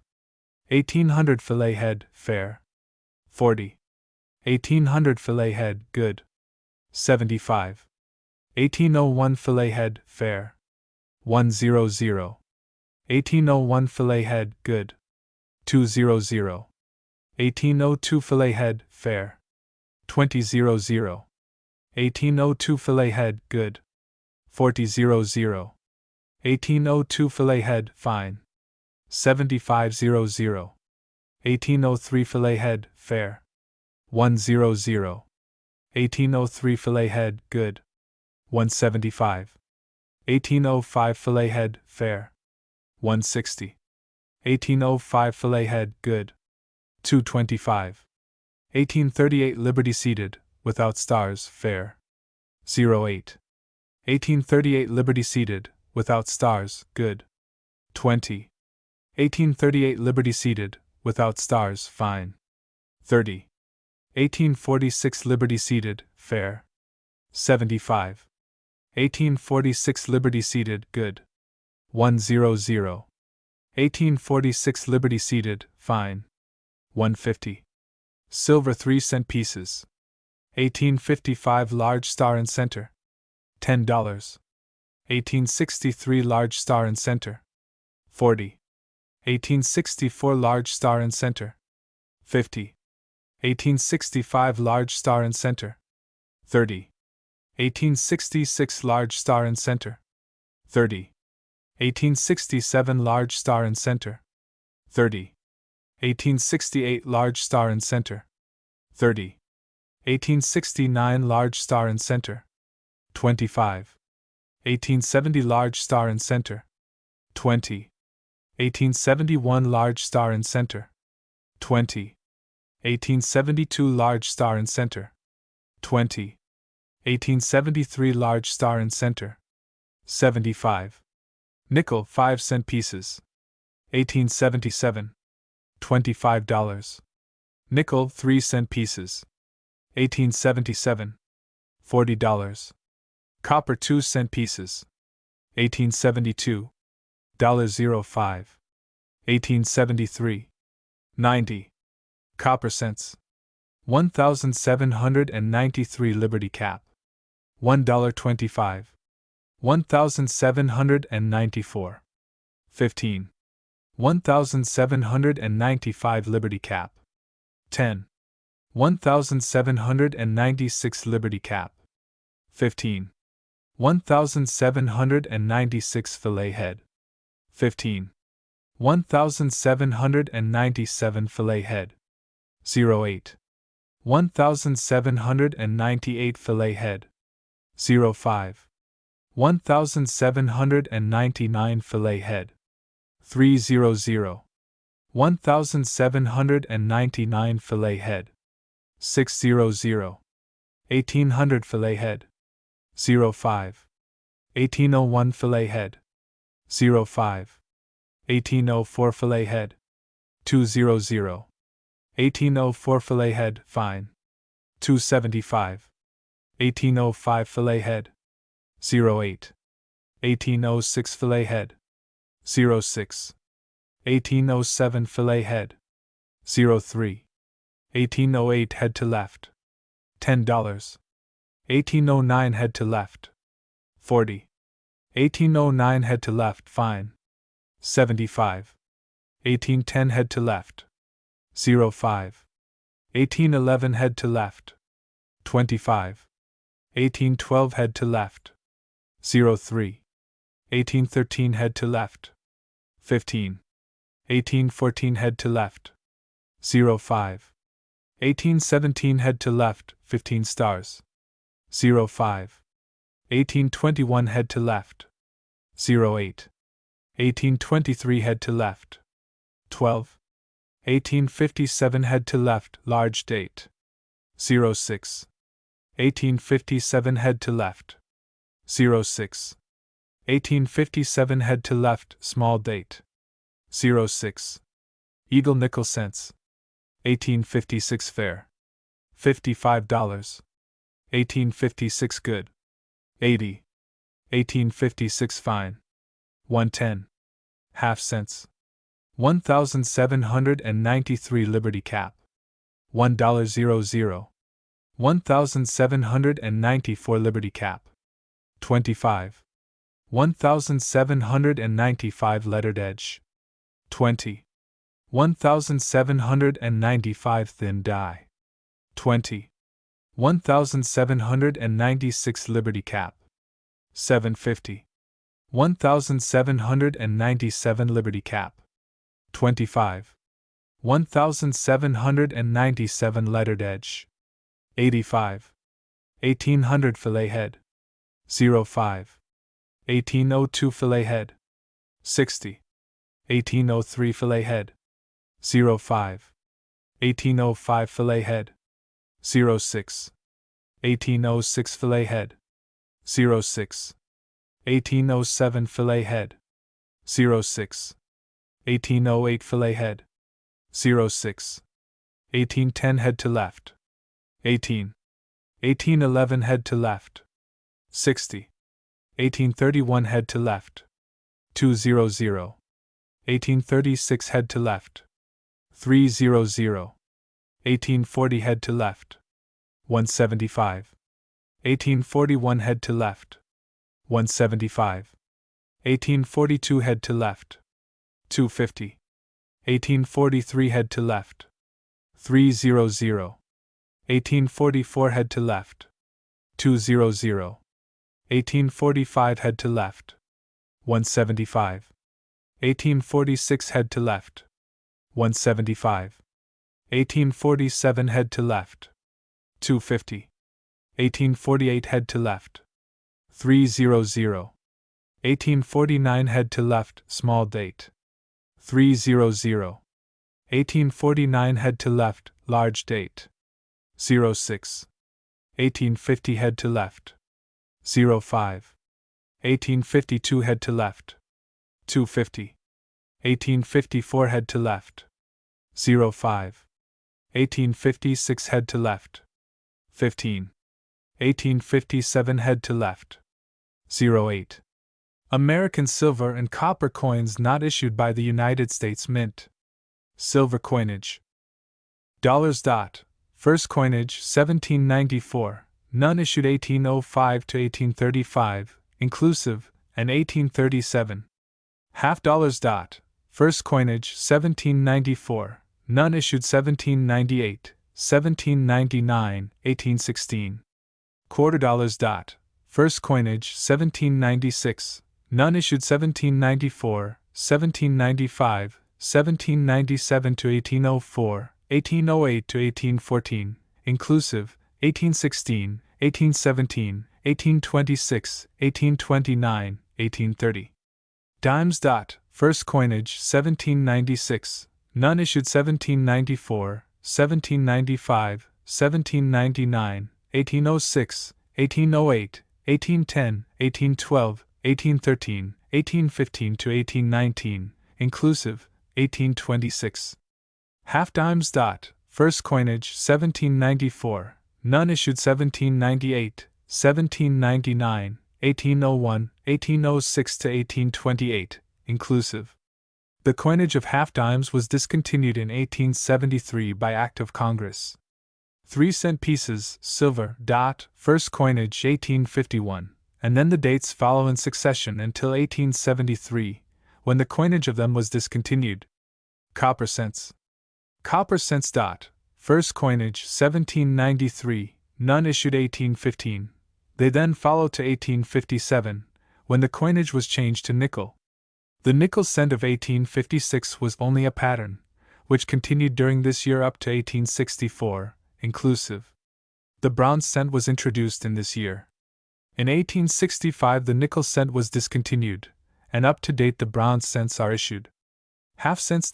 First coinage 1793, none issued 1798, 1799, 1801, 1812 to 1824, inclusive, 1827, 1837, 1838, 1839. In 1857 the issue of half-cents was discontinued. In 1864 the 2-cent piece in bronze was introduced, and discontinued in 1873, by Act of Congress. In 1865 the 3-cent nickel piece was first issued. In 1866 the 5-cent piece was first issued. A very few were struck in 1865 as pattern. In 1883 the die was changed to that of the current issue with Liberty head.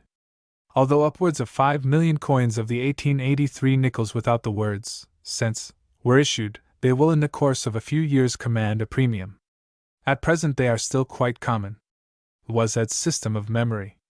So much has been said about Woizet's memory system, the art has been so widely advertised, and so carefully guarded from all the profane who do not send $5 or many dollars to the professor, that a few pages showing how every man may be his own Woizet may be both interesting and valuable. In the first place, the system is a good one, and well worth the labor of mastering, and if the directions are implicitly followed there can be no doubt that the memory will be greatly strengthened and improved, and that mnemonic feats, otherwise impossible, may be easily performed. Woizet, however, is not an inventor, but an introducer. He stands in the same relation to Dr. Pick that the retail dealer holds to the manufacturer. The one produced the article, the other brings it to the public. Even this statement is not quite fair to Woizet, for he has brought much practical common sense to bear upon Pick's system, and in preparing the new art of mnemonics for the market, in many ways he has made it his own. If each man would reflect upon the method by which he himself remembers things, he would find his hand upon the key of the whole mystery. For instance, the author was once trying to remember the word blithe. There occurred to my mind the words, bellman, bell, and then the verse, the peasant upward climbing. Here's the bells of Beulah chiming. Barcarolle, Barak, and so on until the word blithe presented itself with a strange insistence, long after I had ceased trying to recall it. On another occasion, when trying to recall the name Richardson, I got the words Hayrick, Robertson, Randallstown, and finally, wealthy, from which naturally I got rich and Richardson almost in a breath. Still another example, trying to recall the name of an old schoolmate, Grady, I got Brady, grave, gaseous, gastronome, gracious, and I finally abandoned the attempt, simply saying to myself that it began with a G, and there was an A sound after it. The next morning, when thinking of something entirely different, this name, Grady, came up in my mind with as much distinctness as though someone had whispered it in my ear. This remembering was done without any conscious effort on my part, and was evidently the result of the exertion made the day before, when mnemonic processes were put to work. Every reader must have had similar experience, which he can recall, and which will fall in line with the examples given. It follows, then, that when we endeavor, without the aid of any system, to recall a forgotten fact or name, our memory presents to us words of a similar sound or meaning in its journey toward the goal to which we have started it. This goes to show that our ideas are arranged in groups in whatever secret cavity or recess of the brain they occupy, and that the arrangement is one not alphabetical exactly and not entirely by meaning, but after some fashion partaking of both. If you are looking for the word meadow, you may reach middle before you come to it, or Mexico, or many words beginning with the M sound, or containing the del, as window, or dough, or you may get field, or farm, but you are on the right track, and if you do not interfere with your intellectual process you will finally come to the idea which you are seeking. How often have you heard people say, I forget his name, it is something like beetle or beagle, at any rate it begins with a B. Each and all of these were unconscious Loisetians, and they were practicing blindly, and without proper method or direction, the excellent system which he teaches. The thing, then, to do, and it is the final and simple truth which Loiset teaches, is to travel over this ground in the other direction, to cement the fact which you wish to remember to some other fact or word which you know will be brought out by the implied conditions, and thus you will always be able to travel from your given starting point to the thing which you wish to call to mind. To illustrate, let the broken line in the annex diagram represent a train of thought. If we connect the idea A with E through the steps B, C, and D, the tendency of the mind ever afterward will be to get to E from that way, or from any of the intermediates that way. It seems as though a channel were cut in our mind stuff along which the memory flows. How to make it flow this way will be seen later on. Loisette, in common with all mnemonic teachers, uses the old device of representing numbers by letter, and as this is the first and easiest step in the art, this seems to be the most logical place to introduce the accepted equivalents of the Arabic numerals. 0 is always represented by S, Z, or C soft. 1 is always represented by T, TH, or D. 2 is always represented by N. 3 is always represented by M. 4 is always represented by R. 5 is always represented by L. 6 is always represented by SH, J, CH soft, or G soft. 7 is always represented by G hard, KC hard, Q, or final ing. 8 is always represented by F or V. 9 is always represented by P or B. All the other letters are used simply to fill up. Double letters in a word count only as one. In fact, the system goes by sound, not by spelling. For instance, this, or dizzy, would stand for 10, catch, or gush, would stand for 76, and the only difficulty is to make some word or phrase which will contain only the significant letters in the proper order, filled out with non-significance into some guise of meaning or intelligibility. Suppose you wish to get some phrase or word that would express the number 3685, you arrange the letters this way. 3, 6, 8, 5, A, M, A, SH, A, F, A, L, E, E, J, E, V, E, I, CH, I, O, G, O, U, H,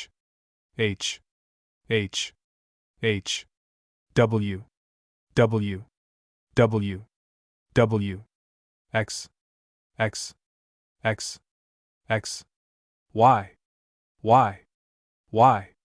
Y. You can make out image of law, my shuffle, matchville, etc., as far as you like to work it out. Now, suppose you wish to memorize the fact that $1 million in gold weighs 3,685 pounds, you go about it in this way, and here is the kernel and crux of Loisette's system. How much does $1 million in gold weigh? Weigh scales. Scales, statue of justice. Statue of justice, image of law. The process is simplicity itself. The thing you wish to recall, and that you fear to forget, is the weight. Consequently, you cement your chain of suggestion to the idea which is most prominent to your mental question. What do you weigh with? Scales. What does the mental picture of scales suggest? The statue of justice, blindfolded and weighing out award and punishment to man. Finally, what is this statue of justice but the image of law? And the words, image of law, translated back from the significant letters M, G soft, F, and L, give you 3, 6, 8, 5, the number of pounds in $1 million in gold. You bind together in your mind each separate step in the journey, the one suggests the other, and you will find a year from now that the fact will be as fresh in your memory as it is today. You cannot lose it. It is chained to you by an unbreakable mnemonic tie. Mark that it is not claimed that weight will of itself suggest scales, and scales, statue of justice, etc., but that once having passed your attention up and down the ladder of ideas, your mental tendency will be to take the same route, and get to the same goal again and again.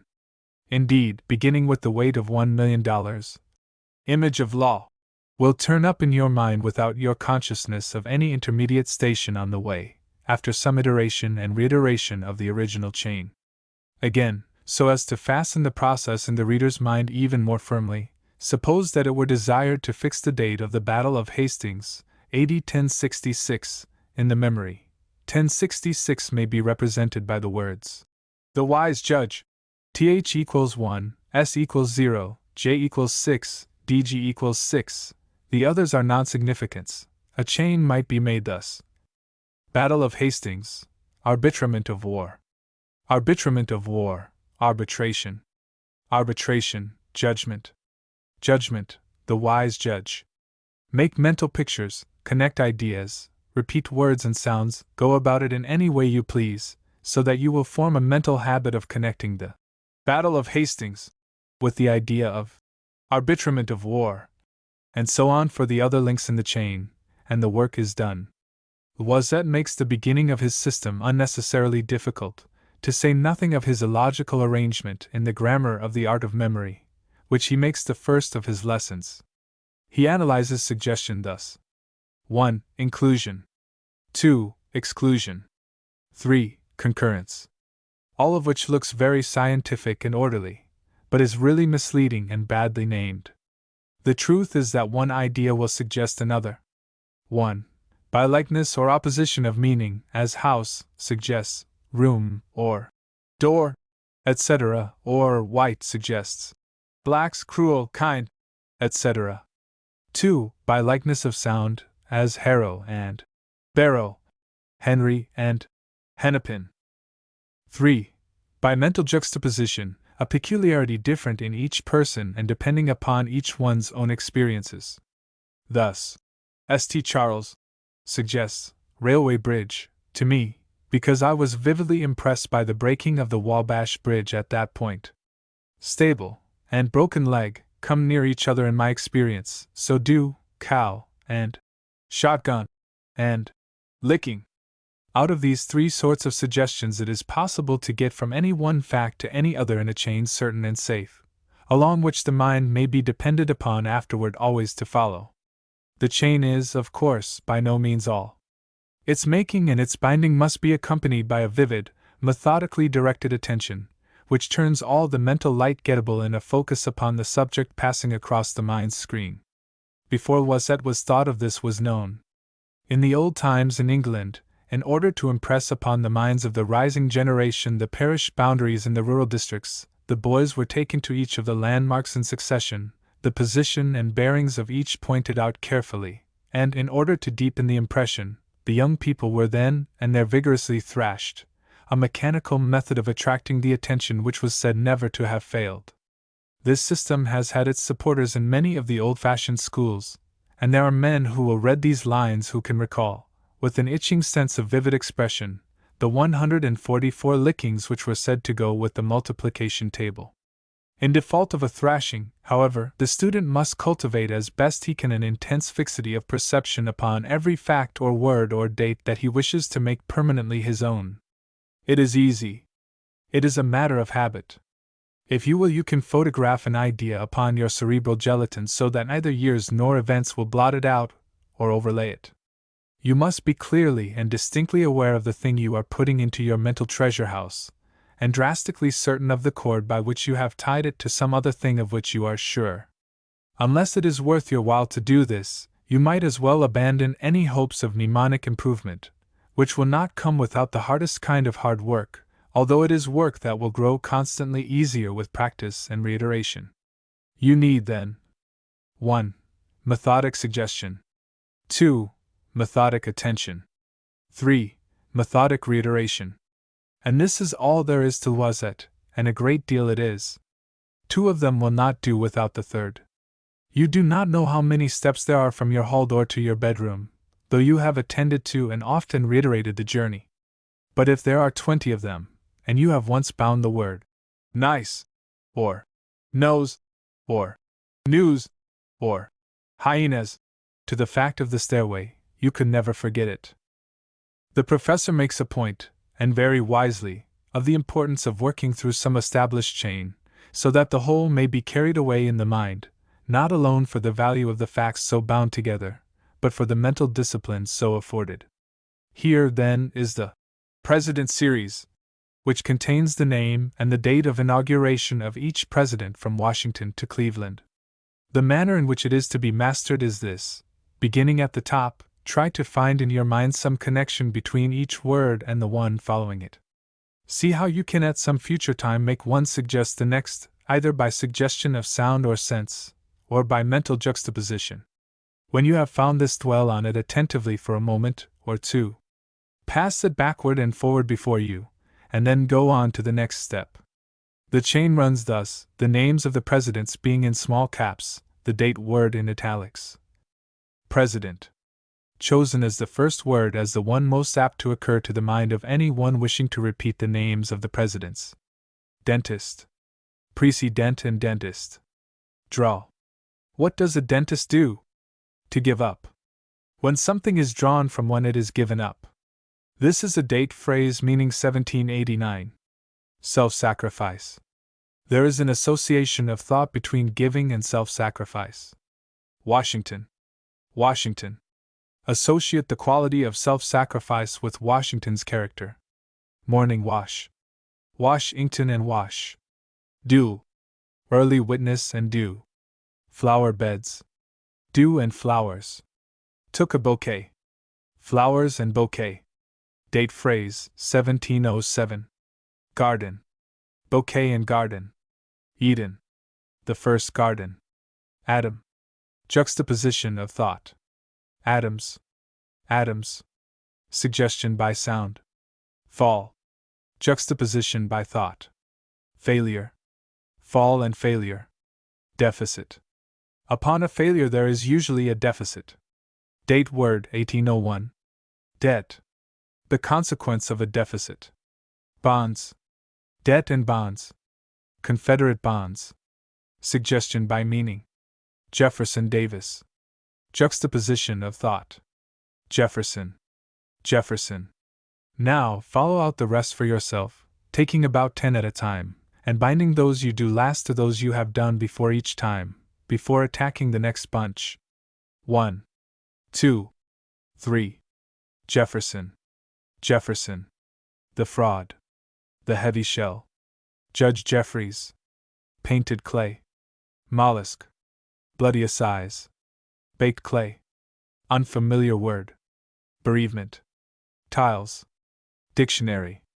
Too heavy a sob. Tyler. Tyler. Johnson's. Parental grief. What Tyler? Johnson. Johnson. Mad son. Poll tax. Son. Madison. Madison. Compulsory. Bad son. Madeira. Free will. Dishonest boy. First-rate wine. Free offering. Thievish boy. Frustrating. Burnt offering. Take. Defeating. Poker. Give. Feet. Poke. Poke. Grant. Grant. Toe the line. End of dance. Award. Row. Termination ly. School premium. Monroe. Monroe. Adverb. Examination. Row. Part of speech. Cramming. Boat. Part of a man. Faggying. Steamer. Tailor. Tailor. Laborer. The funnel. Measurer. Hayfield. Windpipe. Theodolite. Haze. Haze. Throat. Theophilus. Hazy. Quincy. Fill us. Clear. Quincy Adams. Quincy Adams. Fillmore. Fillmore. Vivid. Quince. More fuel. Brightly lighted. Fine fruit. The flame. Campfire. The fine boy. Flambeau. Warfield. Sailor boy. Bow. Garfield. Garfield. Sailor. Arrow. Guteau. Jack Tar. Pierce. Pierce. Murderer. Jackson. Jackson. Hurt. Prisoner. Stonewall. Feeling. Prison fare. Indomitable. Wound. Half fed. Tough make. Soldier. Well fed. Oaken furniture. Cannon. Well read. Bureau. Buchanan. Buchanan. Author. Van Buren. Van Buren. Rebuke. Arthur. Arthur. Rent. Official censure. Round table.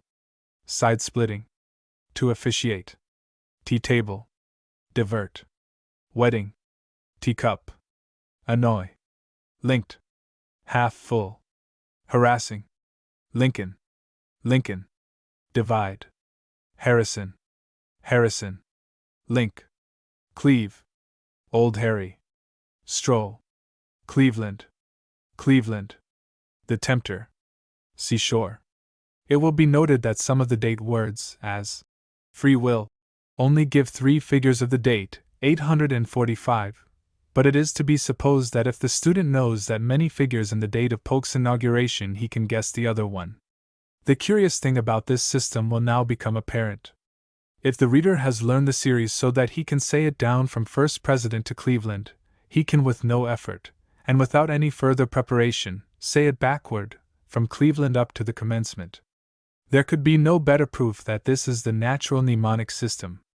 It proves itself by its works. 0. Hose.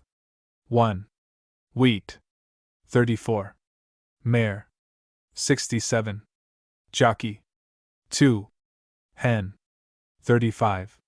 Mill. 68. Shave. 3. Home. 36. Image. 69. Ship. 4.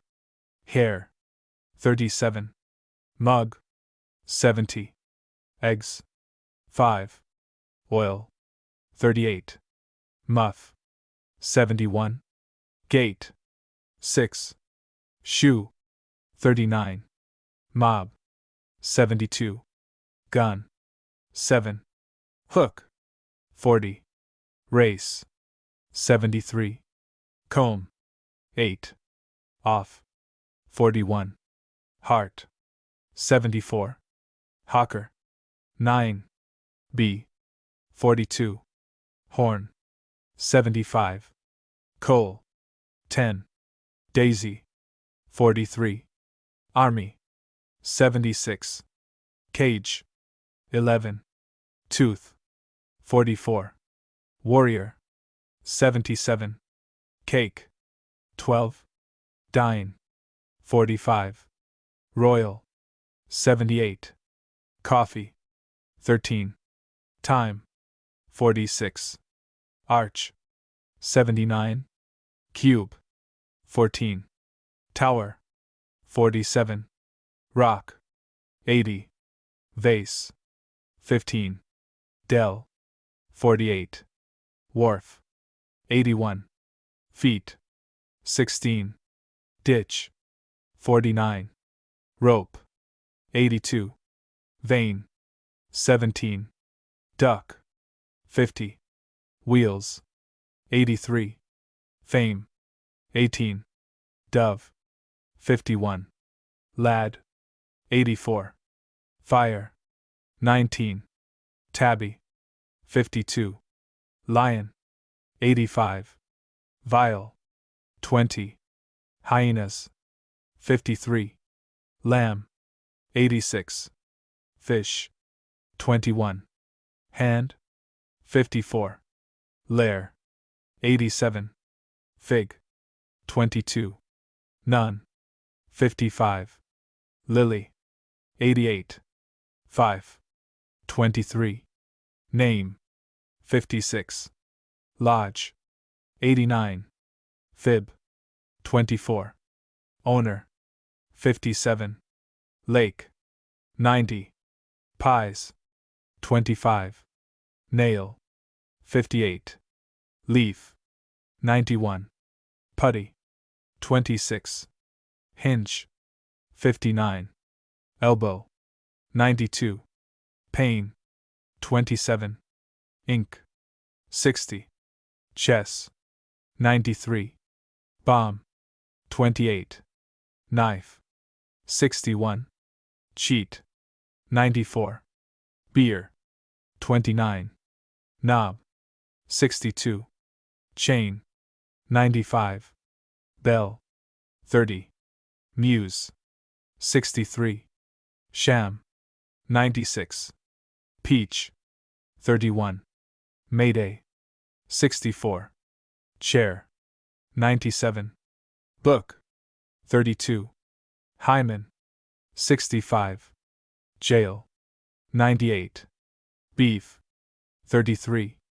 Mama. 66. Judge. 99. Pope. 100. Diocese. The series should be repeated backward and forward every day for a month, and should be supplemented by a series of the reader's own making, and by this one, which gives the numbers from 0 to 100, and which must be chained together before they can be learned. By the use of this table, which should be committed as thoroughly as the precedent series, so that it can be repeated backwards and forwards, any date, figure or number can be at once constructed, and bound by the usual chain to the fact which you wish it to accompany. When the student wishes to go farther and attack larger problems than the simple binding of two facts together, there is little in Loisette's system that is new, although there is much that is good. If it is a book that is to be learned, as one would prepare for an examination, each chapter is to be considered separately. Of each a précis is to be written in which the writer must exercise all of his ingenuity to reduce the matter in hand to its final skeleton of fact. This he is to commit to memory both by the use of the chain and the old system of interrogation. Suppose after much labor through a wide space of language one boils a chapter to an event down to the final irreducible sediment. Magna Carta was exacted by the barons from King John at Runnymede. You must now turn this statement this way and that way, asking yourself about it every possible and impossible question, gravely considering the answers, and if you find any part of it especially difficult to remember, chaining it to the question which will bring it out. Thus, what was exacted by the barons from King John at Runnymede? Magna Carta. By whom was Magna Carta exacted from King John at Runnymede? By the barons. From whom was, etc., etc.? King John. From what king? Etc., etc. King John. Where was Magna Carta? Etc., etc. At Runnymede. And so on, as long as your ingenuity can suggest questions to ask, or points of view from which to consider the statement. Your mind will be finally saturated with the information and prepared to spill it out at the first squeeze of the examiner. This, however, is not new. It was taught in the schools hundreds of years before Loisette was born. Old newspaper men will recall in connection with it Horace Greeley's statement that the test of a news item was the clear and satisfactory manner in which a report answered the interrogatories. What? When? Where? Who? Why? In the same way Loisette advises the learning of poetry, e.g. The Assyrian came down like a wolf on the fold. Who came down? How did the Assyrian come down? Like what animal did? Etc. And so on, until the verses are exhausted of every scrap of information to be had out of them by the most assiduous cross-examination. Whatever the reader may think of the availability or value of this part of the system, there are so many easily applicable tests of the worth of much that Loisette has done, that it may be taken with the rest. Few people, to give an easy example, can remember the value of plus, the ratio between the circumference and the diameter of the circle, beyond 4 places of decimals, or at most 6, 3, 141, 592 plus. Here is the value to 108 decimal places. 3, 03482534217069238419717169821480679821480679821488086. By a very simple application of the numerical letter values, these 108 decimal places can be carried in the mind and recalled about as fast as you can write them down. All that is to be done is to memorize these nonsense lines. Mother Day will buy any shawl. My love, pick up my new muff. A Russian jeer may move a woman. Cable's enough for Utopia. Get a cheap ham pie by my coolie. The slave knows a bigger ape. I rarely hop on my sick foot. Cheer a sage in a fashion safe. A baby fish now views my wharf. Annually merry and did kiss a jay. A cabby found a rough savage. Now translate each significant into its proper value and you have the task accomplished. Mother Day. M equals 3, TH equals 1, R equals 4, D equals 1, and so on. Learn the lines one at a time by the method of interrogatories. Who will buy any shawl? Which Mrs. Day will buy a shawl? Is Mother Day particular about the sort of shawl she will buy? Has she bought a shawl? Etc., etc. Then cement the end of each line to the beginning of the next one, thus shawl, warm garment, warmth, love, my love, and go on as before. Stupid as the work may seem to you, you can memorize the figures in 15 minutes this way so that you will not forget them in 15 years. Similarly, you can take Haydn's Dictionary of Dates and turn fact after fact into nonsense lines like these which you cannot lose. And this ought to be enough to show anybody the whole art. If you look back across the sands of time and find out that it is that ridiculous old 30 days hath September, which comes to you when you are trying to think of the length of October, if you can quote your old prosody, O dater ambiguous, etc., with much more certainty than you can serve up your Horace, if in fine, jingles and alliterations, wise and otherwise, have stayed with you, while solid and serviceable information has faded away, you may be certain that here is the key to the enigma of memory. You can apply it yourself in 100 ways. If you wish to clinch in your mind the fact that Mr. Love lives at 485 Dearborn Street, what is more easy than to turn 485 into the words, rifle, and chain the ideas together, say thus: love, happiness, good time, picnic, forest, wood rangers, range, rifle, fine weapon, costly weapon, dearly bought Dearborn. Dearborn. Or if you wish to remember Mr. Bowman's name, and you notice he has a mole on his face which is apt to attract your attention when you next see him, cement the ideas thus: mole, mark, target, archer, Bowman. Facts worth knowing. Handy facts to settle many arguments. London plague in 1665. Telephone invented 1861. There are 2,750 languages. 2 persons die every second. Sound moves 743 miles per hour. Chinese invented paper 170 BC. A square mile contains 640 acres. A barrel of pork weighs 200 pounds. Hawks can fly 150 miles in 1 hour. Watches were first constructed in 1476.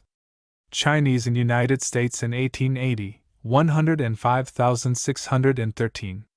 Rome was founded by Romulus, 752 BC. Gold was discovered in California in 1848. Phonograph invented by T.A. Edison, 1877. The first balloon ascended from Lyons, France, 1783.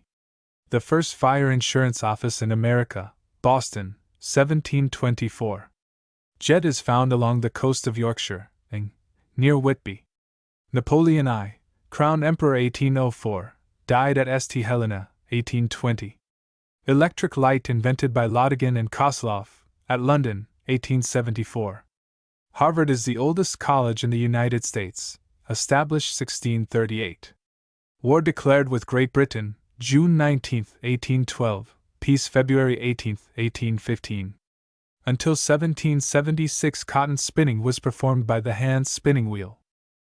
Measure 209 feet on each side and you will have a square acre within an inch. Postage stamps first came into use in England in the year 1840, in the United States in 1847. The highest range of mountains are the Himalayas, the mean elevation being from 16,000 to 18,000 feet. Envelopes were first used in 1839. Telescopes were invented in 1590. Iron horseshoes were made in 481. A barrel of flour weighs 196 pounds. A hand horse measure is 4 inches. A rifle ball moves 1,000 miles per hour. First steamer crossed the Atlantic, 1819. Assassination of Lincoln, April 14, 1865. German Empire re-established, January 18, 1871. Storm clouds move 36 miles an hour. First subscription library, Philadelphia, 1731. Dark Ages, from the 6th to the 14th century. The Latin tongue became obsolete about 580. The Great London Fire occurred September 26, 1666.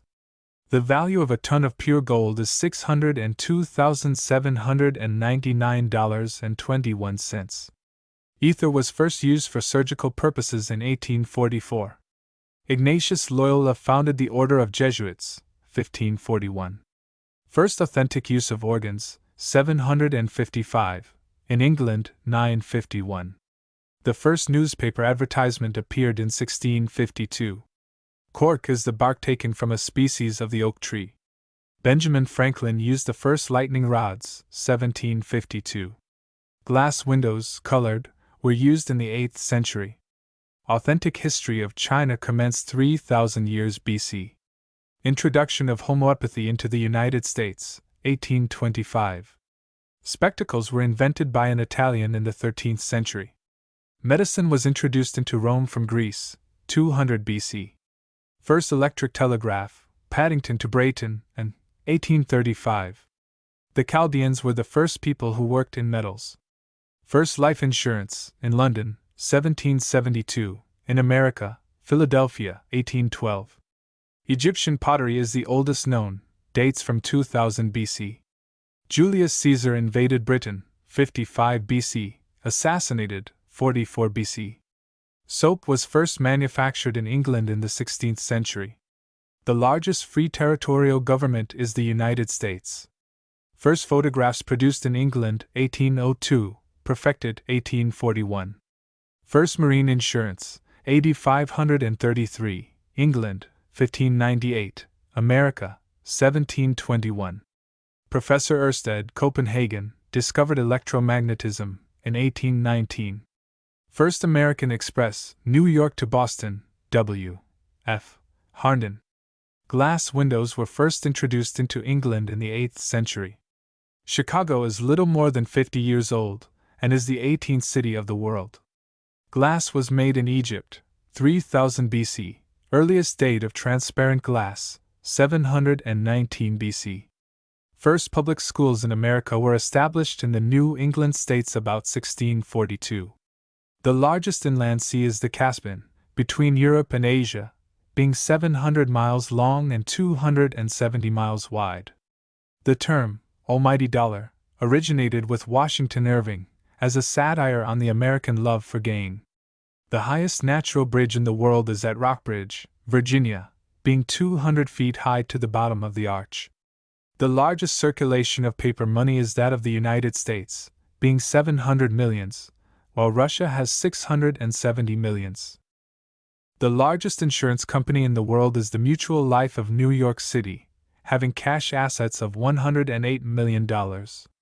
The largest empire in the world is that of Great Britain, being 8,557,658 square miles, and more than a sixth part of the globe. The first electrical signal ever transmitted between Europe and America passed over the field submarine cable on August 5, 1858. The longest tunnel in the world is St. Gothard, on the line of the railroad between Luzerne and Milan, being 9½ miles in length.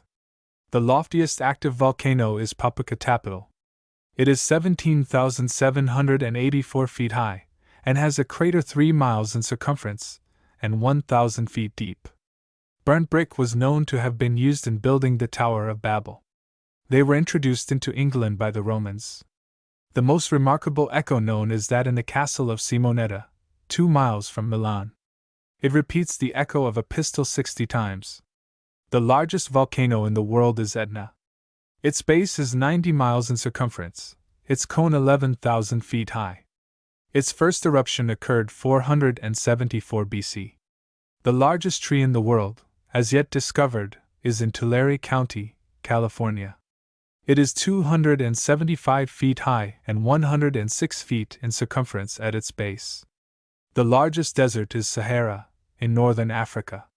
Its length is 3,000 miles and breadth 900 miles, having an area of 2 million square miles. The largest suspension bridge is in Brooklyn. The length of the main span is 1,595 feet 6 inches.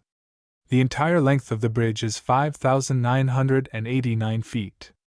The first deaf and dumb asylum was founded in England by Thomas Braidwood, 1760, and the first in the United States was at Hartford, 1817. The largest diamond in the world is the Braganza, being a part of the Portuguese jewels. It weighs 1,880 carats. It was found in Brazil in 1741. The grade of titles in Great Britain stands in the following order from the highest: a prince, duke, marquis, earl, viscount, baron, baronet, knight. The largest number of cattle ever received in one year was that of Chicago in the year 1884, being 1,874,984 beeves, 30,223 calves, 5,640,625 hogs, 749,917 sheep, and 15,625 horses. It required 9,000 trains of 31 cars each, which, if coupled together, would reach 2,146 miles. The Valley of Death, in the island of Java, is simply the crater of an extinct volcano, filled with carbonic acid gas. It is half a mile in circumference. The city of Amsterdam, Holland, is built upon piles driven into the ground. It is intersected by numerous canals, crossed by nearly 300 bridges. Coal was used as fuel in England as early as 852, and in 1234 the first charter to dig for it was granted by Henry III to the inhabitants of Newcastle-on-Tyne. Tobacco was discovered in San Domingo in 1496, afterwards by the Spaniards in Yucatan in 1520. It was introduced in France in 1560, and into England in 1583. The present national colors of the United States were not adopted by Congress until 1777. The flag was first used by Washington at Cambridge, January 1, 1776. Paris was known as Lutetia until 1184, when the name of the great French capital was changed to that which it has borne ever since. The longest span of wire in the world is used for a telegraph in India over the river Ristua. It is over 6,000 feet, and is stretched between two hills 1,200 feet high. The largest library in the world is in Paris, founded by Louis XIV. It contains 1,400,000 volumes, 175,000 manuscripts, 300,000 maps and charts, and 150,000 coins and medals. The tallest man was John Hale, of Lancashire, England, who was 9 feet 6 inches in height. His hand was 17 inches long and 8½ inches broad. In round numbers, the weight of $1 million in standard gold coin is 1¾ tons, standard silver coin, 26¾ tons, subsidiary silver coin, 25 tons, minor coins, 5-cent nickel, 100 tons. The largest stationary engine in the world is at the zinc mines at Friedenville. The number of gallons of water raised every minute is 17,500.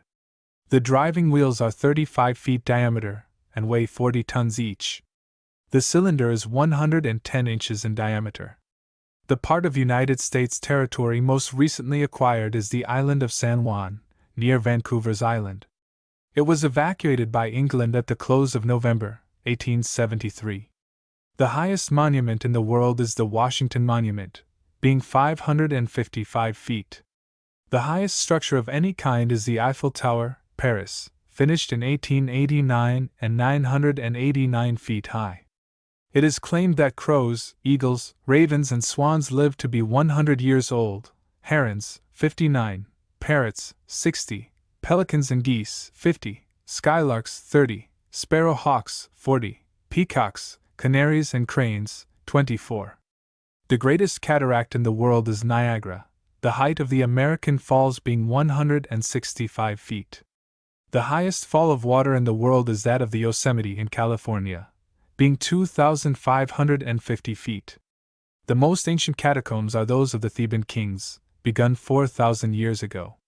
The catacombs of Rome contain the remains of about 6 million human beings, those of Paris, 3 million. The quickest passage ever made across the Atlantic was that of the steamer Lucania, of the Cunard Line, being 5 days 7 hours and 23 minutes from New York to Queenstown, the distance being 2,850 miles. There has been no irregularity in the recurrence of leap year every 4 years since 1800, and will be none until 1900, which will be a common year, although it will come forth after the preceding leap year. The first English newspaper was the English Mercury, issued in the reign of Queen Elizabeth, and was issued in the shape of a pamphlet. The Gazette of Venice was the original model of the modern newspaper. The Mormon Church in Utah shows a membership of 127,294, 23,000 families. The church has 12 apostles, 58 patriarchs, 3,885 70s, 3,153 high priests, 11,000 elders, 1,500 bishops, and 4,400 deacons, being in office for each 6 persons. A monkey wrench is not so named because it is a handy thing to monkey with, or for any kindred reason. Monkey is not its name at all, but Monkey. Charles Monkey, the inventor of it, sold his patent for $2,000 and invested the money in a house in Williamsburg, Kings County, NY, where he now lives. The Union Arch of the Washington Aqueduct is the largest in the world, being 220 feet, 20 feet in excess of the Chester Arch across the Dee in England, 68 feet longer than that of the London Bridge, 92 feet longer than that at Neuilly on the Seine, and 100 feet longer than that of Waterloo Bridge. The height of the Washington Arch is 100 feet. The largest ship ever built, the Great Eastern, recently broken to pieces and sold to junk dealers, was designed and constructed by Scott Russell, at Maxwell, on the Thames. Work on the giant vessel was commenced in May, 1854. She was successfully launched January 13, 1858. The launching alone occupied the time from November 3, 1857, until the date above given. Her total length was 600 feet, breadth 118 feet, total weight when launched 12,000 tons. Her first trip of any consequence was made to New York in 1859–60. The most extensive mines in the world are those of Freiberg, Saxony. They were begun in the 12th century, and in 1835 the galleries, taken collectively, had reached the unprecedented length of 123 miles. A new gallery, begun in 1838, had reached a length of 8 miles at the time of the census of 1878. The deepest perpendicular mining shaft in the world is located at Pryzorum, Bohemia. It is a lead mine. It was begun 1832. January 1880, it was 3,280 feet deep. The deepest coal mine in the world is near Tournai, Belgium. It is 3,542 feet in depth, but, unlike the lead mine mentioned above, it is not perpendicular. The deepest rock salt bore in the world is near Berlin, Prussia. It is 4,185 feet deep. The deepest hole ever bored into the earth is the artesian well at Potsdam, which is 5,500 feet in depth. The deepest coal mines in England are the Dunkirk collieries of Lancashire, which are 2,824 feet in depth. The deepest coal shaft in the United States is located at Pottsville, Pennsylvania. In 1885 it had reached a depth of 1,576 feet. From this great depth 400 cars, holding 4 tons each, are hoisted daily. The deepest silver mine in the United States is the Yellow Jacket, one of the great Comstock system at Virginia City, Nevada. The lower levels are 2,700 feet below the hoisting works. Fate of the Apostles. The following brief history of the fate of the Apostles may be new to those whose reading has not been evangelical. St. Matthew is supposed to have suffered martyrdom, or was slain with the sword at the city of Ethiopia. St. Mark was dragged through the streets of Alexandria, in Egypt, till he expired. St. Luke was hanged upon an olive tree in Greece. St. John was put into a cauldron of boiling oil at Rome and escaped death. He afterward died a natural death at Ephesus in Asia. St. James the Great was beheaded at Jerusalem. St. James the Less was thrown from a pinnacle, or wing of the temple, and then beaten to death with a fuller's club. St. Philip was hanged up against a pillar at Hierapolis, a city of Phrygia. St. Bartholomew was flayed alive by the command of a barbarous king. St. Andrew was bound to a cross, whence he preached unto the people until he expired. St. Thomas was run through the body with a lance at Coromandel, in the East Indias. St. Jude was shot to death with arrows. St. Simon Zealot was crucified in Persia. St. Matthias was first stoned and then beheaded. St. Barnabas was stoned to death by Jews at Salonia. St. Paul was beheaded at Rome by the tyrant Nero. The capital of the United States has been located at different times at the following places: at Philadelphia from September 5, 1774, until December 1776, at Baltimore from December 20, 1776, to March 1777, at Philadelphia from March 4, 1777, to September 1777, at Lancaster, Pennsylvania, from September 27, 1777, to September 30, 1777, at York, Pennsylvania, from September 30, 1777, to July 1778, at Philadelphia from July 2, 1778, to June 30, 1783, at Princeton, New Jersey, June 30, 1783, to November 20, 1783. Annapolis, Maryland, November 26, 1783, to November 30, 1784, Trenton, from November 1784 to January 1785, New York from January 11, 1785, to 1790, then the seat of government was removed to Philadelphia, where it remained until 1800, since which time it has been in Washington. The single tax. This idea was first formulated by Mr. Henry George in 1879, and has grown steadily in favor. Single tax men assert as a fundamental principle that all men are equally entitled to the use of the earth. Therefore, no one should be allowed to hold valuable land without paying to the community the value of the privilege. They hold that this is the only rightful source of public revenue, and they would therefore abolish all taxation, local, state, and national, except a tax upon the rental value of land exclusive of its improvements, the revenue thus raised to be divided among local, state, and general governments, as the revenue from certain direct taxes is now divided between local and state governments. The single tax would not fall on all land, but only on valuable land, and on that in proportion to its value. It would thus be a tax, not on use or improvements, but on ownership of land, taking what would otherwise go to the landlord as owner. In accordance with the principle that all men are equally entitled to the use of the earth, they would solve the transportation problem by public ownership and control of all highways, including the roadbeds of railroads, leaving their use equally free to all.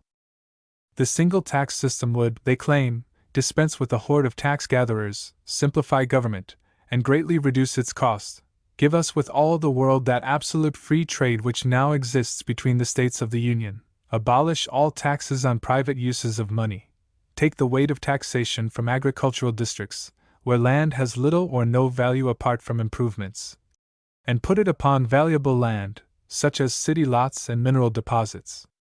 It would call upon men to contribute for public expenses in proportion to the natural opportunities they monopolize, and make it unprofitable for speculators to hold land unused, or only partly used, thus opening to labor unlimited fields of employment, solving the labor problem and abolishing involuntary poverty. Value of foreign coins. Proclaimed by law, January 1, 1891. Country. Country. Monetary units. Standard. Standard. Value in U.S. money. Value in U.S. money. Argentine Republic. Peso. Gold and silver. 96 cents. 5 to 10. Austria. Florin. Silver. 0.38. 1 to 10. Belgium. Franc. Gold and silver. 0.19. 3 to 10. Bolivia. Boliviano. Silver. 0.77. 1 to 10. Brazil. Milreis. Gold. 0.54. 6 to 10. Canada. Dollar. Gold. 1.00. Chile. Peso. Gold and silver. 0.91. 2 to 10. China. Tael. Silver. 1.27. Cuba. Peso. Gold and silver. 0.92. 6 to 10. Denmark. Crown. Gold. 0.26. 8 to 10. Ecuador. Peso. Silver. 0.77. 1 to 10. Egypt. Piastre. Gold. 0.04. 9 to 10. France. Franc. Gold and silver. 0.19. 3 to 10. Great Britain. Pound sterling. Gold. 4.86. 6 to 100. Greece. Drachma. Gold and silver. 0.19. 3 to 10. Erman Empire. Mark. Gold. 0.23. 8 to 10. Haiti. Gourd. Gold and silver. 0.96. 5 to 10. India. Rupee. Silver. 0.36. 6 to 10. Italy. Lira. Gold and silver. 0.19. 3 to 10. Japan. Yen. Silver. 0.85. 8 to 10. Liberia. Dollar. Gold. 1.00. Mexico. Dollar. Silver. 0.83. 7 to 10. Netherlands. Florin. Gold and silver. 0.40. 2 to 10. Norway. Crown. Gold. 0.26. 8 to 10. Peru. Sol. Silver. 0.77. 1 to 10. Portugal. Maurice. Gold. 1.08. Russia. Ruble. Silver. 0.61. 7 to 10. Sandwich Islands. Dollar. Gold. 1.00. Spain. Peseta. Gold and silver. 0.19. 3 to 10. Sweden. Crown. Gold. 0.26. 8 to 10. Switzerland. Franc. Gold and silver. 0.19. 3 to 10. Tripoli. Mabab. Silver. 0.69. 5 to 10. Turkey. Piastre. Gold. 0.04. 4 to 10. U.S. of Colombia. Peso. Silver. 0.79. 5 to 10. Venezuela. Bolivar. Gold and silver. 0.15. 4 to 10. The largest producing farm in the world lies in the southwest corner of Louisiana, owned by a northern syndicate.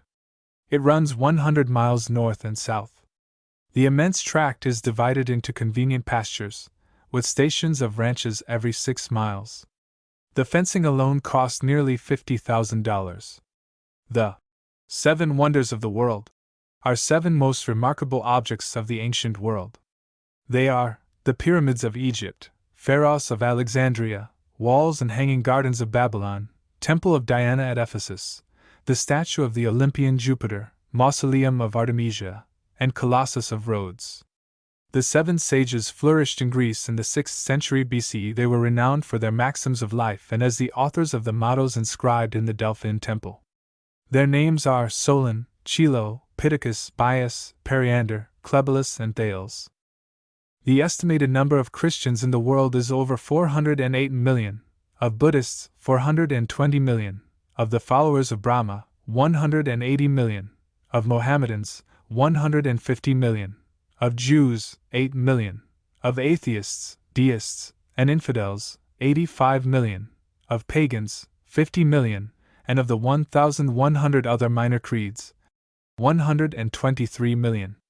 In 1775 there were only 27 newspapers published in the United States. 10 years later, in 1785, there were 7 published in the English language in Philadelphia alone, of which one was a daily. The oldest newspaper published in Philadelphia at the time of the Federal Convention was the Pennsylvania Gazette, established by Samuel Keimer in 1728. The second newspaper in point of age was the Pennsylvania Journal, established in 1742 by William Bradford, whose uncle, Andrew Bradford, established the first newspaper in Pennsylvania, the American Weekly Mercury, in 1719. The next in age, but the first in importance, was the Pennsylvania Packet, established by John Dunlop in 1771. In 1784 it became a daily, being the first daily newspaper printed on this continent. Gems of Thought. Poor Richard's Almanac by Benjamin Franklin. Poor Richard's Almanac. Courteous reader. Courteous reader. I have heard that nothing gives an author so great pleasure as to find his works respectfully quoted by other learned authors. This pleasure I have seldom enjoyed. For though I have been, if I may say it without vanity, an eminent author of almanacs annually now for a full quarter of a century, my brother authors in the same way, for what reason I know not, have ever been very sparing in their applauses, and no other author has taken the least notice of me, so that did not my writings produce me some solid pudding, the great deficiency of praise would have quite discouraged me. I concluded at length that the people were the best judges of my merit, for they buy my works, and besides, in my rambles where I am not personally known, I have frequently heard one or other of my adages repeated, with as Poor Richard says at the end of it. This gives me some satisfaction, as it showed, not only that my instructions were regarded, but discovered likewise some respect for my authority, and I own that to encourage the practice of remembering and repeating those sentences, I have sometimes quoted myself with great activity. Judge, then, how much I must have been gratified by an incident I am going to relate to you. I stopped my horse lately where a great number of people were collected at a vendue of merchants' goods. The hour of sale not being come, they were conversing on the badness of the times, and one of the company called to a plain, clean old man with white locks. Pray, Father Abraham, what think you of the times? Won't these heavy taxes quite ruin the country? How shall we ever be able to pay them? What would you advise us to do? Father Abraham stood up and replied, If you would have my advice, I will give it you in short, for a word to the wise is enough, and many words won't fill a bushel, as Poor Richard says. They all joined, desiring him to speak his mind, and gathering round him, he proceeded as follows. Friends, says he, and neighbors, the taxes are indeed very heavy, and if those laid on by the government were the only ones we had to pay, we might the more easily discharge them, but we have many others, and much more grievous to some of us. We are taxed twice as much by our idleness, 3 times as much by our pride, and 4 times as much by our folly, and from these taxes the commissioners cannot ease or deliver us, by allowing an abatement. However, let us hearken to good advice, and something may be done for us. God helps them that help themselves, as Poor Richard says in his Almanac of 1733. Idleness. Pride. Folly. It would be thought a hard government that should tax its people 1/10 part of their time, to be employed in its service.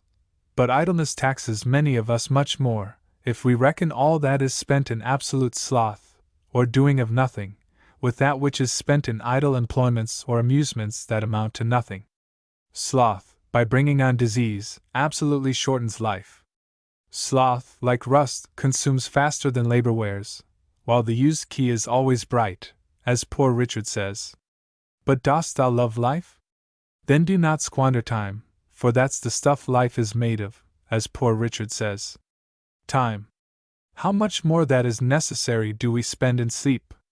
Forgetting that the sleeping fox catches no poultry, and that there will be sleeping enough in the grave, as Poor Richard says. If times be of all things the most precious, wasting of time must be, as Poor Richard says, the greatest prodigality, since, as he elsewhere tells us, lost time is never found again, and what we call time enough always proves little enough. Let us then up and be doing, and doing to the purpose, so, by diligence, shall we do more with less perplexity. Sloth makes all things difficult, but industry all things easy, as Poor Richard says, and he that riseth late must trot all day, and shall scarce overtake his business at night, while laziness travels so slowly that poverty soon overtakes him, as we read in Poor Richard, who adds, Drive thy business. Let not that drive thee. And early to bed and early to rise makes a man healthy, wealthy, and wise. So what signifies wishing and hoping for better times? We may make these times better if we bestir ourselves. Industry need not wish, as Poor Richard says, and he that lives on hope will die fasting. There are no gains without pains, then help, hands. For I have no lands, or if I have they are smartly taxed. And, as Poor Richard likewise observes, he that hath a trade hath an estate, and he that hath a calling hath an honor. But then the trade must be worked at, and the calling well followed, or either the estate nor the office will enable us to pay our taxes.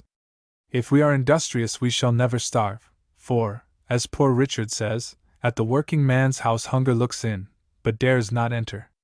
Nor will the bailiff or the constable enter, for industry pays debts, while despair increaseth them. What though you have found no treasure, nor has any rich relation left you a legacy? Diligence is the mother of good luck, as Poor Richard says, and God gives all things to industry. Then plough deep while the sluggards sleep, and you shall have corn to sell and to keep, says Poor Dick. Work while it is called today, for you know not how much you may be hindered tomorrow, which makes Poor Richard say, one today is worth 2 tomorrows, and farther, have you somewhat to do tomorrow? Do it today. If you were a servant, would you not be ashamed that a good master should catch you idle? Are you then your own master? Be ashamed to catch yourself idle, as Poor Richard says. When there is so much to be done for yourself, your family, your country, and your gracious king, be up by peep of day. Let not the sun look down and say, Inglorious, here he lies! Handle your tools without mittens. Remember that the cat in gloves catches no mice. As Poor Richard says, 'tis true there is much to be done, and perhaps you are weak-handed, but stick to it steadily, and you will see great effects, for constant dropping wears away stones, and by diligence and patience the mouse ate into the cable, and little strokes fell great oaks, as Poor Richard says in his almanac, the year I cannot just now remember. Methinks I hear some of you say, must a man afford himself no leisure? I will tell thee, my friend, what Poor Richard says, employ thy time well, if thou meanest to gain leisure, and since thou art not sure of a minute, throw not away an hour. Leisure is time for doing something useful. This leisure the diligent man will obtain, but the lazy man never. So that, as Poor Richard says, a life of leisure and a life of laziness are 2 things. Do you imagine that sloth will afford you more comfort than labor? No! For as Poor Richard says, trouble springs from idleness, and grievous toil from needless ease. Many, without labor, would live by their wits only, but they'll break for want of stock, i.e. capital, whereas industry gives comfort, and plenty, and respect. Fly pleasures, and they'll follow you. The diligent spinner has a large shift, and now I have a sheep and a cow. Everybody bids me good morrow. All which is well said by Poor Richard. But with our industry we must likewise be steady, settled, and careful, and oversee our own affairs with our own eyes, and not trust too much to others, for, as Poor Richard says, I never saw an oft-removed tree, nor yet an oft-removed family, that throve so well as those that settled be. And again, 3 removes are as bad as a fire, and again, keep thy shop, and thy shop will keep thee, and again, if you would have your business done, go, if not, send. And again, he that by the plough would thrive, himself must either hold or drive. And again, the eye of the master will do more work than both his hands. And again, want of care does us more damage than want of knowledge. And again, not to oversee workmen is to leave them your purse open. Trusting too much to others' care is the ruin of many, for, as the almanac says, in the affairs of this world men are saved, not by faith, but by the want of it. But a man's own care is profitable. For saith Poor Dick, learning is to the studious and riches to the careful, as well as power to the bold, and heaven to the virtuous. And further, if you would have a faithful servant, and one that you like, serve yourself. And again, he adviseth to circumspection and care, even in the smallest matters, because sometimes a little neglect may breed great mischief, adding, for want of a nail the shoe was lost, for want of a shoe the horse was lost, and for want of a horse the rider was lost, being overtaken and slain by the enemy, all for want of a little care about a horseshoe nail. So much for industry, my friends, and attention to one's own business. But to these we must add frugality, if we would make our industry more certainly successful. A man may, if he knows not how to save as he gets, keep his nose all his life to the grindstone, and die not worth a groat at last. A fat kitchen makes a lean will, as poor Richard says, and many estates are spent in the getting. Since women for tea forsook spinning and knitting, and men for punch forsook hewing and splitting. If you would be wealthy, says he in another almanac, think of saving as well as of getting. The Indies have not made Spain rich, because her outgoes are greater than her incomes. Away, then, with your expensive follies, and you will not have so much cause to complain of hard times, heavy taxes, and chargeable families, for, as poor Dick says, women and wine, game and deceit, make the wealth small and the wants great. And farther, what maintains one vice would bring up 2 children. You may think, perhaps, that a little tea, or a little punch now and then, a diet a little more mostly, clothes a little more finer, and a little more entertainment now and then, can be no great matter.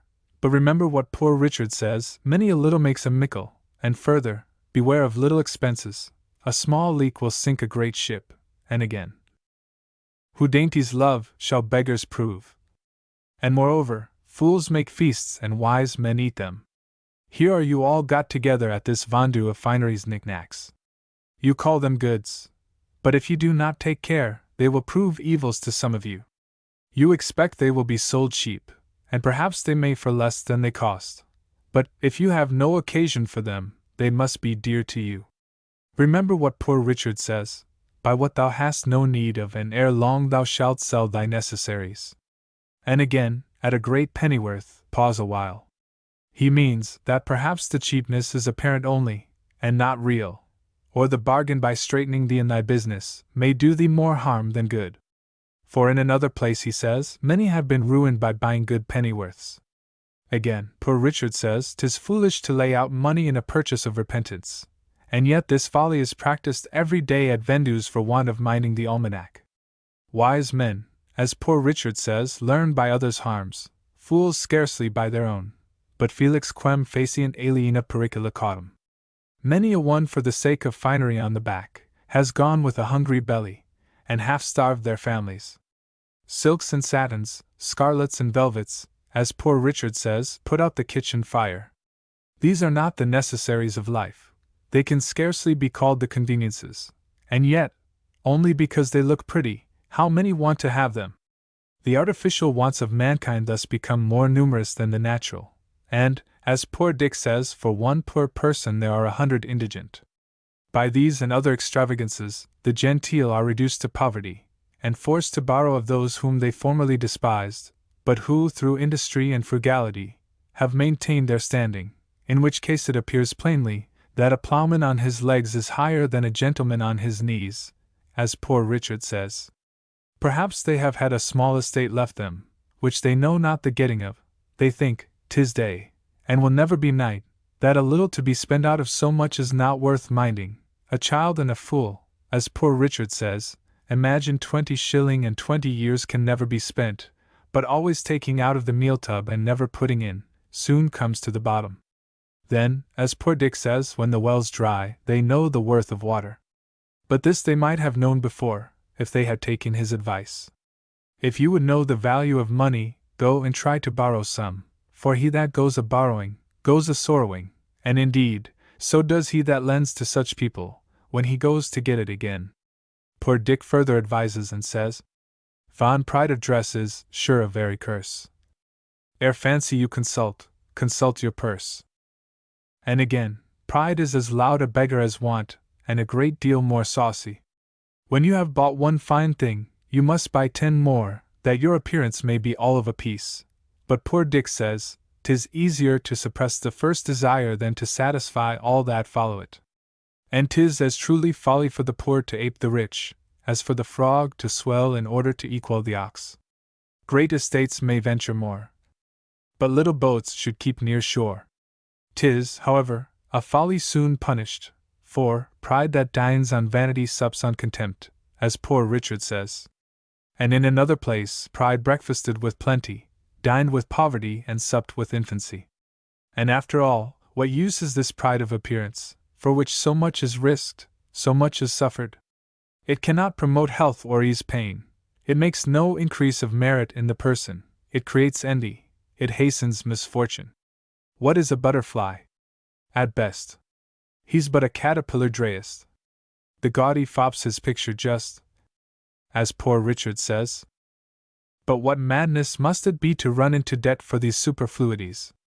We are offered by the terms of this vendu 6 months' credit, and that, perhaps, has induced some of us to attend it, because we cannot spare the ready money, and hope now to be fine without it. But, think what you do when you run in debt. You give to another power over your liberty. If you cannot pay at the time, you will be ashamed to see your creditor, you will be in fear when you speak to him, you will make poor, pitiful, sneaking excuses, and by degrees come to lose our veracity, and sink into base, downright lying, for, as Poor Richard says, the second vice is lying, the first is running into debt, and again, to the same purpose, lying rides upon debt's back. Whereas a free-born Englishman ought not to be ashamed or afraid to see or speak to any man living. But poverty often deprives a man of all spirit and virtue.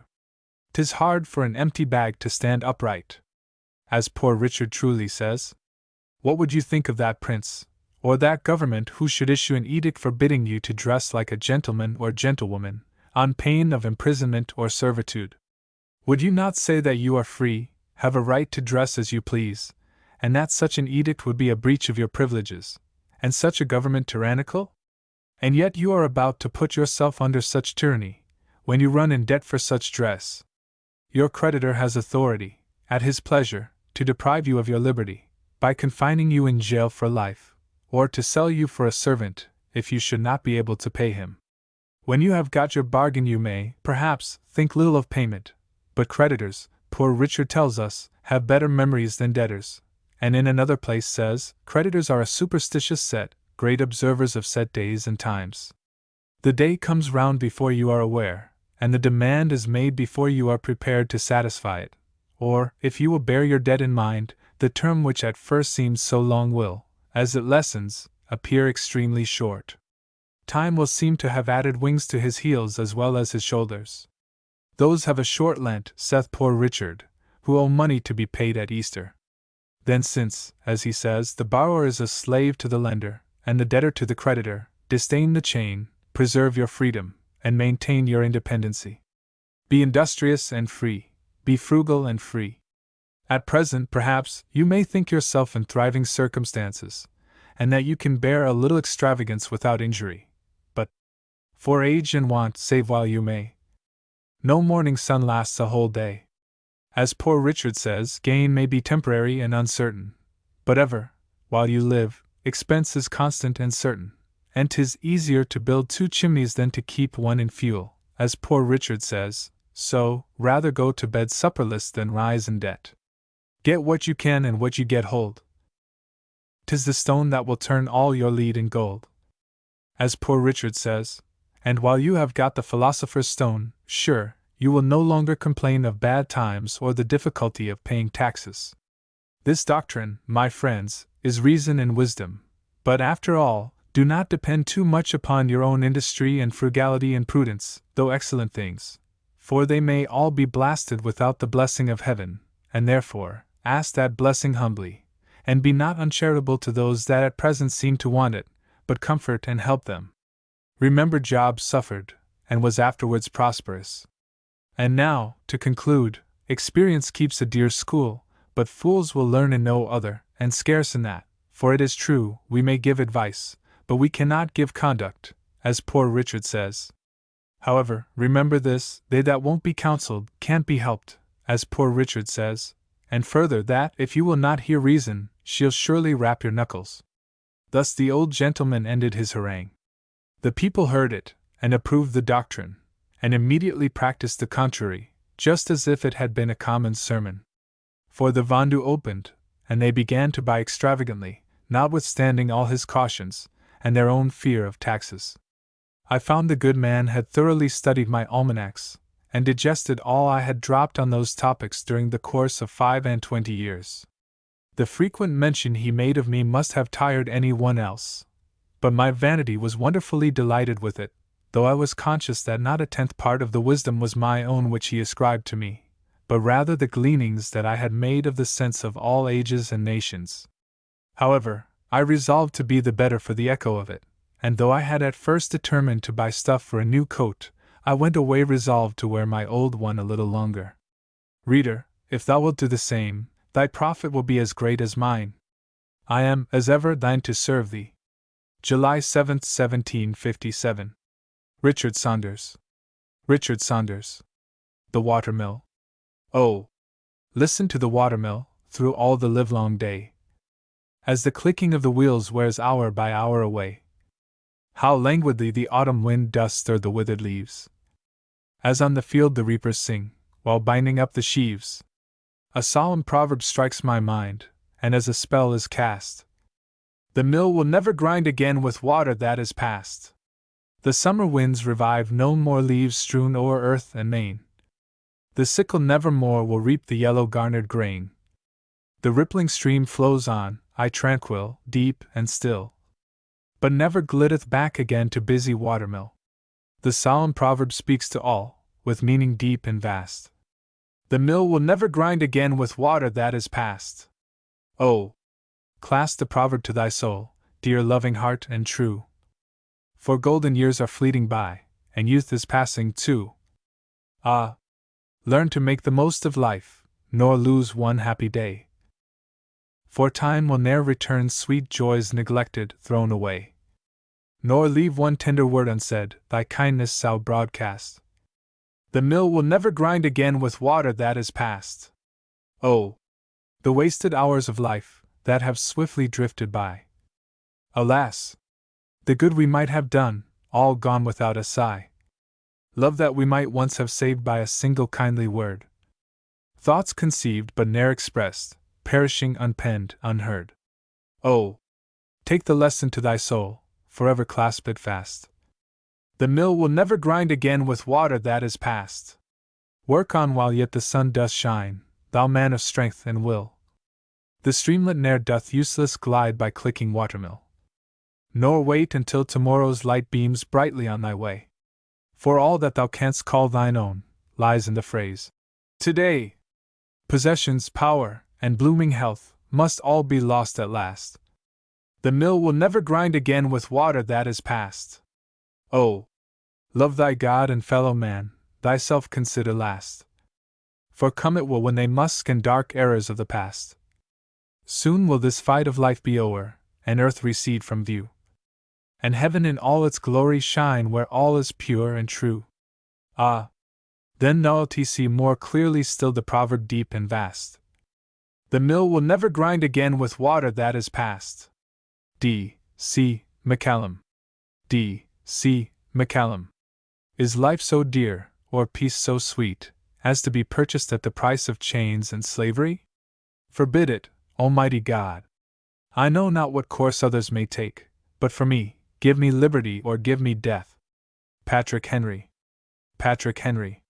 The law is a sort of hocus-pocus science, that smiles in your face while it picks your pocket, and the glorious uncertainty of it is of more use to the professors than the justice of it.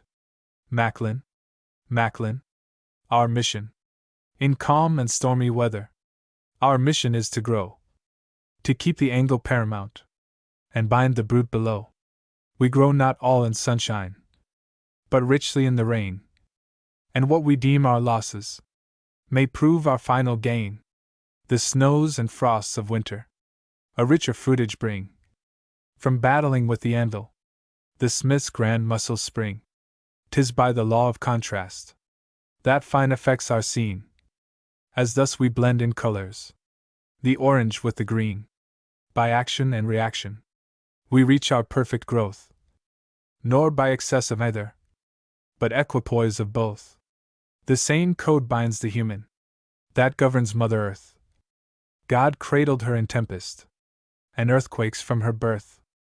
Our life is but a struggle for perfect equipoise.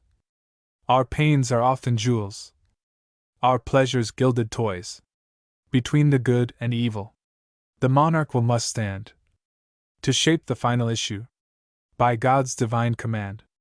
Our mission is to battle with ill in every form, to borrow strength and volume from contact with the storm. In the beautiful hereafter, these blinding mortal tears shall crystallize in jewels, to sparkle in the spheres. With weak and moldish vision, we work our way below, but sure our souls are building, much wiser than we know.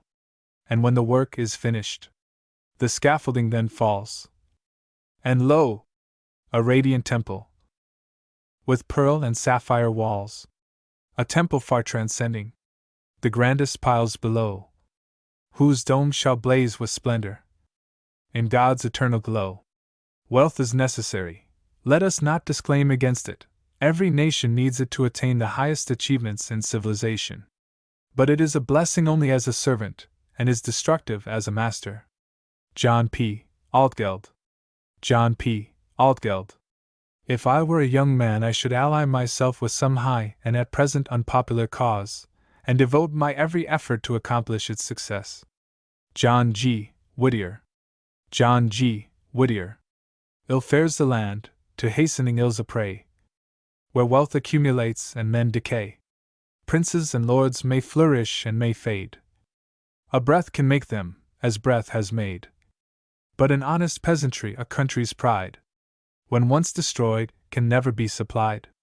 War preys on two things, life and property, but he preys with a partial appetite. Feasting on life, he licks his jaws and says, "More, by your leave!" Devouring property, he says, between grin and glut, "This is so good that it ought to be paid for." Into the vacuum of wasted life rush the moaning winds of grief and desolation. Into the vacuum of wasted property rushes the goblin of debt. The wasted life is transformed at length into a reminiscent glory. The wasted property becomes a hideous nightmare. The heroes fallen rise from their bloody cerements into everlasting fame. The property destroyed rises from the red and flame-swept field as a spectral vampire, sucking the still warm blood of the heroic dead and of their posthumous babes to the 10th generation. The name of the vampire is Bond. John Clark Ridpath. John Clark Ridpath. To a waterfowl, whither, midst falling dew, while glow the heavens with the last steps of day, far through their rosy depths dost thou pursue thy solitary way?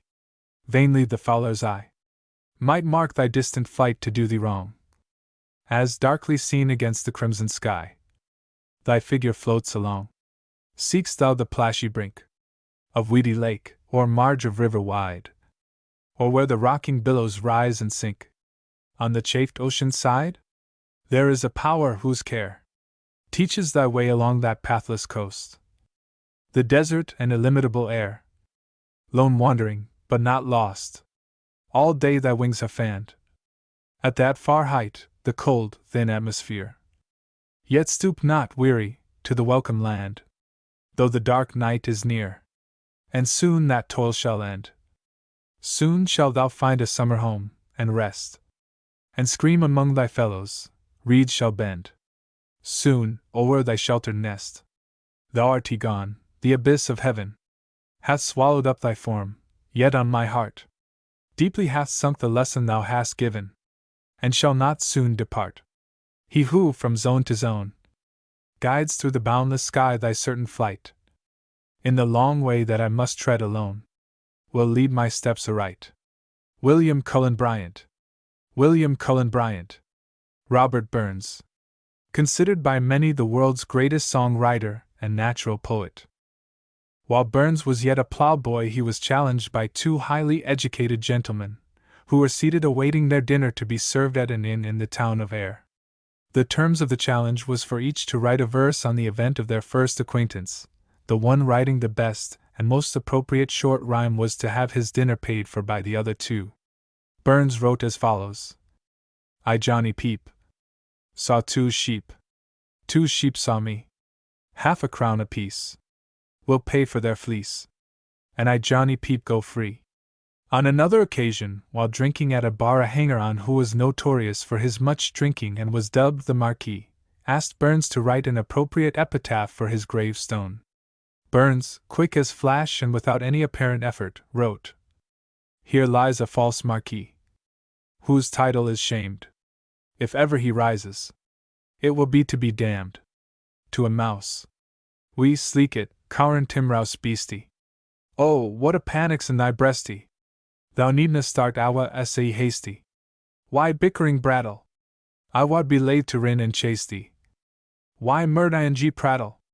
I'm truly sorry man's dominion has broken nature's social union, and justifies that ill opinion, which makes thee startle at me, thy poor earth-born companion, and fellow mortal. I doubt na whiles but thou may thieve. What then? Poor beastie, thou maun live. A dime in icker in a thrave. SASMAO request. I'll get a blessin' why the lave. And never miss tea. Thy wee bit housie too in ruin. It's silly was the winds are strewing. And nathing now to big a new ain. Oh, foggage green. And bleak December's winds ensuin'. Baith snell and keen. Thou saw the fields laid bare and waste. And weary winter comin' fast. And cozy here, beneath the blast. Thou thought to dwell. Till, crash! The cruel coulter passed. Out through thy cell. That wee bit heap o' leaves and stibble has cost thee mony a weary nibble. Now thou'st turned out for thy trouble. But house o'erhauled, to thole the winter's sleety dribble. And Cranrook called. But, mousie, thou art no thy lane. Improving foresight may be vain. The best laid schemes o' mice and men gang aft egg lay, and leave us naught but grief and pain. For promised joy, still thou art blessed, compared why me? The present only toucheth thee. But, och! I backward cast my ee on prospects drear, and forward though I canna see, I guess and fear. Robert Burns. Robert Burns. Chapter 11. Oratorical Department. The author believes he is here presenting such selections as will be accepted as masterpieces. Mr. Bryan's speech at New Haven, where he was disturbed by students, is taken from his book, The First Battle, and is here offered to show the wonderful composure of the speaker, rather than to present a fine or eloquent speech. The New York Sun's editorial, and the resolution of the Council of Indians will show the difference of opinion that exists between commercial editors and the men of nature. It is obvious that these students were disturbing a public meeting, and to justify them is to wink at crime, scorn at justice, mock at the freedom of speech, and excuse ignorance. Certainly the Indian presents the idea of advancing forward, while the New York Sun man is advancing backward. Patrick Henry's speech. Virginia must prepare for war. There is no time for ceremony. The question before the House is one of awful moment to this country. For my own part, I consider it as nothing less than a question of freedom or slavery, and in proportion to the magnitude of the subject ought to be the freedom of debate. It is only in this way that we can hope to arrive at truth, and fulfill the great responsibility which we hold to God and our country. Should I keep back my opinions at such a time, through fear of giving offense, I should consider myself as guilty of treason toward my country, and of an act of disloyalty toward the majesty of heaven, which I revere above all earthly kings. It is natural to man to indulge in the illusions of hope. We are apt to shut our eyes against a painful truth, and listen to the song of that siren till she transforms us into beasts. Is this the part of wise men engaged in a great and arduous struggle for liberty? Are we disposed to be of the number of those who, having eyes see not, and having ears hear not the things which so nearly concern their temporal salvation? For my part, whatever anguish of spirit it may cost, I am willing to know the whole truth, to know the worst, and provide for it. I have but one lamp by which my feet are guided, and that is the lamp of experience. I know of no way of judging of the future but by the past. And judging by the past, I wish to know what there has been in the conduct of the British ministry for the last 10 years to justify those hopes with which gentlemen have been pleased to solace themselves in the House. Is it that insidious smile with which our petition has been lately received? Trust it not. It will prove a snare to your feet. Suffer not yourselves to be betrayed by a kiss.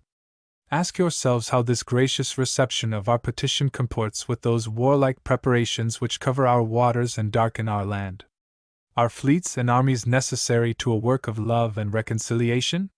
Have we shown ourselves so unwilling to be reconciled that force must be called in to win back our love? Let us not deceive ourselves. These are the implements of war and subjugation, the last arguments to which kings resort. I ask what means this martial array, if its purpose be not to force us to submission. Can gentlemen assign any other possible motive for it? Has Great Britain an enemy in this quarter of the world to call for all this accumulation of navies and armies? No, she has none. They are meant for us. They can be meant for no other. They are sent over to bind and rivet upon us those chains which the British ministry have been so long forging. And what have we to oppose to them? Shall we try argument? We have been trying that for the last 10 years. Have we anything new to offer upon the subject? Nothing. We have held the subject up in every light of which it is capable, but it has been all in vain. Shall we resort to entreaty and humble supplication? What terms shall we find which have not been already exhausted? Let us not deceive ourselves longer. We have done everything that could be done to avert the storm which is now coming on. We have petitioned, we have remonstrated, we have supplicated, we have prostrated ourselves before the throne, and have implored its interposition to arrest the tyrannical hand of the ministry and Parliament. Our petitions have been slighted, our remonstrances have produced additional violence and insult, our supplications have been disregarded, and we have been spurned, with contempt, from the foot of the throne. In vain, after these things, may we indulge the fond hope of peace and reconciliation. There is no longer any room for hope. If we wish to be free, if we mean to preserve inviolate those inestimable privileges for which we have been so long contending, if we mean not basely to abandon the noble struggle in which we have been so long engaged, and which we have pledged never to abandon until the glorious object of our contest shall be obtained, we must fight. I repeat it, we must fight. An appeal to arms, and to the God of hosts, is all that is left to us. They tell us that we are weak, unable to cope with so formidable an adversary.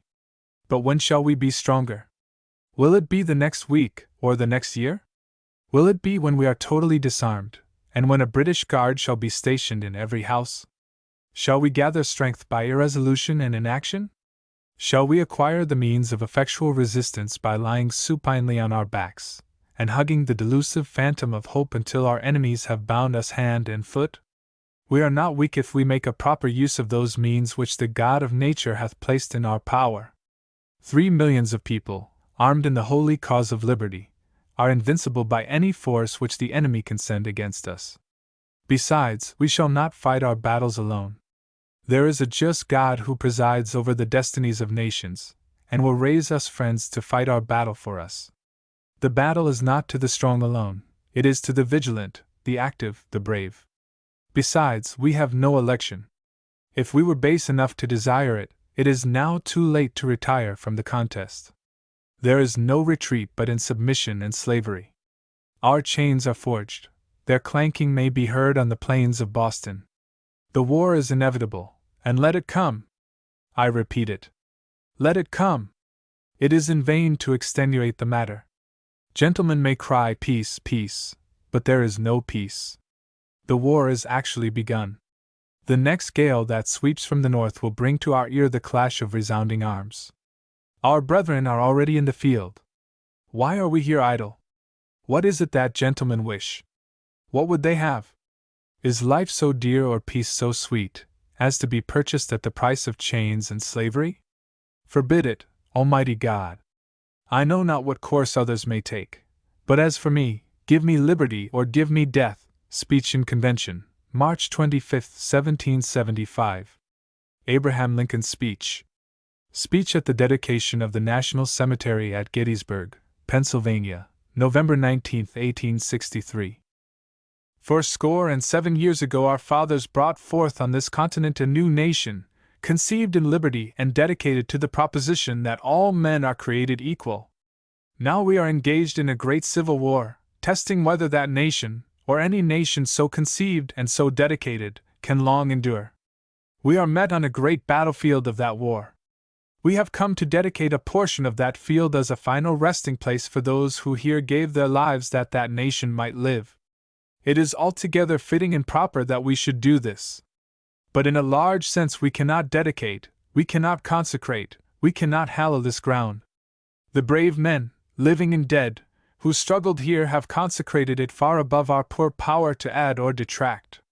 The world will little note, nor long remember, what we say here, but it can never forget what they did here.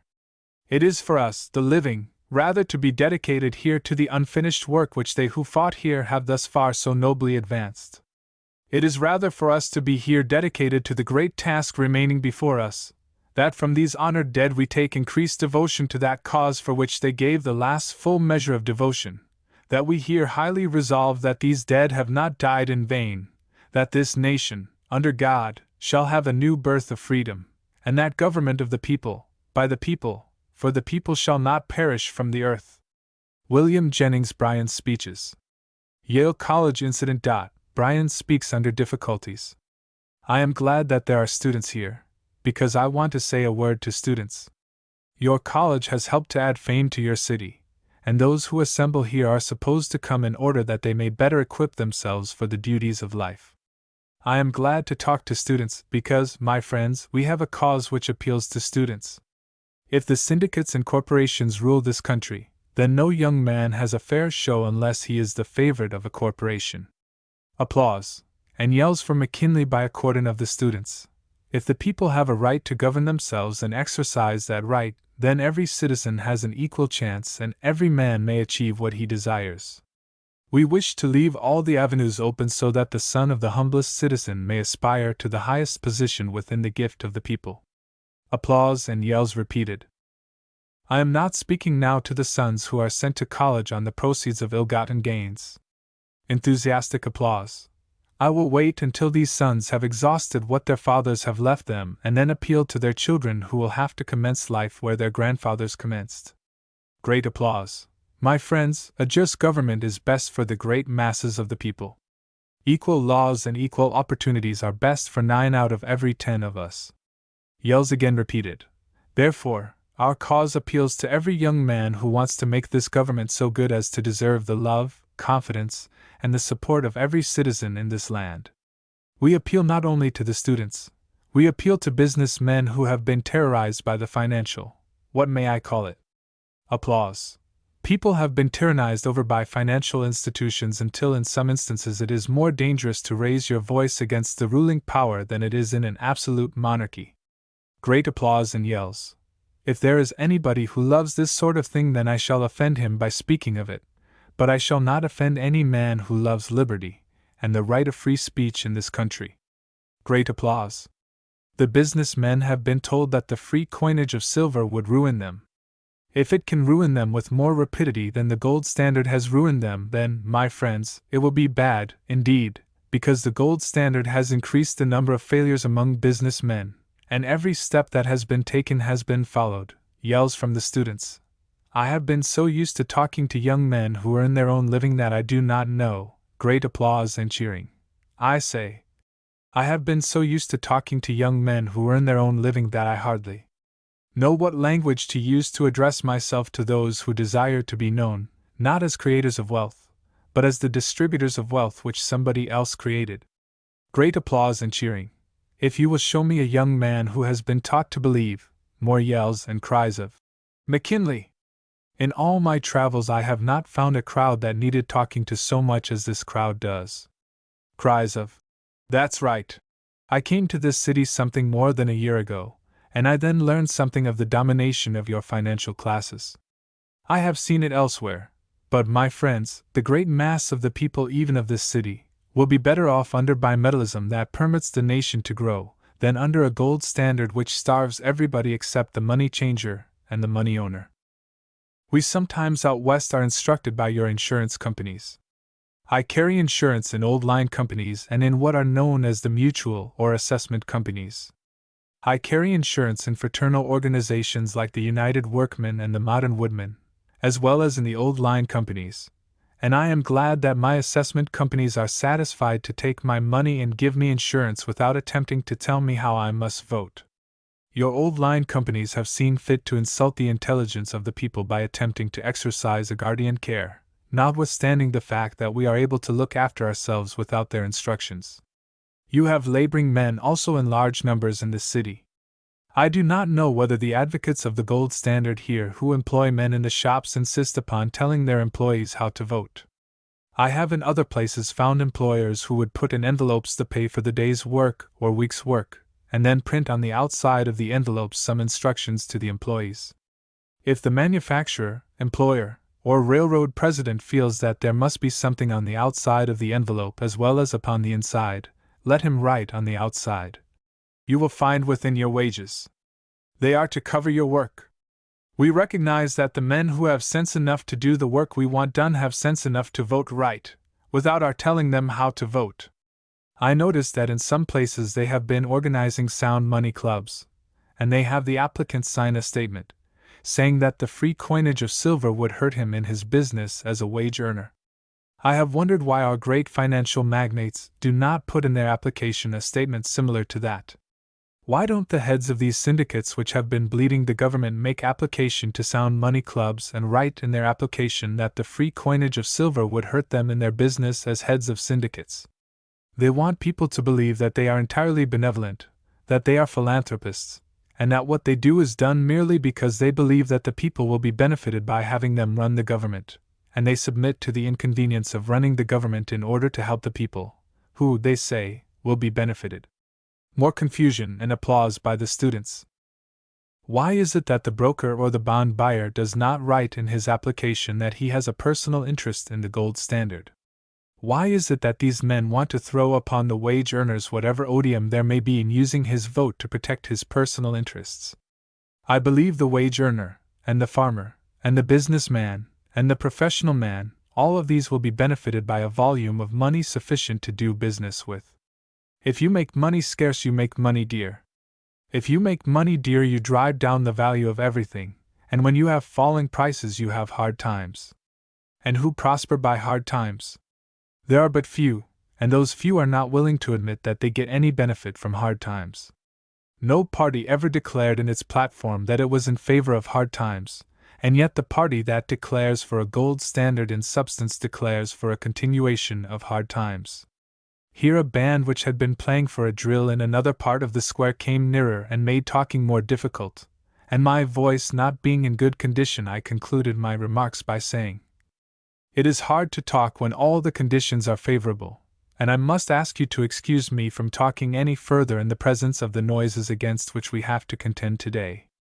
I have since learned that some misunderstood my closing words, and thought I again referred to the students, but this is an error. They were making no disturbance when I finished speaking. I did not even mean to criticize the band, because I was sure that the interruption was not intentional, but my voice being hoarse and the crowd large, it was difficult to make myself heard even when there was perfect quiet. The incident gave rise to a good deal of public discussion. A few papers criticized my language on that occasion and declared that my words provoked the hostile demonstration. As a matter of fact, the hostility was manifested before I began to speak, and it was some minutes before I could obtain a hearing. This is the only speech in which I have inserted the applause, and it is only done here because the interruptions are also quoted. The report is reproduced exactly as it appeared at the time in order that the reader may form his own opinion upon the subject. The following press dispatch appeared in the morning papers of September 3rd. Yale students criticized. Muskogee, IT, September 29. At a mass meeting of the Cherokees, Creeks, Choctaws, and Seminoles, held here yesterday, the following resolution was unanimously adopted.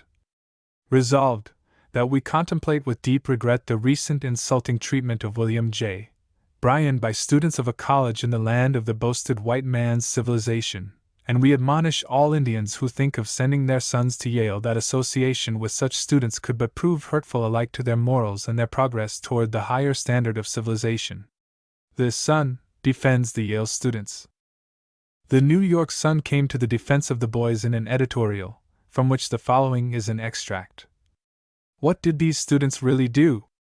On the day that Yale University opened its new college year, Bryan came to New Haven and prepared to address a great crowd at the green adjacent to which are the college buildings of the center of university life, in a town of which the university is the great and distinguishing feature.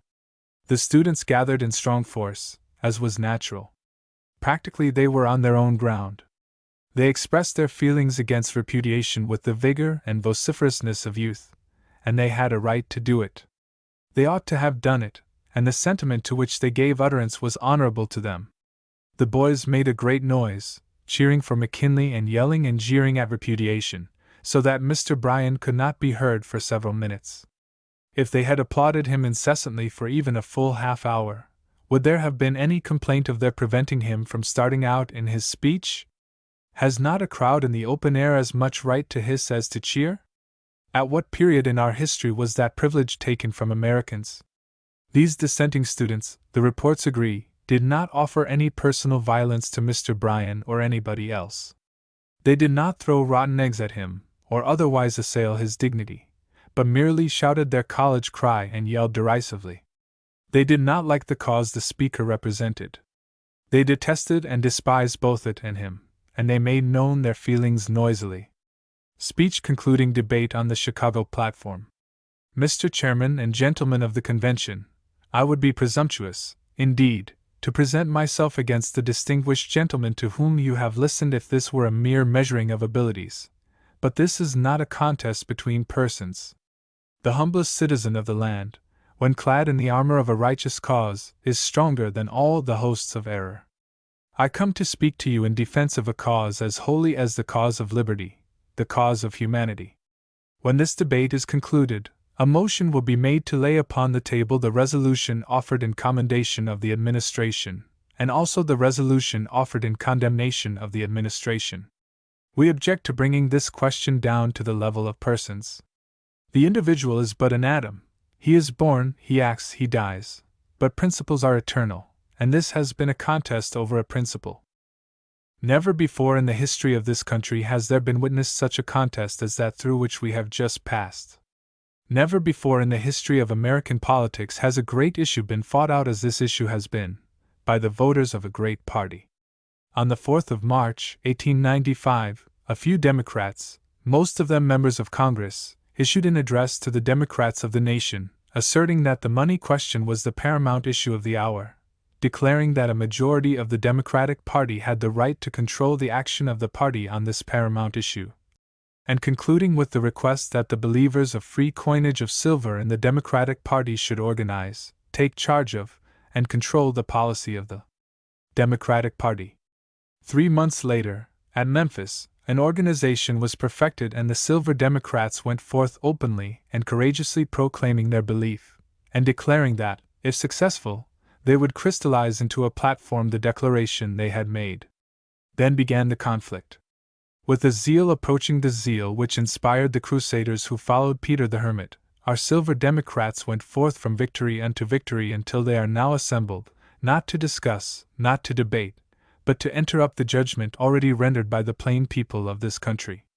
In this contest brother has been arrayed against brother, father against son. The warmest ties of love, acquaintance and association have been disregarded. Old leaders have been cast aside when they have refused to give expression to the sentiments of those whom they would lead, and new leaders have sprung up to give direction to this cause of truth. Thus has the contest been waged, and we have assembled here under as binding and solemn instructions as were ever imposed upon representatives of the people. We do not come as individuals. As individuals we might have been glad to compliment the gentleman from New York, Senator Hill, but we know that the people for whom we speak would never be willing to put him in a position where he could thwart the will of the Democratic Party. I say it was not a question of persons, it was a question of principle, and it is not with gladness, my friends, that we find ourselves brought into conflict with those who are now arrayed on the other side. The gentleman who preceded me, ex-Governor Russell, spoke of the state of Massachusetts.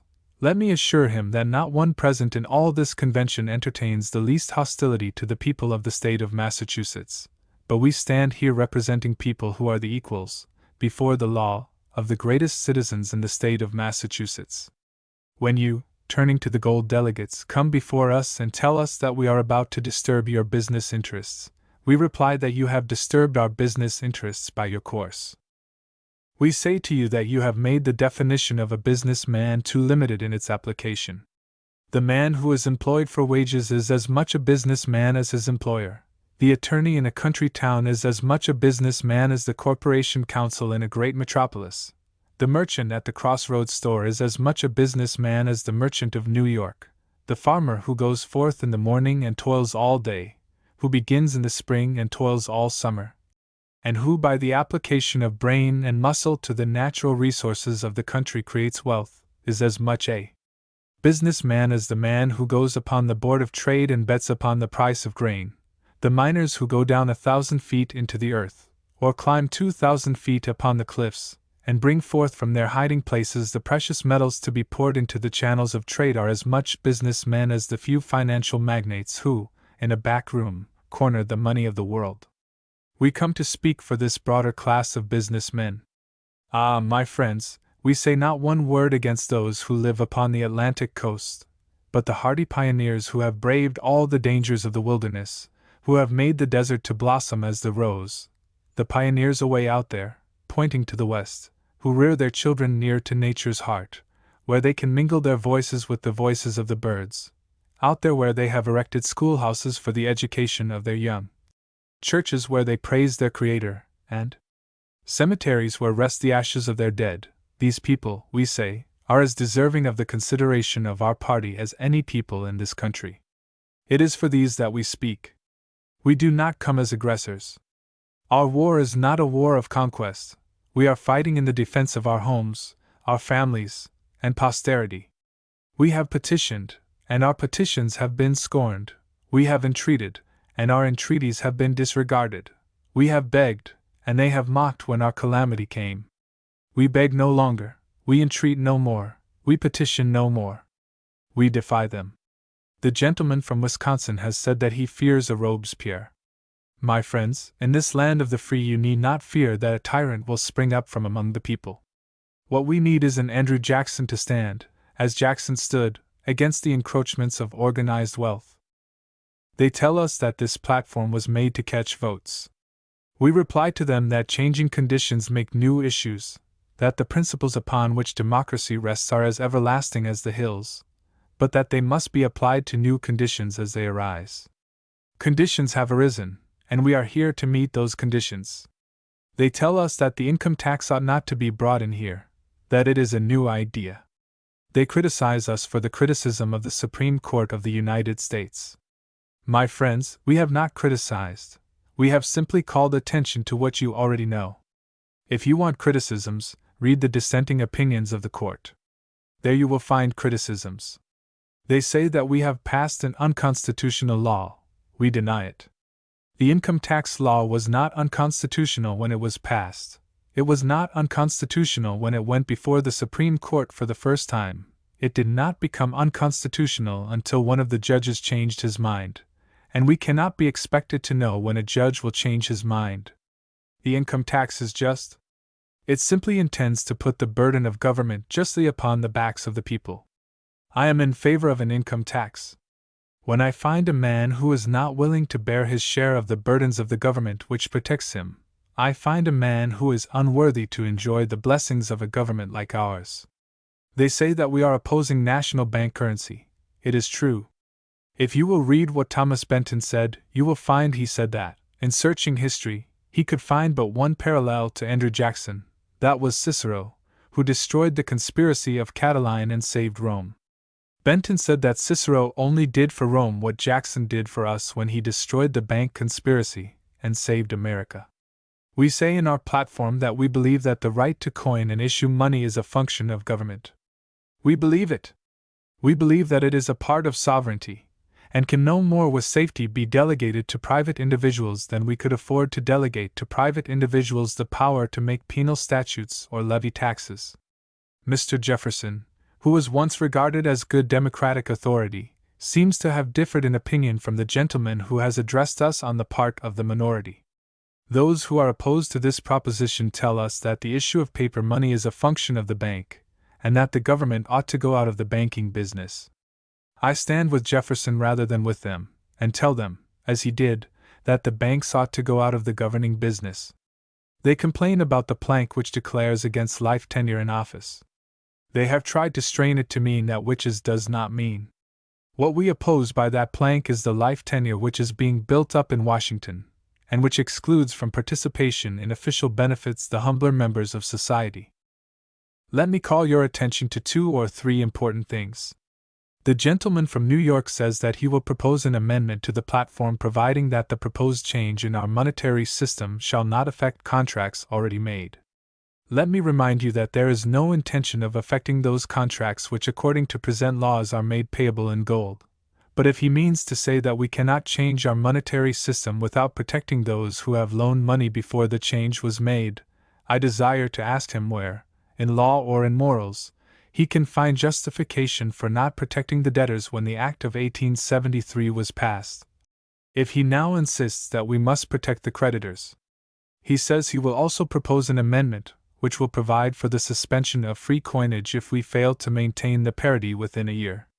We reply that when we advocate a policy which we believe will be successful, we are not compelled to raise a doubt as to our own sincerity by suggesting what we shall do if we fail. I asked him, if he would apply his logic to us, why he does not apply it to himself. He says he wants the country to try to secure an international agreement. Why does he not tell us what he is going to do if he fails to secure an international agreement? There is more reason for him to do that than there is for us to provide against the failure to maintain the parity. Our opponents have tried for 20 years to secure an international agreement, and those are waiting for it most patiently who do not want it at all. And now, my friends, let me come to the paramount issue. If they ask us why it is that we say more on the money question than we say upon the tariff question, I reply that, if protection has slain its thousands, the gold standard has slain its tens of thousands. If they ask us why we do not embody in our platform all the things that we believe in, we reply that when we have restored the money of the Constitution, all other necessary reforms will be possible, but that until this is done there is no other reform that can be accomplished. Why is it that within 3 months such a change has come over the country? 3 months ago, when it was confidently asserted that those who believe in the gold standard would frame our platform and nominate our candidates, even the advocates of the gold standard did not think that we could elect a president. And they had good reason for their doubt, because there is scarcely a state here today asking for the gold standard which is not in the absolute control of the Republican Party. But note the change. Mr. McKinley was nominated at St. Louis upon a platform which declared for the maintenance of the gold standard until it can be changed into bimetallism by international agreement. Mr. McKinley was the most popular man among the Republicans, and 3 months ago everybody in the Republican Party prophesied his election. How is it today?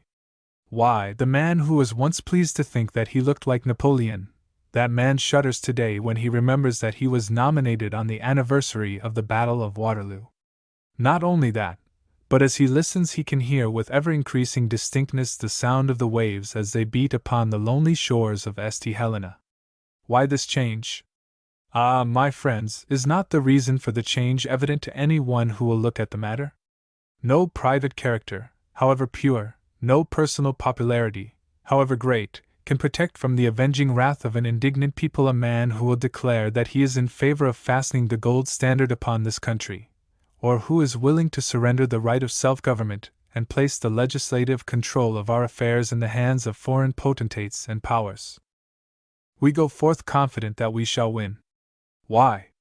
Because upon the paramount issue of this campaign there is not a spot of ground upon which the enemy will dare to challenge battle. If they tell us that the gold standard is a good thing, we shall point to their platform and tell them that their platform pledges the party to get rid of the gold standard and substitute bimetallism. If the gold standard is a good thing, why try to get rid of it? I call your attention to the fact that some of the very people who are in this convention today and who tell us that we ought to declare in favor of international bimetallism, thereby declaring that the gold standard is wrong and that the principle of bimetallism is better, these very people 4 months ago were open and avowed advocates of the gold standard, and were then telling us that we could not legislate 2 metals together, even with the aid of all the world. If the gold standard is a good thing, we ought to declare in favor of its retention and not in favor of abandoning it.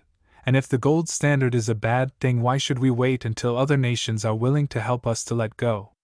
Here is the line of battle, and we care not upon which issue they force the fight.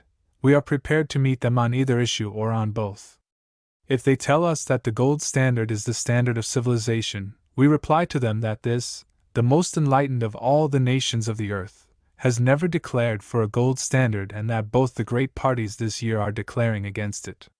If the gold standard is the standard of civilization, why, my friends, should we not have it?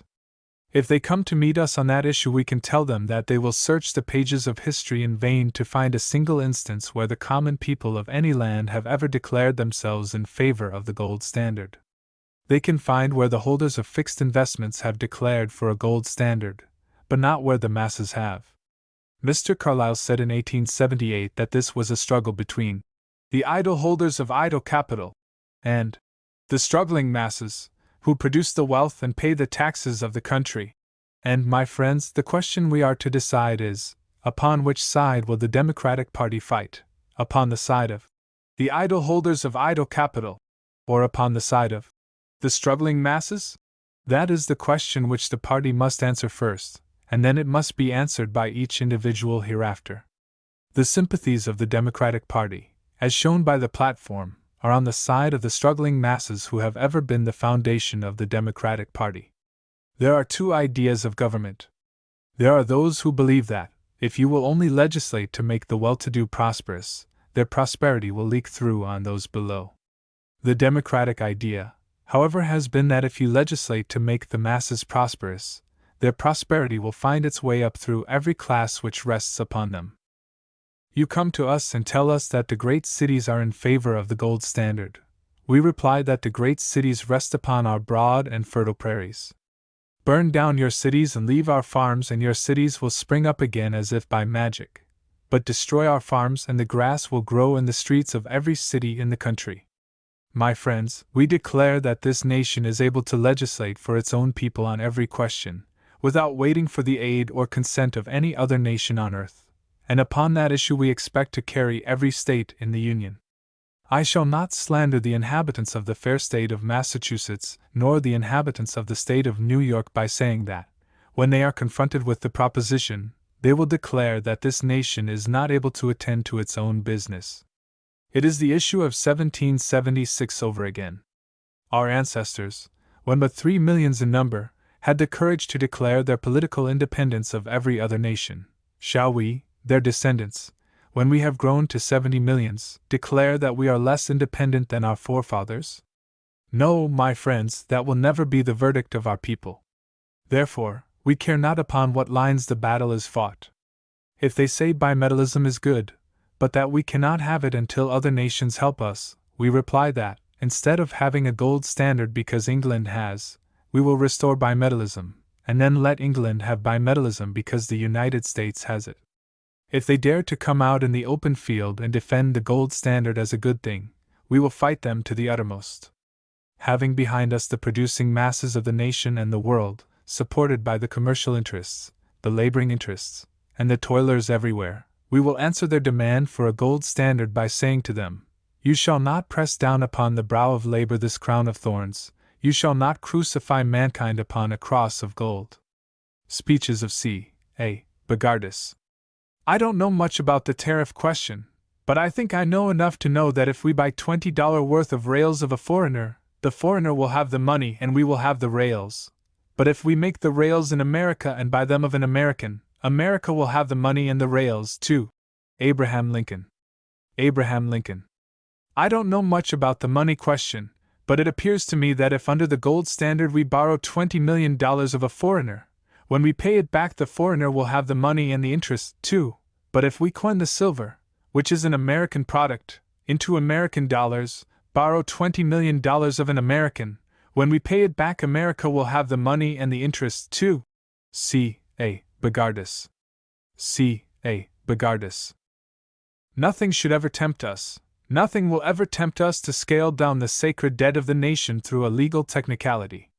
Whatever may be the language of the contract, the United States will discharge all its obligations in the currency recognized as the best throughout the civilized world at the time of payment. W.M. McKinley. W.M. McKinley. I hope nothing ever will tempt us to scale the debt of the nation through a legal technicality. Whatever may be the language of the contract, the United States should discharge its obligations according to the contract. C. A. Bogardus. C. A. Bogardus. This word to all: when I am dead, be sure you are right, then go ahead. David Crockett. David Crockett. This word to all: while we are alive, be sure we are right, then let drive. C. A. Bogardus. C. A. Bogardus. Speeches of C. A. Bogardus. Address delivered at Farmington, Iowa, November 20, 1897 by C. A. Bogardus. Subject: How to read. Mr. Chairman, ladies and gentlemen, it is not so much the amount of reading that educates us, as it is what we read and the manner it is done that benefits us, for as Poor Richard says, the used key is always bright. So the well-read book always shows the handling. A small, well-chosen library carefully read is of vastly more benefit than the large, poorly chosen, unread volumes that adorn the shelves of many homes. Yet I am not sure but that poorly chosen books are better not read than read. A learned doctor once said, "It is not what we eat that sustains life, but is what we digest." We might well paraphrase his words and say it is not what we read that educates us, but it is what we understand. For what we want is not learning, but knowledge. That is the ability to make learning answer its true end as a quickener of intelligence and widener of the intellectual field. We should not read to contradict, nor to believe and take for granted, nor to find talk and discourse, but to weigh and consider. This being self-evident, we should ever remember that whatever is worth reading at all is worth reading well. Hence, inasmuch as reading matter is always the expression of some author's thoughts, it follows that the object of reading at all is to learn the thoughts of the writer. So we may well aver that to read understandingly requires thought and industry. For reading availeth not unless done understandingly. Therefore, an article is not read, in the full sense of the word, until it is understood. I will close by reading an article from an old scrapbook. When it is read, I trust it will accomplish a double mission, viz., that we more thoroughly comprehend the necessity of putting thought into our reading, and that the real virtue in thought is acting in harmony with the knowledge or right. The article to which I refer is entitled, "An Angel in a Saloon." I will now read it. One afternoon in the month of June, 1870, a lady in deep mourning, followed by a little child, entered one of the fashionable saloons in the city of N. The writer happened to be passing at the time, and prompted by curiosity, followed her in, to see what would ensue. Stepping up to the bar, and addressing the proprietor, who happened to be present, she said, "Sir, can you assist me? I have no home, no friends, and am not able to work." He glanced at her and then at the child, with a mingled look of curiosity and pity. Evidently he was much surprised to see a woman in such a place begging, but without asking any questions gave her some change, and turning to those present, he said, "Gentlemen, here is a lady in distress. Can't some of you help her a little?" They cheerfully acceded to the request, and soon a purse of $2 was made up, and put in her hand. "Madam," said the gentleman who gave her the money, "why do you come to a saloon? It isn't a proper place for a lady, and why are you driven to such a step?" "Sir," said the lady, "I know it isn't a proper place for a lady to be in, and you asked me why I am driven to such a step. I will tell you in one short word," pointing to a bottle behind the counter, labeled whiskey. "That is what brought me here, whiskey. I was once happy and surrounded with all the luxuries that wealth could procure, with a fond, indulgent husband. But in an evil hour he was tempted, and not possessing the will to resist the temptation, fell, and in one short year my dream of happiness was over, my home was forever desolate, and the kind husband, and the wealth that some called mine lost, never to return, and all by the accursed wine cup. You see before you only the wreck of my former self, homeless and friendless, with nothing left me in this world but this little child," and weeping bitterly, she affectionately caressed the golden curls that shaded a face of exquisite loveliness. Regaining her composure, and turning to the proprietor of the saloon, she continued, "Sir, the reason why I occasionally enter a place like this is to implore those who deal in the deadly poison to desist, to stop a business that spreads desolation, ruin, poverty, and starvation. Think one moment of your own loved ones, and then imagine them in the situation I am in. I appeal to your better nature, I appeal to your heart, for I know you possess a kind one, to retire from a business so ruinous to your patrons.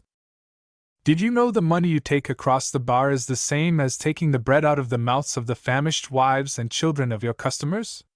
That it strips the clothing from their backs, deprives them of all the comforts of this life, and throws unhappiness, misery, crime, and desolation in their once happy homes? Oh, sir, I implore, beseech, and pray you to retire from a business you blush to own you are engaged in before your fellow-men, and enter one that will not only be profitable to yourself but your fellow creatures also. You will excuse me if I have spoken too plainly, but I could not help it when I thought of the misery, the unhappiness, and the suffering it has caused me." "Madam, I am not offended," he answered in a voice husky with emotion, "but I thank you from the bottom of my heart for what you have said." "Mamma," said the little child, who meantime had been spoken to by some of the gentlemen present, taking hold of her mother's hand, "these gentlemen wish me to sing, little Bessie, for them. Shall I do so?" They all joined in the request, and placing her in a chair she sang, in a sweet childish voice, the following beautiful song. "Out in the gloomy night sadly I roam. I have no mother dear, no pleasant home. Nobody cares for me, no one would cry. Even if poor little Bessie should die. Weary and tired I've been wandering all day, asking for work, but I'm too small, they say. On the damp ground I must now lay my head. Father's a drunkard and mother's dead. We were so happy till father drank rum. Then all our sorrow and trouble begun. Mother grew pale and wept every day. Baby and I were too hungry to play. Slowly they faded till one summer night found their dead faces all silent and white. Then with big tears slowly dropping I said, Father's a drunkard and mother's dead. Oh, if the temperance men only could find poor, wretched father and talk very kind. If they would stop him from drinking, then I should be so very happy again. Is it too late, temperance men? Please try. Or poor little Bessie must soon starve and die. All day long I've been begging for bread. Father's a drunkard and mother's dead." The game of billiards was left unfinished, the cards thrown aside, and the unemptied glass remained on the counter. All had pressed near, some with pity-beaming eyes, entranced with the musical voice and beauty of the child, who seemed better fitted to be with angels above than in such a place. The scene I shall never forget to my dying day, and the sweet cadence of her musical voice still rings in my ears, and every word of the song as it dropped from her lips sank deep into the hearts of those gathered around her. With her golden hair falling carelessly around her little shoulders, and looking so trustingly and confidingly upon the gentlemen around her, her beautiful eyes illuminated with a light that seemed not of this earth, she formed a picture of purity and innocence worthy the genius of a poet or painter. At the close of the song many were weeping. Men who had not shed a tear for years, now wept like children. One young man who had resisted with scorn the pleadings of a loving mother and the entreaties of friends to strive to lead a better life, to desist from a course that was wasting his fortune and ruining his health, now approached the child, and taking both hands in his, while tears streamed down his cheeks, exclaimed with deep emotion, "God bless you, my little angel! You have saved me from ruin and disgrace, from poverty and a drunkard's grave. If there are angels on earth, you are one. God bless you! God bless you!" And putting a bill into the hands of the mother said, "Please accept this trifle as a token of my regard and esteem, for your little girl has done me a kindness I can never repay. And remember, whenever you are in want, you will find in me a true friend," at the same time giving her his name and address.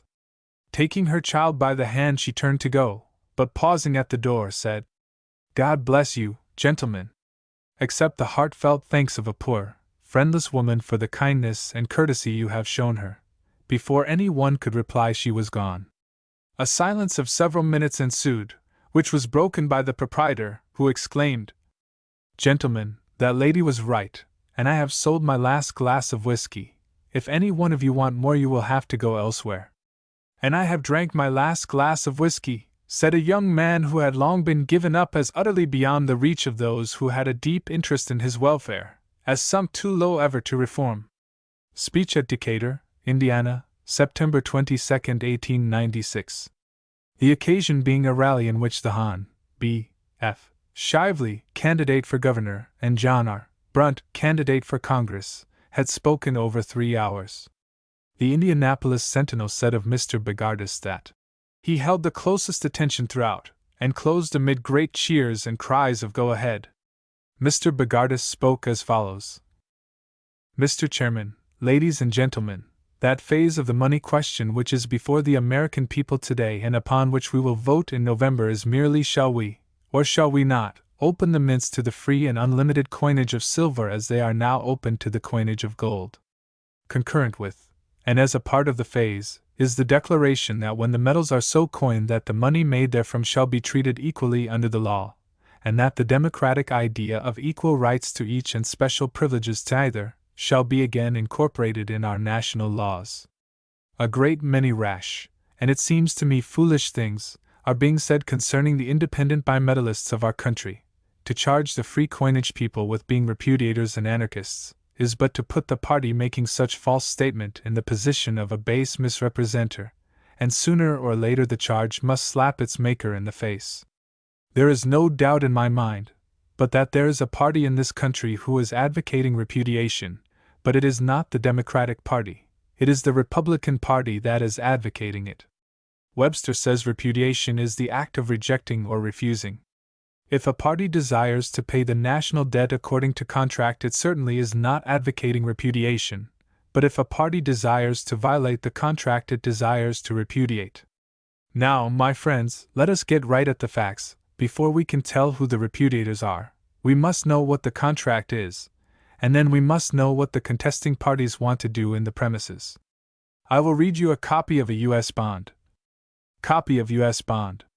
The United States of America are indebted to the bearer in the sum of $100. This bond is issued in accordance with the provisions of an Act of Congress, entitled, "An Act to Authorize the Refunding of the National Debt," approved July 14, 1870, amended by an Act approved January 20, 1871, and is redeemable at the pleasure of the United States, after the 1st day of July, A.D. 1907, in coin of the standard value of the United States on said July 14, 1870, with interest in such coin from the day of date hereof, at the rate of 4% per annum, payable quarterly, on the 1st day of October, January, April, and July of each year. The principal and interest are exempt from the payment of all taxes or duties of the United States, as well as from taxation in any form, by or under state, municipal, or local authority. Washington, July 1, 1877. J. M. Doty, Register of the Treasury. Entered G. W. B. Recorded W. S. Now, I am not trying to mislead you when I say that a party who proposes to pay that bond according to contract is not a repudiator, nor am I misleading when I say that a party who attempts to prevent its payment according to contract is a repudiator. The bond, according to its own wording, is payable in coin of the standard value of July 14, 1870. When we learn exactly what that coin is, we will then, like Saul of Tarsus, see things in a new light. By the law that was in force on that date, silver or gold could be coined into standard money, and their standard value was their legal value.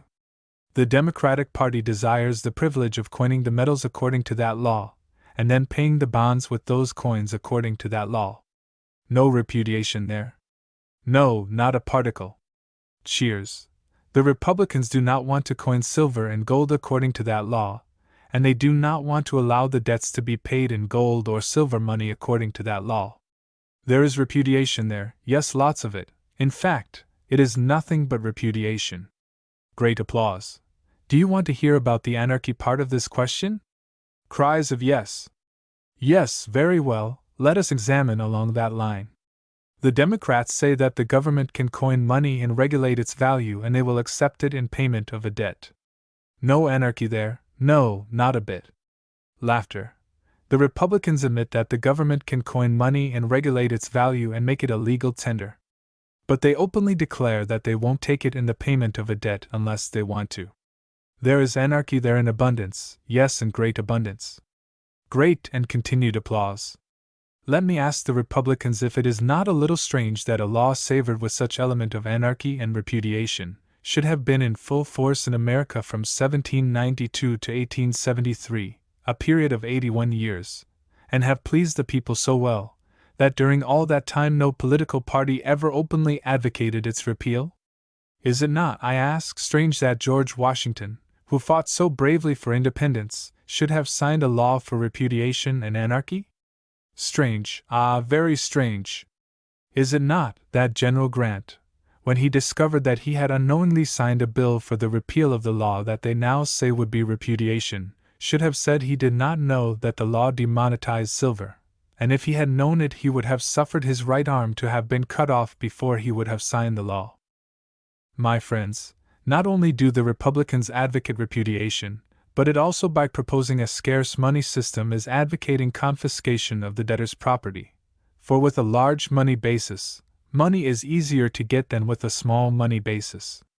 Careful thought will show that easy money means high prices, and when money is scarce and hard to get, prices are low. It therefore follows that President Lincoln was correct when he said, "If a government contract a debt, and then contract the money before the debt is paid, it is the most heinous crime a government can commit against its people."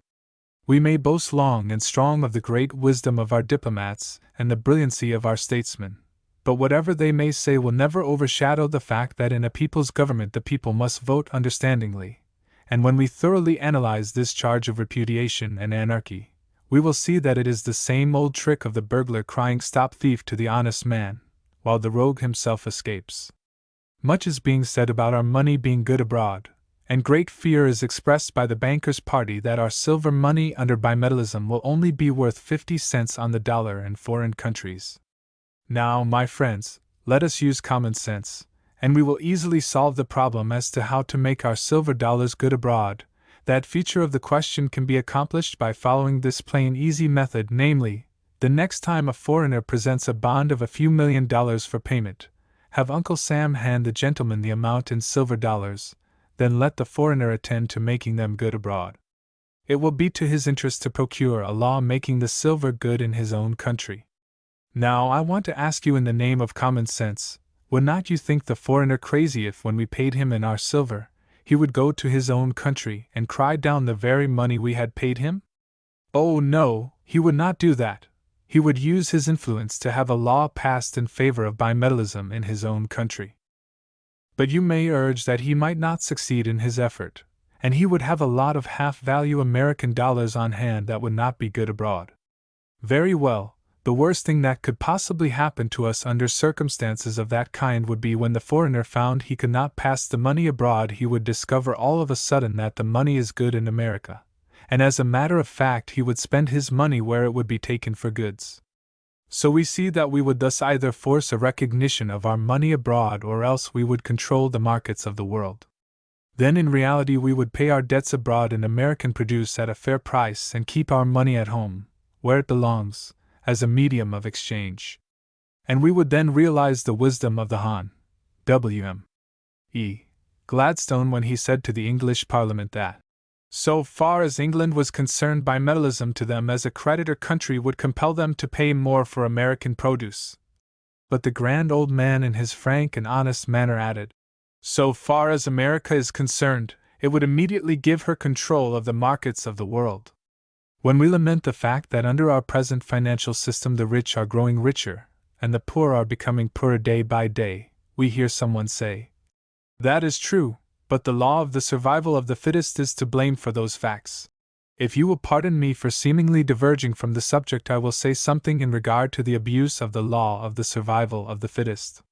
Yes, I admit that under any law, and under any conditions, those who are best suited to the conditions under which they live will get on better than those who are not so well suited by nature to combat for existence and prosperity. Nature has so laid its plans that, at or near the equator in the warm climate, tropical fruits grow better than they do in Iceland, while the pine trees, true to nature, thrive best in cold regions. The polar bear enjoys the snows of Alaska, but would suffocate in the tropical heat of Borneo or Sumatra. True to the law of the survival of the fittest, the elephant and ostrich thrive in sunny Africa, but would perish in Norway's winters. These things are true, because all nature is in perfect harmony with itself. When carefully considered, we find that the reason some things prosper in one place and perish in another is merely that they are fitted for the conditions in which they thrive and are unfitted for the vicious surrounding in which they perish. The lion and tiger prosper among vicious beasts, but the child and lamb survive better where love, mercy, and righteousness reign. Let us suppose that Christ and John L. Sullivan were contesting for the pugilistic championship under London prize ring rules. Most assuredly Sullivan would win in the first round. But let us change the conditions and make the place of contest the pulpit of a Quaker church, and the subject. Suffer little children to come unto me, and forbid them not, for such is the kingdom of heaven. Don't you think Sullivan would be quite out of place and Christ would be the victor on that occasion? Suppose a fine pasture, bountiful with grass and water, should be well stocked with a few hundred sheep and lambs, and lurking around in hidden nooks of the field were a dozen or more Norway wolves. The sheep and the wolves are in the same pasture. I want to ask you, my friend, what kind of stock do you think the farmer will have in that pasture in a few days if he says to himself the law of the survival of the fittest will protect those sheep if they are fit to live, and if they can't survive, then I will shear the wolves for my winter's wool. My friends, if that farmer ever got any wool from those wolves, he would have to get it from their stomachs. He couldn't shear it from their backs, because it don't grow on that class of animals. What would you think of the farmer's good wife if after the wolves had killed and sucked the warm blood of the last lamb, she would in her supreme recognition of the law of the survival of the fittest take from her child's grave the tombstone that had carved thereon the image of a little lamb at rest under the weeping willow, and place in its stead a statue of marble with the life-sized image of a wolf with the blood of a lamb streaming from his teeth? No, that would not be the act of a sane mother, nor would the farmer willingly leave the sheep in the pasture with no other protection but the wolves. Under laws recognizing viciousness, the most vicious will survive best. Our country and her people are industrious and willing, but we are in debt, having promised to pay American dollars that by the vicious system of contracting the money under the gold standard, which makes dollars harder and harder to get, which is only another way of expressing the fact that wages and produce will go lower year by year under the system of greed that is accompanying the gold standard in all countries. But one thing can help the masses of our people out of the bondage of debt, and that thing is higher prices for labor and produce. Higher prices in America will follow either of two causes: foreign famine and war, or bimetallism and an increased volume of money. The latter is within our control, the former method no one should desire. Let us not disclaim against the wolves, for scientists tell us that the shepherd dog that so kindly protects the sheep is a direct descendant of the wolf, but he has been domesticated by the law of man. So we see that under the vicious law of the survival of the fittest, the wolf as a master was a sheep destroyer. But under the civilized law of the survival of the fittest, the descendant of the vicious wolf, as we know, the shepherd dog is a servant of the sheep. Gold is good money, but as a master it is a tyrant. Let us hitch it side by side with silver and paper money, put it all under direct control of the government, and the wealth of this nation will be our servant, but with gold in control our nation's wealth becomes a hard master. The other day, while on the train, in conversation with a rich banker, the subject of the rich and poor came up. He said, there was nothing in the law that tended to make people rich or poor. His idea was that individual prosperity came from each man's ability as a financier. Why, said he, don't you know that if the property was all equally divided among the people, the same people who now have it would get it again in a very short time? I asked him if he was willing to change certain laws about the banking business, then divide the property and money of the United States equally among the people. He said he did not want to have any such thing done. When I asked him to specifically name his objections to such a transaction, he replied that it would not be fair to take what he made and give it to someone who had not made it. Then when I reminded him that he had said he would have it all back in a short time, he said that if the law was changed about banking he would not have the same chance to get it back, that he now had to keep it.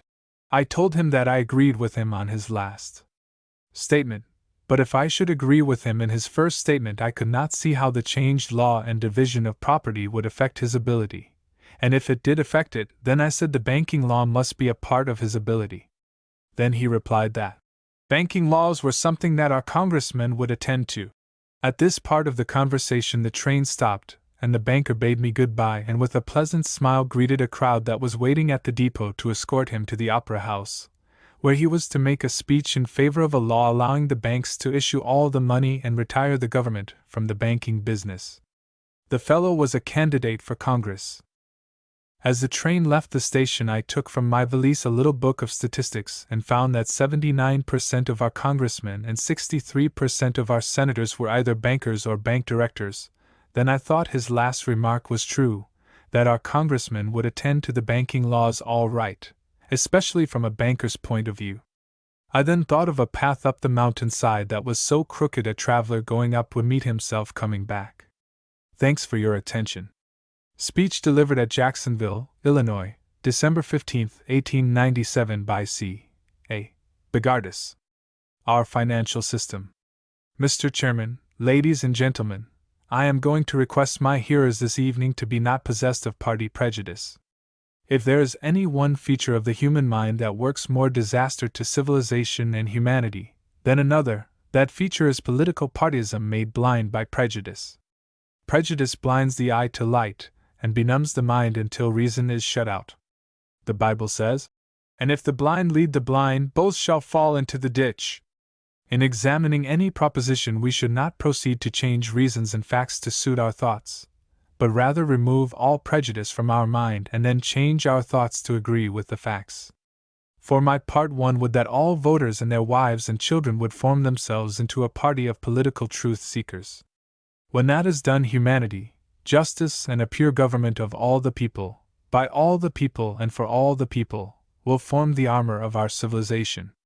But as long as blind partyism prevails, men will get into heated political discussions that only widen the gulf of misunderstanding. Misleading newspaper articles will make the gulf deeper, and the cunning hand of plutocracy and coercion will widen the waters of the gulf into a vast restless ocean, without even the signs of a rainbow to tell them that the great storm of poverty and human slavery to the money power, that knows no love, no mercy, no justice or Christianity, shall not continue forever and anon. As we stand on a mountain crest and cast our eyes over the wide extent of country, it is the more prominent features that impress themselves on our vision. The lesser details, the waving field, the blooming bush, the evergreen moss, the singing bird and fragrant rose, which attract the attention and admiration of the immediate bystander, are lost to our view by the distance. But the range of forest-clad hills, the winding river, the crystal lake, the wide expanse of fertile plains and snow-capped mountain peaks, determine the landscape and claim our attention. We of the United States are today surrounded by the Anglo-American civilization of the closing days of the 19th century. Let us from this height glance along the road of our nation's journey hither. We can at best only hope to notice the more prominent lines of advance. To carefully trace the growth of all the departments would not only greatly exceed the limited time at our command this evening, but would also confuse us by the multiplicity of subjects demanding our attention. When God created man in his own image and placed him on earth, he gave man dominion over the earth and all the fullness thereof. There is an old maxim which teaches that through respect for the giver, we should not give, barter, or sell away a present. God gave the earth and all that is in it to mankind. May we not here ask, to what mankind was the earth given? And what is meant by man? It is plain to the student that by man is meant all mankind, for all time so long as he shall live, for we find in research of the Scripture that God is not God of the dead, but of the living. I want to ask you in the name of justice and humanity, should a great majority of mankind now, in the strongest and most highly civilized country, give the earth and its abundance to the money corporations, trusts and combines, that are in reality transforming our beloved republic into a den of thieves? Or should we keep possession of the bountiful gift, that our children and the children of the generations to follow will inherit the land, that was so graciously presented to all mankind, by an all-wise providence? One of the uppermost features in our civilization today is our national medium of exchange called money. Reasonable men of all parties agree that our money should be sound and honest, and limited only in amount by the necessities and requirements of the citizens of our country, in striving after a nobler and higher civilization in which the greatest good to the greatest number shall be the pinnacle of ultimate achievement. In June of 1896, the representatives of a great party met in National Convention in the city of St. Louis, Missouri, and outlined a party platform in which we find a plank which says, "We are therefore opposed to the free coinage of silver, except by international agreement with the leading commercial nations of the world, which we pledge ourselves to promote, and until such agreement can be obtained, the existing gold standard must be preserved."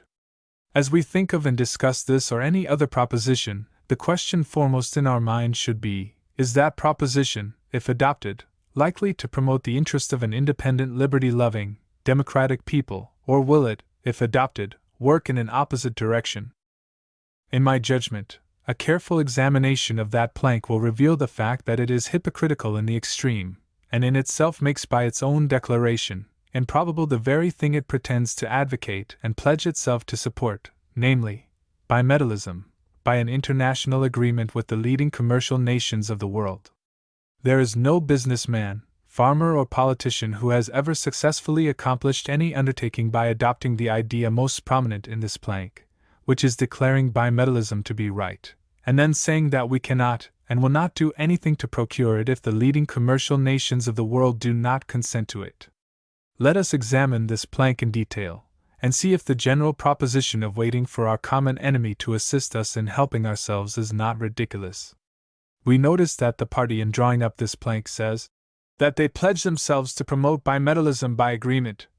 Then in the next clause say, and until such an agreement can be obtained, the existing gold standard must be preserved. Let me illustrate. Suppose this gentleman on my right, having a horse fairly worth on the market $100, should say to the young man on my left that he desired to sell the animal. If the young man wished to buy, he would ask the price of the horse. I ask, what would the owner receive for his steed, if he should reply, well, I asked $100, but if you will not give that much, I will take $25. Now, my gold standard friends, do you not know that the purchaser would take advantage of the seller, and only give $25 for the horse? When the party at St. Louis pledged themselves to promote international bimetallism, and then asserted, until such an agreement can be obtained, the existing gold standard must be preserved, they in effect, like the man with the horse, put their business in the other fellow's hands. For was not that clause simply another way of saying to the foreigner, if you will not give us bimetallism, we will take the gold standard, although we prefer the bimetallic standard? Fellow citizens, I ask you in the name of American independence, does it not appear as though there was a colored gentleman somewhere in the background? Let us examine further, and we will see that the colored man wears a British coat of arms, and has his American office on William Street, New York City. We will make no mistakes in our conclusion if we understand the facts, and to more clearly appreciate the full international effect of the plank under examination, let us draw another picture from human nature. We will imagine you people of Jacksonville to be a little sporty, and that you have in your midst a prize fighter of whom you are quite proud. We will suppose that Springfield has a character of the same kind, and the St. Louis Athletic Club should offer $50,000 as a purse for a fist-stick contest between these two champions.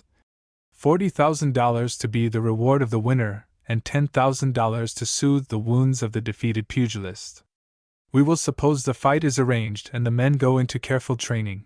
The time for the mill has at last arrived, the ring is complete, and all details perfect. A large audience has assembled and betting is liberally indulged in. Of course, Jacksonville sports back their home man. At the appointed hour, the contestants enter the ring. Then you see your Jacksonville man is much the superior in appearance to the Springfield upstart. Your man, being the quicker and stronger, has a longer reach, and is the more scientific. America is quicker and stronger, has a longer reach, and is more scientific than any other nation on earth. You feel sure your man will win the fight on short notice. In fact, you almost pity the man from Springfield, to see that he must compete in a fist-stick combat with such a giant as the Jacksonville gladiator.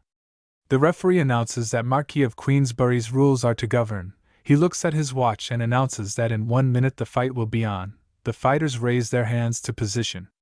When just a few seconds of time still remains before the slugging is to commence, your Jacksonville man says to his opponent, "Hold on, if you don't run I will." What, I ask you, would you think of your prize fighter then? Think of the United States training for a century for supremacy of American self-government over foreign monarchical governments. Then when all things are completed for the final fight of the survival of the fittest, a great party saying to the monarchies of Europe, "We know bimetallism is right, but if you will not consent to it, then we will stick to the gold standard. If you don't run, we will." Great laughter and applause.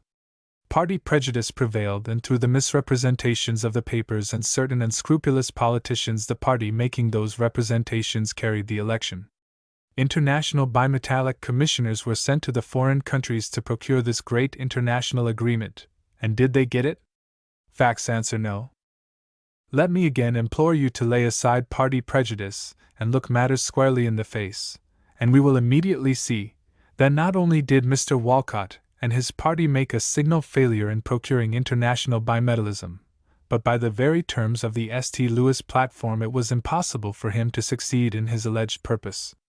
Now, my friends, let us suppose Mr. Walcott and his 2 associates are in England talking with the rich moneyed men for international bimetallism, and Mr. Walcott is dealing out sledgehammer argument in favor of international bimetallism, using the same argument in England the Bryan Democrats used in the campaign of 1896 in the United States. The financial men of England would then say to Mr. Walcott, "Did you say that bimetallism in the United States meant 50-cent dollars?" Mr. Walcott would answer, "Yes, I said that." Whereupon the Englishman would say, "Then international bimetallism would mean international 50-cent dollars. Question number 2. Mr. Walcott, did not you say bimetallism in the United States meant repudiation? Yes, would come from Mr. Walcott. Then the Englishman would reply, "Would not international bimetallism mean international repudiation?" Question number 3. Mr. Walcott, did you not tell the people of the United States that free silver over there meant anarchy and lost confidence?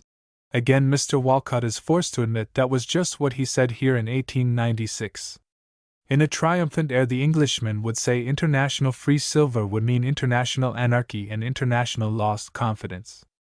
Laughter and applause. If Mr. Walcott should further continue the argument, what could the poor fellow say if the Englishman would draw the Republican platform of '96 on him and read the following? "And until such agreement can be obtained, the existing gold standard must be preserved." Johnny Bull would add, "You Americans served notice on us that all we had to do was to stick to the gold standard, and you would also stick to it. Now, we moneyed men of England think we can get more bushels of corn, oats, rye and barley, more days' labor of you fellows for what you owe us under the gold standard than we could under international bimetallism. We know it is hard on you, but it is the making of us, and we will stick to the gold standard, and as you said you would stick to it if we did, all we can do for you, Mr. Walcott, is to serve you a fine wine supper, and tell you to return to America and stick to the gold standard." Great applause. My friends, the most ridiculous proceeding I ever heard of was the Republican Party sending commissioners abroad to procure international bimetallism with that plank staring them in the face. I want to ask you if you do not think that if Mr. Walcott would have taken a carload or 2 of the Republican literature of 1896 and handed out the pamphlets to the Englishmen, saying this is what we think of free silver in the United States, will you help us to have it by an international action? Would not that kind of literature hurt the cause instead of helping it? For my part, I have no objections to the President sending a senator from Colorado to the foreign countries to advocate bimetallism, but I do insist that he sent the wrong senator. Most certainly Mr. Teller could have gone abroad with a little handful of free silver literature that was left over in the campaign of '96 and accomplished more, in a day's honest consistent work, for bimetallism, than could Senator Walcott with the tons of gold standard pamphlets published by the Republican Party. Great applause. A noticeable fact is that one of the greatest job lots of political trickery and deception that was ever attempted in America has been practiced in the United States since the month of June, 1896. Later in the season the so-called Gold Standard Democrats conventioned in Indianapolis, Their money plank reads: "We assert the necessity of such intelligent currency reform as will confine the government to its legitimate functions, completely separated from the banking business, and afford to all sections of our country a safe, uniform, and elastic bank currency, under government supervision, measured in volume by the need of business." Strange as it may seem, while Mr. Walcott was abroad, pretendingly for the purpose of procuring bimetallism by international agreement, the President and Secretary of the Treasury were working up a scheme to have the gold standard adopted according to the tenor of the Indianapolis platform. When we consider 7 million voted for international free silver, and 6,500,000 voted for independent free silver, we see the United States has 13,500,000 bimetallists. Only 134,000, or less than 1%, voted the gold standard Democratic ticket. Yet, my friends, we today find Mr. Gage trying to overrule the desire of more than 99% and put into law the will of less than 1% of our voting population. And what amount of money do the gold standard people want? They say they want it safe, uniform, and elastic, measured in volume by the need of business. Will you tell me by whose business they wish to measure the volume of money? It cannot be the farmer's business and the merchant's business they would have to measure the volume by, for that would make a double standard of measurement, and they tell us we cannot have but one standard of measurement. Then I ask, whose business will measure the amount under such a law? To me the answer comes back in reverberating tones repeated with emphasis, measured in volume according to the banker's business, of course. Our philosophers tell us there are two kinds of elasticity: elasticity by compression and elasticity by expansion. Thus an elastic substance, after being either compressed or expanded when released, returns to its original shape and size, so when the bankers want money expanded in volume according to the need of their business, they would expand it, and whenever their business ends are best accomplished by contraction, then, of course, contraction is the program with them. While the government is completely separated from the banking business so they can furnish no relief, we might compare that system with an alligator on the banks of a Louisiana river lying out to sun himself. He gets the banker's elastic idea in his head, and his upper jaw flies over his back, and his mouth is twice as large as when it is closed, elasticity by expansion. Laughter. A sweet substance gathers on his open mouth, and the flies light there to eat it, just as the people will gather around the bankers for money when there is no other place to procure it.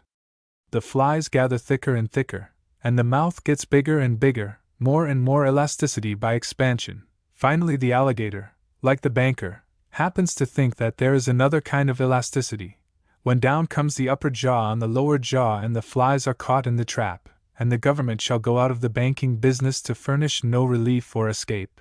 Cries of good, and cheers. My friends, if I mistake not, every cry of the Republican Party from the time of John C. Fremont until the campaign of 1896 has been against banks issuing paper money, except that the government was strictly in the banking business. Have not they always told us that when state or other banks issue paper money without the government in the banking business to back up the issue, such money in case of a failure of the issuing bank became wildcat money? And did they not say to us wildcat money made paupers? Now they go squarely back on all they have taught us on the money question, and advocate the wildcat money system themselves according to their own statements. One thing I will concede is, that the Republicans and gold standard Democrats are certainly on their past statements entitled to the $1 million offered by the United States Patent Office for the invention of a perpetual motion. Would not they have a complete and perpetual motion in their bank issuing money with the government completely separate from the banking business? For we see the bank issue would be made of paper. So we have the perpetual motion in this simple problem. Rags make paper, paper makes money, money makes banks, banks make paupers, and paupers make rags. Rags make paper, paper makes money, great cheer and laughter. Now, my friends, let me read you a plank in a platform that contains the spirit upon which our forefathers freed the 13 American colonies from England, the spirit on which their descendants maintained American liberty and builded from 3 million population along the Atlantic shores in 1781, a nation of 70 million grand Anglo-Americans, with their 100 states and territories extending from the rock-bound coast of the Pine Tree State to the Golden Gates of California, stretching over a vast area of more than 3 million square miles, with great cities, towns, villages, and hamlets, with our colleges and universities that are equaled by none in Europe. I will now read you the money plank of the Chicago platform, which contains the spirit represented by the statue at New York, of liberty enlightening the world. It is as follows. We demand a free and unlimited coinage of both gold and silver at the present legal ratio of 16:1, without waiting for the aid or consent of any other nation. We demand that the standard silver dollar shall be a full legal tender equally with gold, for the payment of all debts public and private, and we favor such legislation as will in the future prevent the demonetization of any kind of legal tender money by private contract. While bimetallism is the theme this evening, you will excuse me for intruding on your time long enough to briefly comment on the spirit of that plank that shines prominently above all other issues in the Chicago platform. It is these simple words: without waiting for the aid or consent of any other nation. I want to ask you, what would have been the result if our forefathers in 1776 had adopted any other spirit than this? Does not the answer immediately echo that we would be today English? History tells us that while the British redcoats with their muskets were invading the colonies, a handful of bold liberty-loving men met at Philadelphia and signed the Declaration of Independence. You may read that instrument, and you will see that it declares for American liberty from an American point of view, without waiting for the aid or consent of any other nation. When bold old non-international agreement John Hancock read that declaration, he made a speech to the multitude in front of Liberty Hall, in which he implored them to throw aside trivial differences, and on the main question of independence, all good liberty-loving people should hang together. Benjamin Franklin replied, "Yes, we must all hang together or we will all hang separate." In Franklin's witticism, I think I can see the solution of our present financial trouble.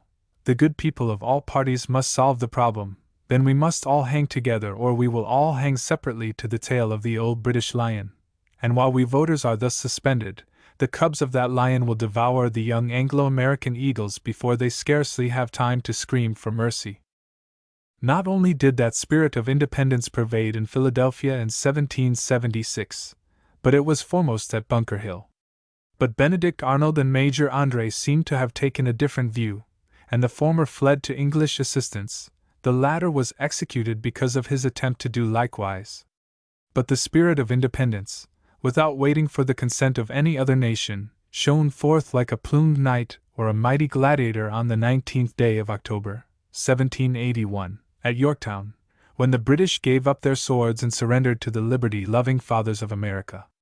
Do you think Cornwallis would have surrendered to Washington if the Colonial Congress had declared that they would promote independence by international agreement, and until such agreement could be obtained, the existing will of King George must be maintained, and if Washington and his army had fought for English instead of American supremacy? I want to say to you that it was not the international agreement spirit that won in the War of 1812 at New Orleans. General Jackson told his Kentucky riflemen to keep their powder dry and guns well loaded, and when they were close enough to see the white of the enemy's eyes to shoot directly between them. History tells us that the third volley charmed and the British surrendered to the American army once more without an international agreement. In the blackest of the dark days of the late rebellion, when the possible, and to a certain extent the seeming probable success of the Confederacy was spreading like an appalling cloud over our country, we find it on record that the English were preparing their man of war and navy to assist the South when the illustrious Lincoln said, "Hands off." And it was so. Suppose Mr. Lincoln had said to England, "Let us have an international agreement that you are not to interfere." Why, my friends, I believe England would have signed such an agreement the day after Mr. Lincoln had acknowledged the independence of the Southern states, and not before. We may as well know that the success of a republican or democratic form of government is envied by all the monarchies or empires where the people have less self-government. The gold standard monarchies or empires will never, knowingly, do anything to improve times in a republic and thus create among their subjects the desire to throw off the monarchical yoke of oppression. I know that much has been said against the American Republic becoming entangled with the European powers, but I fear that many entreating on this line do not show the real menace of such an entanglement. We all know that the laws of the empires and monarchies are in the interest of the moneyed classes, and we are proud to say that in America our laws are for the masses. Let me tell you by way of comparison why we should keep out of an international agreement entanglement on the money question. I will use the tariff as an illustration. I care not what your politics may be, you will all agree with me that there was one redeeming feature in the McKinley Bill. That some good feature was in the Wilson-Gorman Act, and the same quality of goodness today shines forth in the present Dingley tariff law. Do you ask what that feature is? I answer it is this: that law was passed by the independent action of the American Congress. If we do not like it, we can repeal it, without waiting for the aid or consent of any other nation on earth. Our government bonds are all payable in coins of the United States of the standard weight and value of July 14, 1870. That weight was 23.22 grains of gold or 371.25 grains of silver to the dollar. The value of those coins was that they were a legal tender in the payment of debts. If we have an international agreement for bimetallism, we cannot have it all our own way. The foreigner would be entitled to a voice. Suppose we would fix the ratio at any other than the ratio of July 14, 1870. Then our dollars would no longer be of the weight that the bonds call for, and the foreigner would have the best of us, for our own coins would not be a legal tender in payment of our bonds. Now suppose we wanted to repeal that law, could we repeal it by international agreement? Well, I guess not. The foreigners would never consent to the repeal of a law that was to their advantage. Therein lies the real menace of an international agreement, even if we could get it. The only way we could ever get rid of that agreement would be just to back squarely out, then we might properly be called repudiators. We often hear it said that the Congress of 1792 used great care to put just $1's worth of silver in a silver dollar, and $'s worth of gold in the gold dollar. Now, while it is true that according to the law of April 12, 1792, $1's worth of silver was put in the silver dollar, the amount of silver became worth $1 as a creature of law, and it is not true that the silver dollar became worth $1 because of the value of the silver contained in it. That Congress made the dollar just as God made man. God said, "Let us make man." And the Lord God formed man of the dust of the ground and breathed into his nostrils the breath of life, and man became a living soul. God did not study and bother his mind about taking a man's worth of dust to make a man. No, he took some dust of the ground and formed therefrom a man, and by his own authority breathed the breath of life in man's nostrils, and man thus became a living soul. God then gave man legal authority over the living creatures of the earth, and also gave him authority to replenish the earth. Man's rights came from the power of God. The Constitution says Congress shall have power to coin money and regulate the value thereof. So Congress made the dollar as God made man, and the American Congress formed the dollar of the silver and gold of the earth, put the eagle on one side of the coin and breathed into that coin the legal tender law, and the bimetallic dollar became a living soul of prosperity for 81 years, as long as the silver and gold were allowed to fly side by side. But when in 1873 the wings were clipped from the silver and the legal tender breath shut off, then the gold had to do all the work. It being too weak to do so, adversity came. They tell us that law cannot regulate value and that gold never changes in value. Let us for a moment form ourselves into a party of truth seekers and look up the record as to that proposition. The law of April 2, 1792, said 371.75 grains of silver could be freely coined into $1, or 2 halves, or 4 quarters, or 10 dimes, each to be a legal tender at its face value, if not worn, for any amount. That law also said 24.75 grains of gold could be coined into coins of the value of the dollar. Of course, you understand the gold was in higher denominations than the dollar. Now let us watch carefully as to whether or not the law cannot regulate value and that gold never changes. In 1834 the law said 23.20 grains of gold when coined in American money constituted $1. Let me see, the gold has changed all at once, and the law regulates the amount of gold that goes in $1. In 1837, the law requires 23.22 grains of gold to the dollar, another change. In 1853 the law says that no longer shall it require 371.75 grains of silver to make $1's worth of fractional coins, but that 342.22 grains of silver would make 2 halves, 4 quarters or 10 dimes, and they should be a legal tender in the payment of debts for $5. In 73 the coinage of the standard silver dollar was stopped by law, and silver fell in price. In 1878 the Bland-Ellison Act allowed the coinage of the standard silver dollar. In 1890 the Sherman Act called for more silver coinage, and the price of silver immediately advanced. In 1893 the coinage of silver was again stopped, and the price of silver dropped. Hence we see that the law does regulate values, and that gold does change in value so far even as the dollar is concerned. A teacher once told Benjamin Franklin that a boy told him, if he would take a tub weighing 100 pounds and put 500 pounds of water in it, which only about half filled the tub and water would weigh 600 pounds. But if he would put a live fish weighing 100 pounds in the tub, water and fish would not weigh more than 600 pounds. Can you explain that curious contradiction of the law of gravity? Asked the teacher of Franklin. Whereupon Mr. Franklin requested his interrogator to call at his office next day. Franklin procured a tub weighing 100 pounds, put in it 500 pounds of water, and the weight was 600 pounds, just as the boy had told the teacher. Then Mr. Franklin added a 100-pound live fish, and the total weight was 700 pounds. The next day the teacher called on Franklin for his solution of the great problem, whereupon Franklin replied, there was but one solution to the question. "What is that?" anxiously inquired the visitor. "Why," replied Franklin, "the boy lied.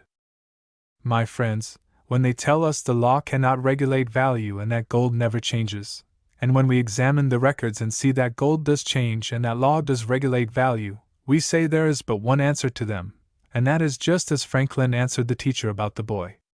We hear it said by the Republicans that free silver would drive gold out of the country. Our Democratic friends tell us that free silver will not drive gold out of the country. So we see on that point people seem to differ in opinion. For my part, one believe that free silver either will drive the gold out, or else it will not. I want to ask the Republicans to acknowledge for the sake of argument that silver would not drive the gold out. Now, let us examine the question if silver don't drive the gold out, and we have a block of gold large enough to make into $100, and a block of silver sufficiently large to make into a like amount. If the gold standard Democratic idea prevails, all the money we could coin would be the $100 from the gold, for silver could not be coined. But if bimetallism prevailed, we could coin $100 from the gold and $100 from the silver, making $200, that is, if the silver does not drive out the gold. But the Republicans may urge that free silver would drive out the gold by the gold going at a premium over silver. Then we would coin the block of silver into 100 legal tender dollars, and the gold would be exchanged for a block of silver, say 25% larger than the block that drove it out, and we would coin that block into 125 legal tender dollars, adding it to the silver that stayed at home, making $225, just $25 more than we would have if the gold did not advance to a premium. But they tell us that would be coining the cheapest metal. Now, honor bright, you Republicans cannot complain of that for the reason I will presently explain. We often hear it urged that during the 81 years of bimetallism in the United States only about 8 million silver dollars were coined, and that subsequently to 1873 more than 400 million have been coined. True, there were only about $8 million pieces made of the silver metal, but there were more than $8 million made because of the silver. For as France had a ratio of 15.5 to 1 against our ratio of 16 to 1, our gold stayed at home and the silver was at a 3% premium over the gold according to the French ratio. Then a $100 block of gold drove a $100 block of silver to France, and drove from France to America a block of gold large enough to make $103. So we had our gold made into $100, and the gold that came from France in exchange for silver made into $103, making a total of $203, whereas we could only have had $200 if one metal had not gone at a premium. History, arithmetic, and common sense prove the correctness of this proposition. Abraham Lincoln once said he did not know much about the tariff question, but he thought he knew enough to know that if we bought $20 worth of steel rails of a foreigner, the foreigner would have the money and we would have the rails. But if we made the rails in America and bought them of an American, America would have the money and the rails, too. Now, my Republican friends, don't you believe that? I do. I may not know much about the money question, but I think I know enough to know that if under the gold standard we borrow $20 million of a foreigner, when we pay it back the foreigner will have the money and the interest, too. But if we coin the silver, which is an American product, into legal tender dollars, borrow $20 million of an American, when we pay it back it kind of seems to me somehow that America will have the money and the interest, too. What say you, Lincoln Republicans? But another objection is that we would have a great commerce-destroying flood of silver in this country. Let us examine that proposition as seekers after the truth. Here comes Mr. Foreigner with a carload or two of silver. The United States mints coin it into legal tender American dollars and hands it back to Mr. Foreigner. Now, Mr. Foreigner will either take that silver money away with him or else he will leave it here. If he takes it away, it will not flood this country, will it? Well, if he leaves it here, he will either give it to us or buy something with it. Now, if he gives it to us, will not you Republicans be willing to take your share? Won't you Democrats willingly receive your share? And I ask, is there a gold standard banker in all America who would not, with just a tiny wee bit of persuading, be willing to take the shares of both Republicans and Democrats? Now, if Mr. Foreigner should buy something with this great flood of silver, we can see the wisdom of Mr. Gladstone when he said, "If America should adopt bimetallism, they would within 6 weeks control the markets of the world." A favorite expression of our Republican friends is that because Mexico does not maintain a parity between gold and silver under bimetallism, the United States cannot. When a man tells us that we should pity him, if we examine that question by comparison, we will see the party making such a statement is either not sincere, or else he is not posted on the relative strength of the United States and Mexico. Records show that Mexico has 700,000 square miles of land, more than one half of which is nearly or quite barren desert or waste land, leaving only about 350,000 miles of arable land, 4,981 miles of railway, 27,861 miles of telegraph line, and a population of 10 million Indians and Spaniards. The United States has 3,460,000 square miles, over 2/3 of which is arable land, and very productive of the staple articles consumed by the most enlightened nations of the world. We have 170,000 miles of railway, 780,000 miles of telegraph line, and a population of 72 million Anglo-Americans. Thus we see we have over 10 times as much arable land exclusive of Alaska, 34 times as much railway, 29 times as much telegraph line, and over 7 times the population of Mexico. In size, wealth, commerce, and science, Mexico is not to be compared with the United States. When we compare Mexico with the United States, we are comparing it with the most gigantic country of the 19th century. You can form the United States into 18 states each as large as Spain, or 31 states as large as Italy, or 62 states as large as England and Wales. What a mighty confederation of land, water, commerce, wealth, and people is the United States when we come to think of it. Why, friends, we can take 5 of the 6 first-class countries of Europe, France, Great Britain and Ireland, Germany, Austria and Italy, then add Mexico. Let some mighty smith forge them all together into one vast empire, and you can lay them all down in the United States, west of the Hudson River, twice. Wittingly has it been said that the United States has the natural basis for the greatest continuous government ever established by man. Mexico has less than 100 miles of inland navigation, while the United States has over 35,000 miles. Steamboats can go up the Mississippi, Missouri, and Ohio rivers over 2,500 miles from the Gulf, thus carrying our seaboard into the very heart of our continent. As to our resources, the crop of 1879, after feeding our population, furnished for export 283 million bushels of grain. This vast crop was raised on 164,215 square miles, or less than 1/12 of our arable land. It is estimated that if all our arable land was under the plow, it would feed a population of 1 billion people, and furnish for export 1 billion bushels of grain food for export. But what can we say of the people of Mexico and the United States? The difference in our population is not alone the difference between 10 million in Mexico and 72 million in the United States, but the difference between 10 million Indians and Spaniards and 72 million Anglo-Americans. Mexicans and Indians are but semi-civilized, and the Spaniards are, generally speaking, a sluggardly, non-advancing people, while the Anglo-Americans of the United States are the most highly civilized people on the earth, wide awake and progressive in science, literature, and mechanical inventions. At a recent exposition in Paris where the foremost nations of the world were exhibiting for premiums, 5 gold medals were given for the greatest inventions or discoveries. And how many came to the United States? Only 5, that is all. Now to say that because Mexico cannot maintain a parity between gold and silver, America cannot, is just about like saying that a Kentucky race horse cannot beat an English horse because a Mexican donkey cannot do so.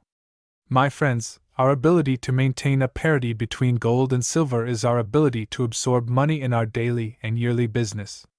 Give our country the increased volume of money that bimetallism will give us instead of the necessary contracted volume that the gold standard leaves us, and we will have a genuine lasting wave of prosperity moving westward from New England, starting the shops at increased wages. That wave will meet with joy the Western prosperity wave that sets in motion the mining and agricultural interests of a patient and patriotic people. The Eastern and Western wave will shake hands with the Southern cotton growers and Northern wheat raisers. From the 4 quarters of our nation, prosperity will spring up from an American point of view without waiting for the aid or consent of any other country, and without international agreement. Then will a mighty people standing for humanity and general prosperity shout aloud, "We lead, let others follow." I thank you for your attention. Good night. What next?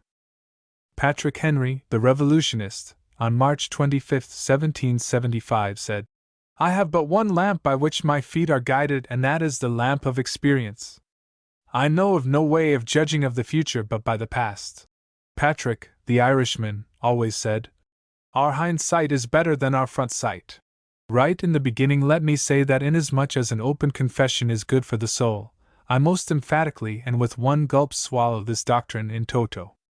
I take it for granted that a vast majority will, without much persuasion, acknowledge that our historical knowledge has been garnered by looking backward. Experience shows that causes, equal to each other, produce equal effects. Hence, to arrive at a rational conclusion as to what must we do to be saved from Eastern imperialism or its equal, Western greed, supported by law, let us look at the United States in retrospect. My space is limited. I shall bid for your gratitude by being brief. I consult my watch, a beautiful piece of machinery, and learn that it is 3 o'clock. It is July 21, 1902. It has been raining, or rather drizzling, for about 20 hours. It is an ideal time for reflection. Near the window where I sit is a large, vacant lot. The grass is fragrant, its surface is smooth and elevated. I remember viewing the same lot 8 years ago, just after a similar rain to the one that is now abating. The lot was then a large pond, 18 inches deep. What a change labor has made on its surface! Looking in another direction, I see a lot, now covered with water as it was 8 years ago. I will venture the assertion that it will be covered with water 1,000 years hence, unless labor improves it as it has the one just mentioned. My library contains several volumes devoted entirely to the history of the United States. They all say that 400 years ago, what is now the United States was a vast territory of uncultivated land, crossed by the mountain ranges and rivers that still hold forth. There were also people here, and they had a government. We call it tribe rule and tribal relations. They were savages. Hence, looking backward as far as history permits, we find the United States a tract of land that was the home of nature and nature's beasts. Inhabited by the roaming Indian, whose government and mechanical ability were as widely different from the present style as the city of Chicago is from old Fort Dearborn, in Lake Michigan swamps of 1811. History recounts that European government had succeeded in governing so that the toiling subjects preferred to come to America, and dwell among Indians, and rule themselves, than to stay in Europe among friends, and be ruled by the old-style, European government. Be it remembered that it was not the tangible improvements which were the handiwork of labor, from which the poor of Europe fled, but it was the European laws that oppressed them. It was oppression from which they were fleeing. They did not come to the New Connecticut because it was new, but because it was the only available place for them. They did not come to America because they did not like law, or because they did not want to worship God, but to gain justice and privilege of worship. The poor came to America to earn a living without kingly interference. The kings sent rulers not to earn a living, but to get a living. The poor said, "I will go to America and eat bread in the sweat of my face." The ruler said, "Where you go, I will go also, and I will eat bread in the sweat of your face." Thus we see that the oppressed came to America to avoid tyranny, while simultaneously the rulers came over to impose the very rule the toilers were seeking to avoid. So successful were they in their purpose that in 1776, the toiling class, who are always in the majority, concluded that they needed no more European rule, and in 7 years of war, the idle rulers were driven from America. In forming the new government, the people, who had so courageously fought to drive out England's kingly rule, commenced to look for formulas for a government. They turned to England for precedents, consequently a government was formed, which in many respects resembled the English government. Especially was this resemblance noticeable in the Supreme Court, for the judges hold office for life, during good behavior. Right here let me observe that there is no good reason why the inferior courts should not have a life tenure of office, if such a policy is correct for the Supreme Court, and if it is better for inferior courts to hold office for short terms, it is best that the Supreme Court be subject to the same policy. It is ridiculous that our representatives should be made such by popular vote, and the laws they make be construed by a set of judges whose office expires only when the spirit judge has a harp, and the dust judge has a coffin. Popular vote retires the inferior judge, a fashionable funeral retires the supreme judge, but the robe is left as the imperial emblem. It seems to me it is time to abolish the life tenure of office with our Supreme Court, and it is entirely fitting that their robes be hung in the curio hall of some popular museum, as a souvenir of a ridiculous custom no longer desirable in a popular government.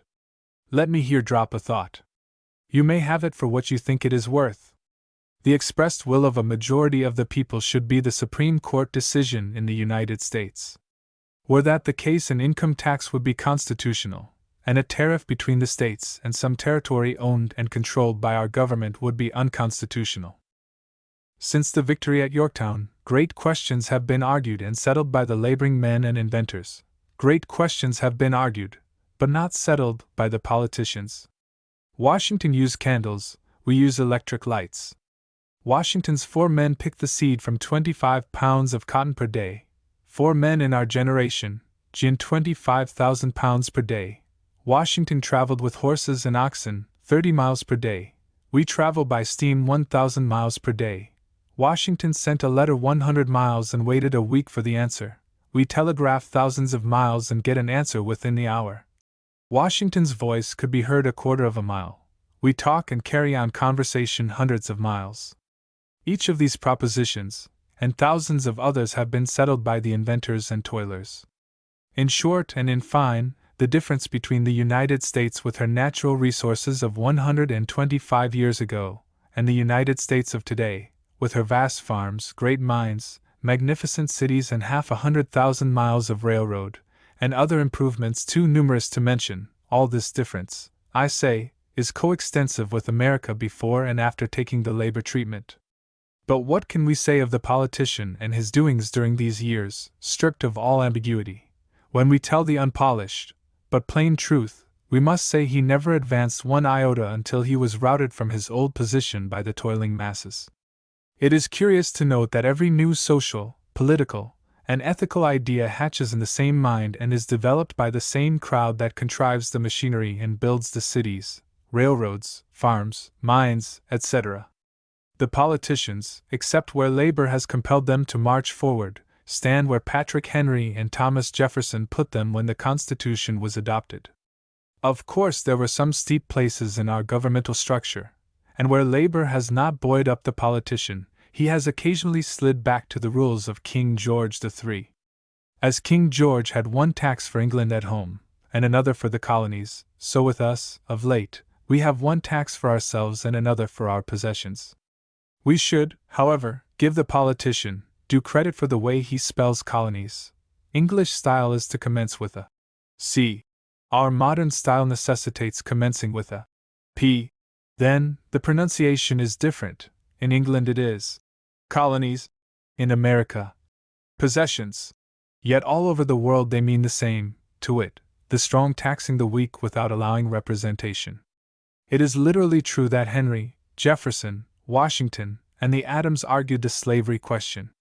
As long as we retain the Philippine Islands, that question still faces us, for their advent to our possession brought slavery for us to foster, and we are fostering it. The money question was argued 100 years ago, and it is still up for argument. Politicians still are turning on both wings of the tariff. Republicans hold to the argument that the European manufacturers, because of the low wages paid their workingmen, would undersell our home manufacturers if free trade was adopted by the United States.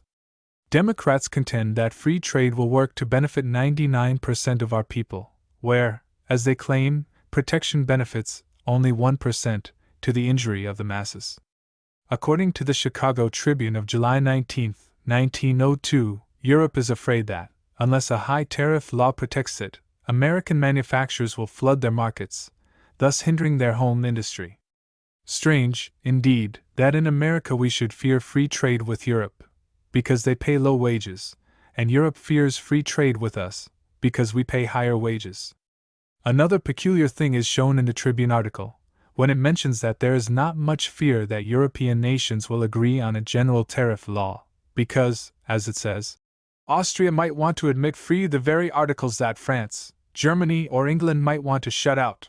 Wonder how much the tariff barons of the United States would pay the Tribune editor for an article in favor of a high protective tariff that would say, "There is not much danger of a general tariff law continuing in the United States, because Texas or Kansas might want to admit free the very things that Massachusetts or Connecticut might want a high tariff imposed on." Let us acknowledge the truth. Tariff laws are class legislation. It is odd, indeed, that we should have such great regard for the interest of the foreigner on the money question, and then so utterly ignore his interests on the tariff question. If our hindsight were not better than our foresight, it would seem queer to hear politicians advocate the gold standard and a high tariff, and with the same breath rage against the trusts, when the trust is simply the fruit of these two laws. It were as logical to send a highwayman, train robber, or an incendiary to Congress to break up bank robbings and general stealing as to send an advocate of the gold standard and protective tariff to Congress to break up the trusts. The inventor and laborer are a congenial team, and under their influence, the world improves and enriches.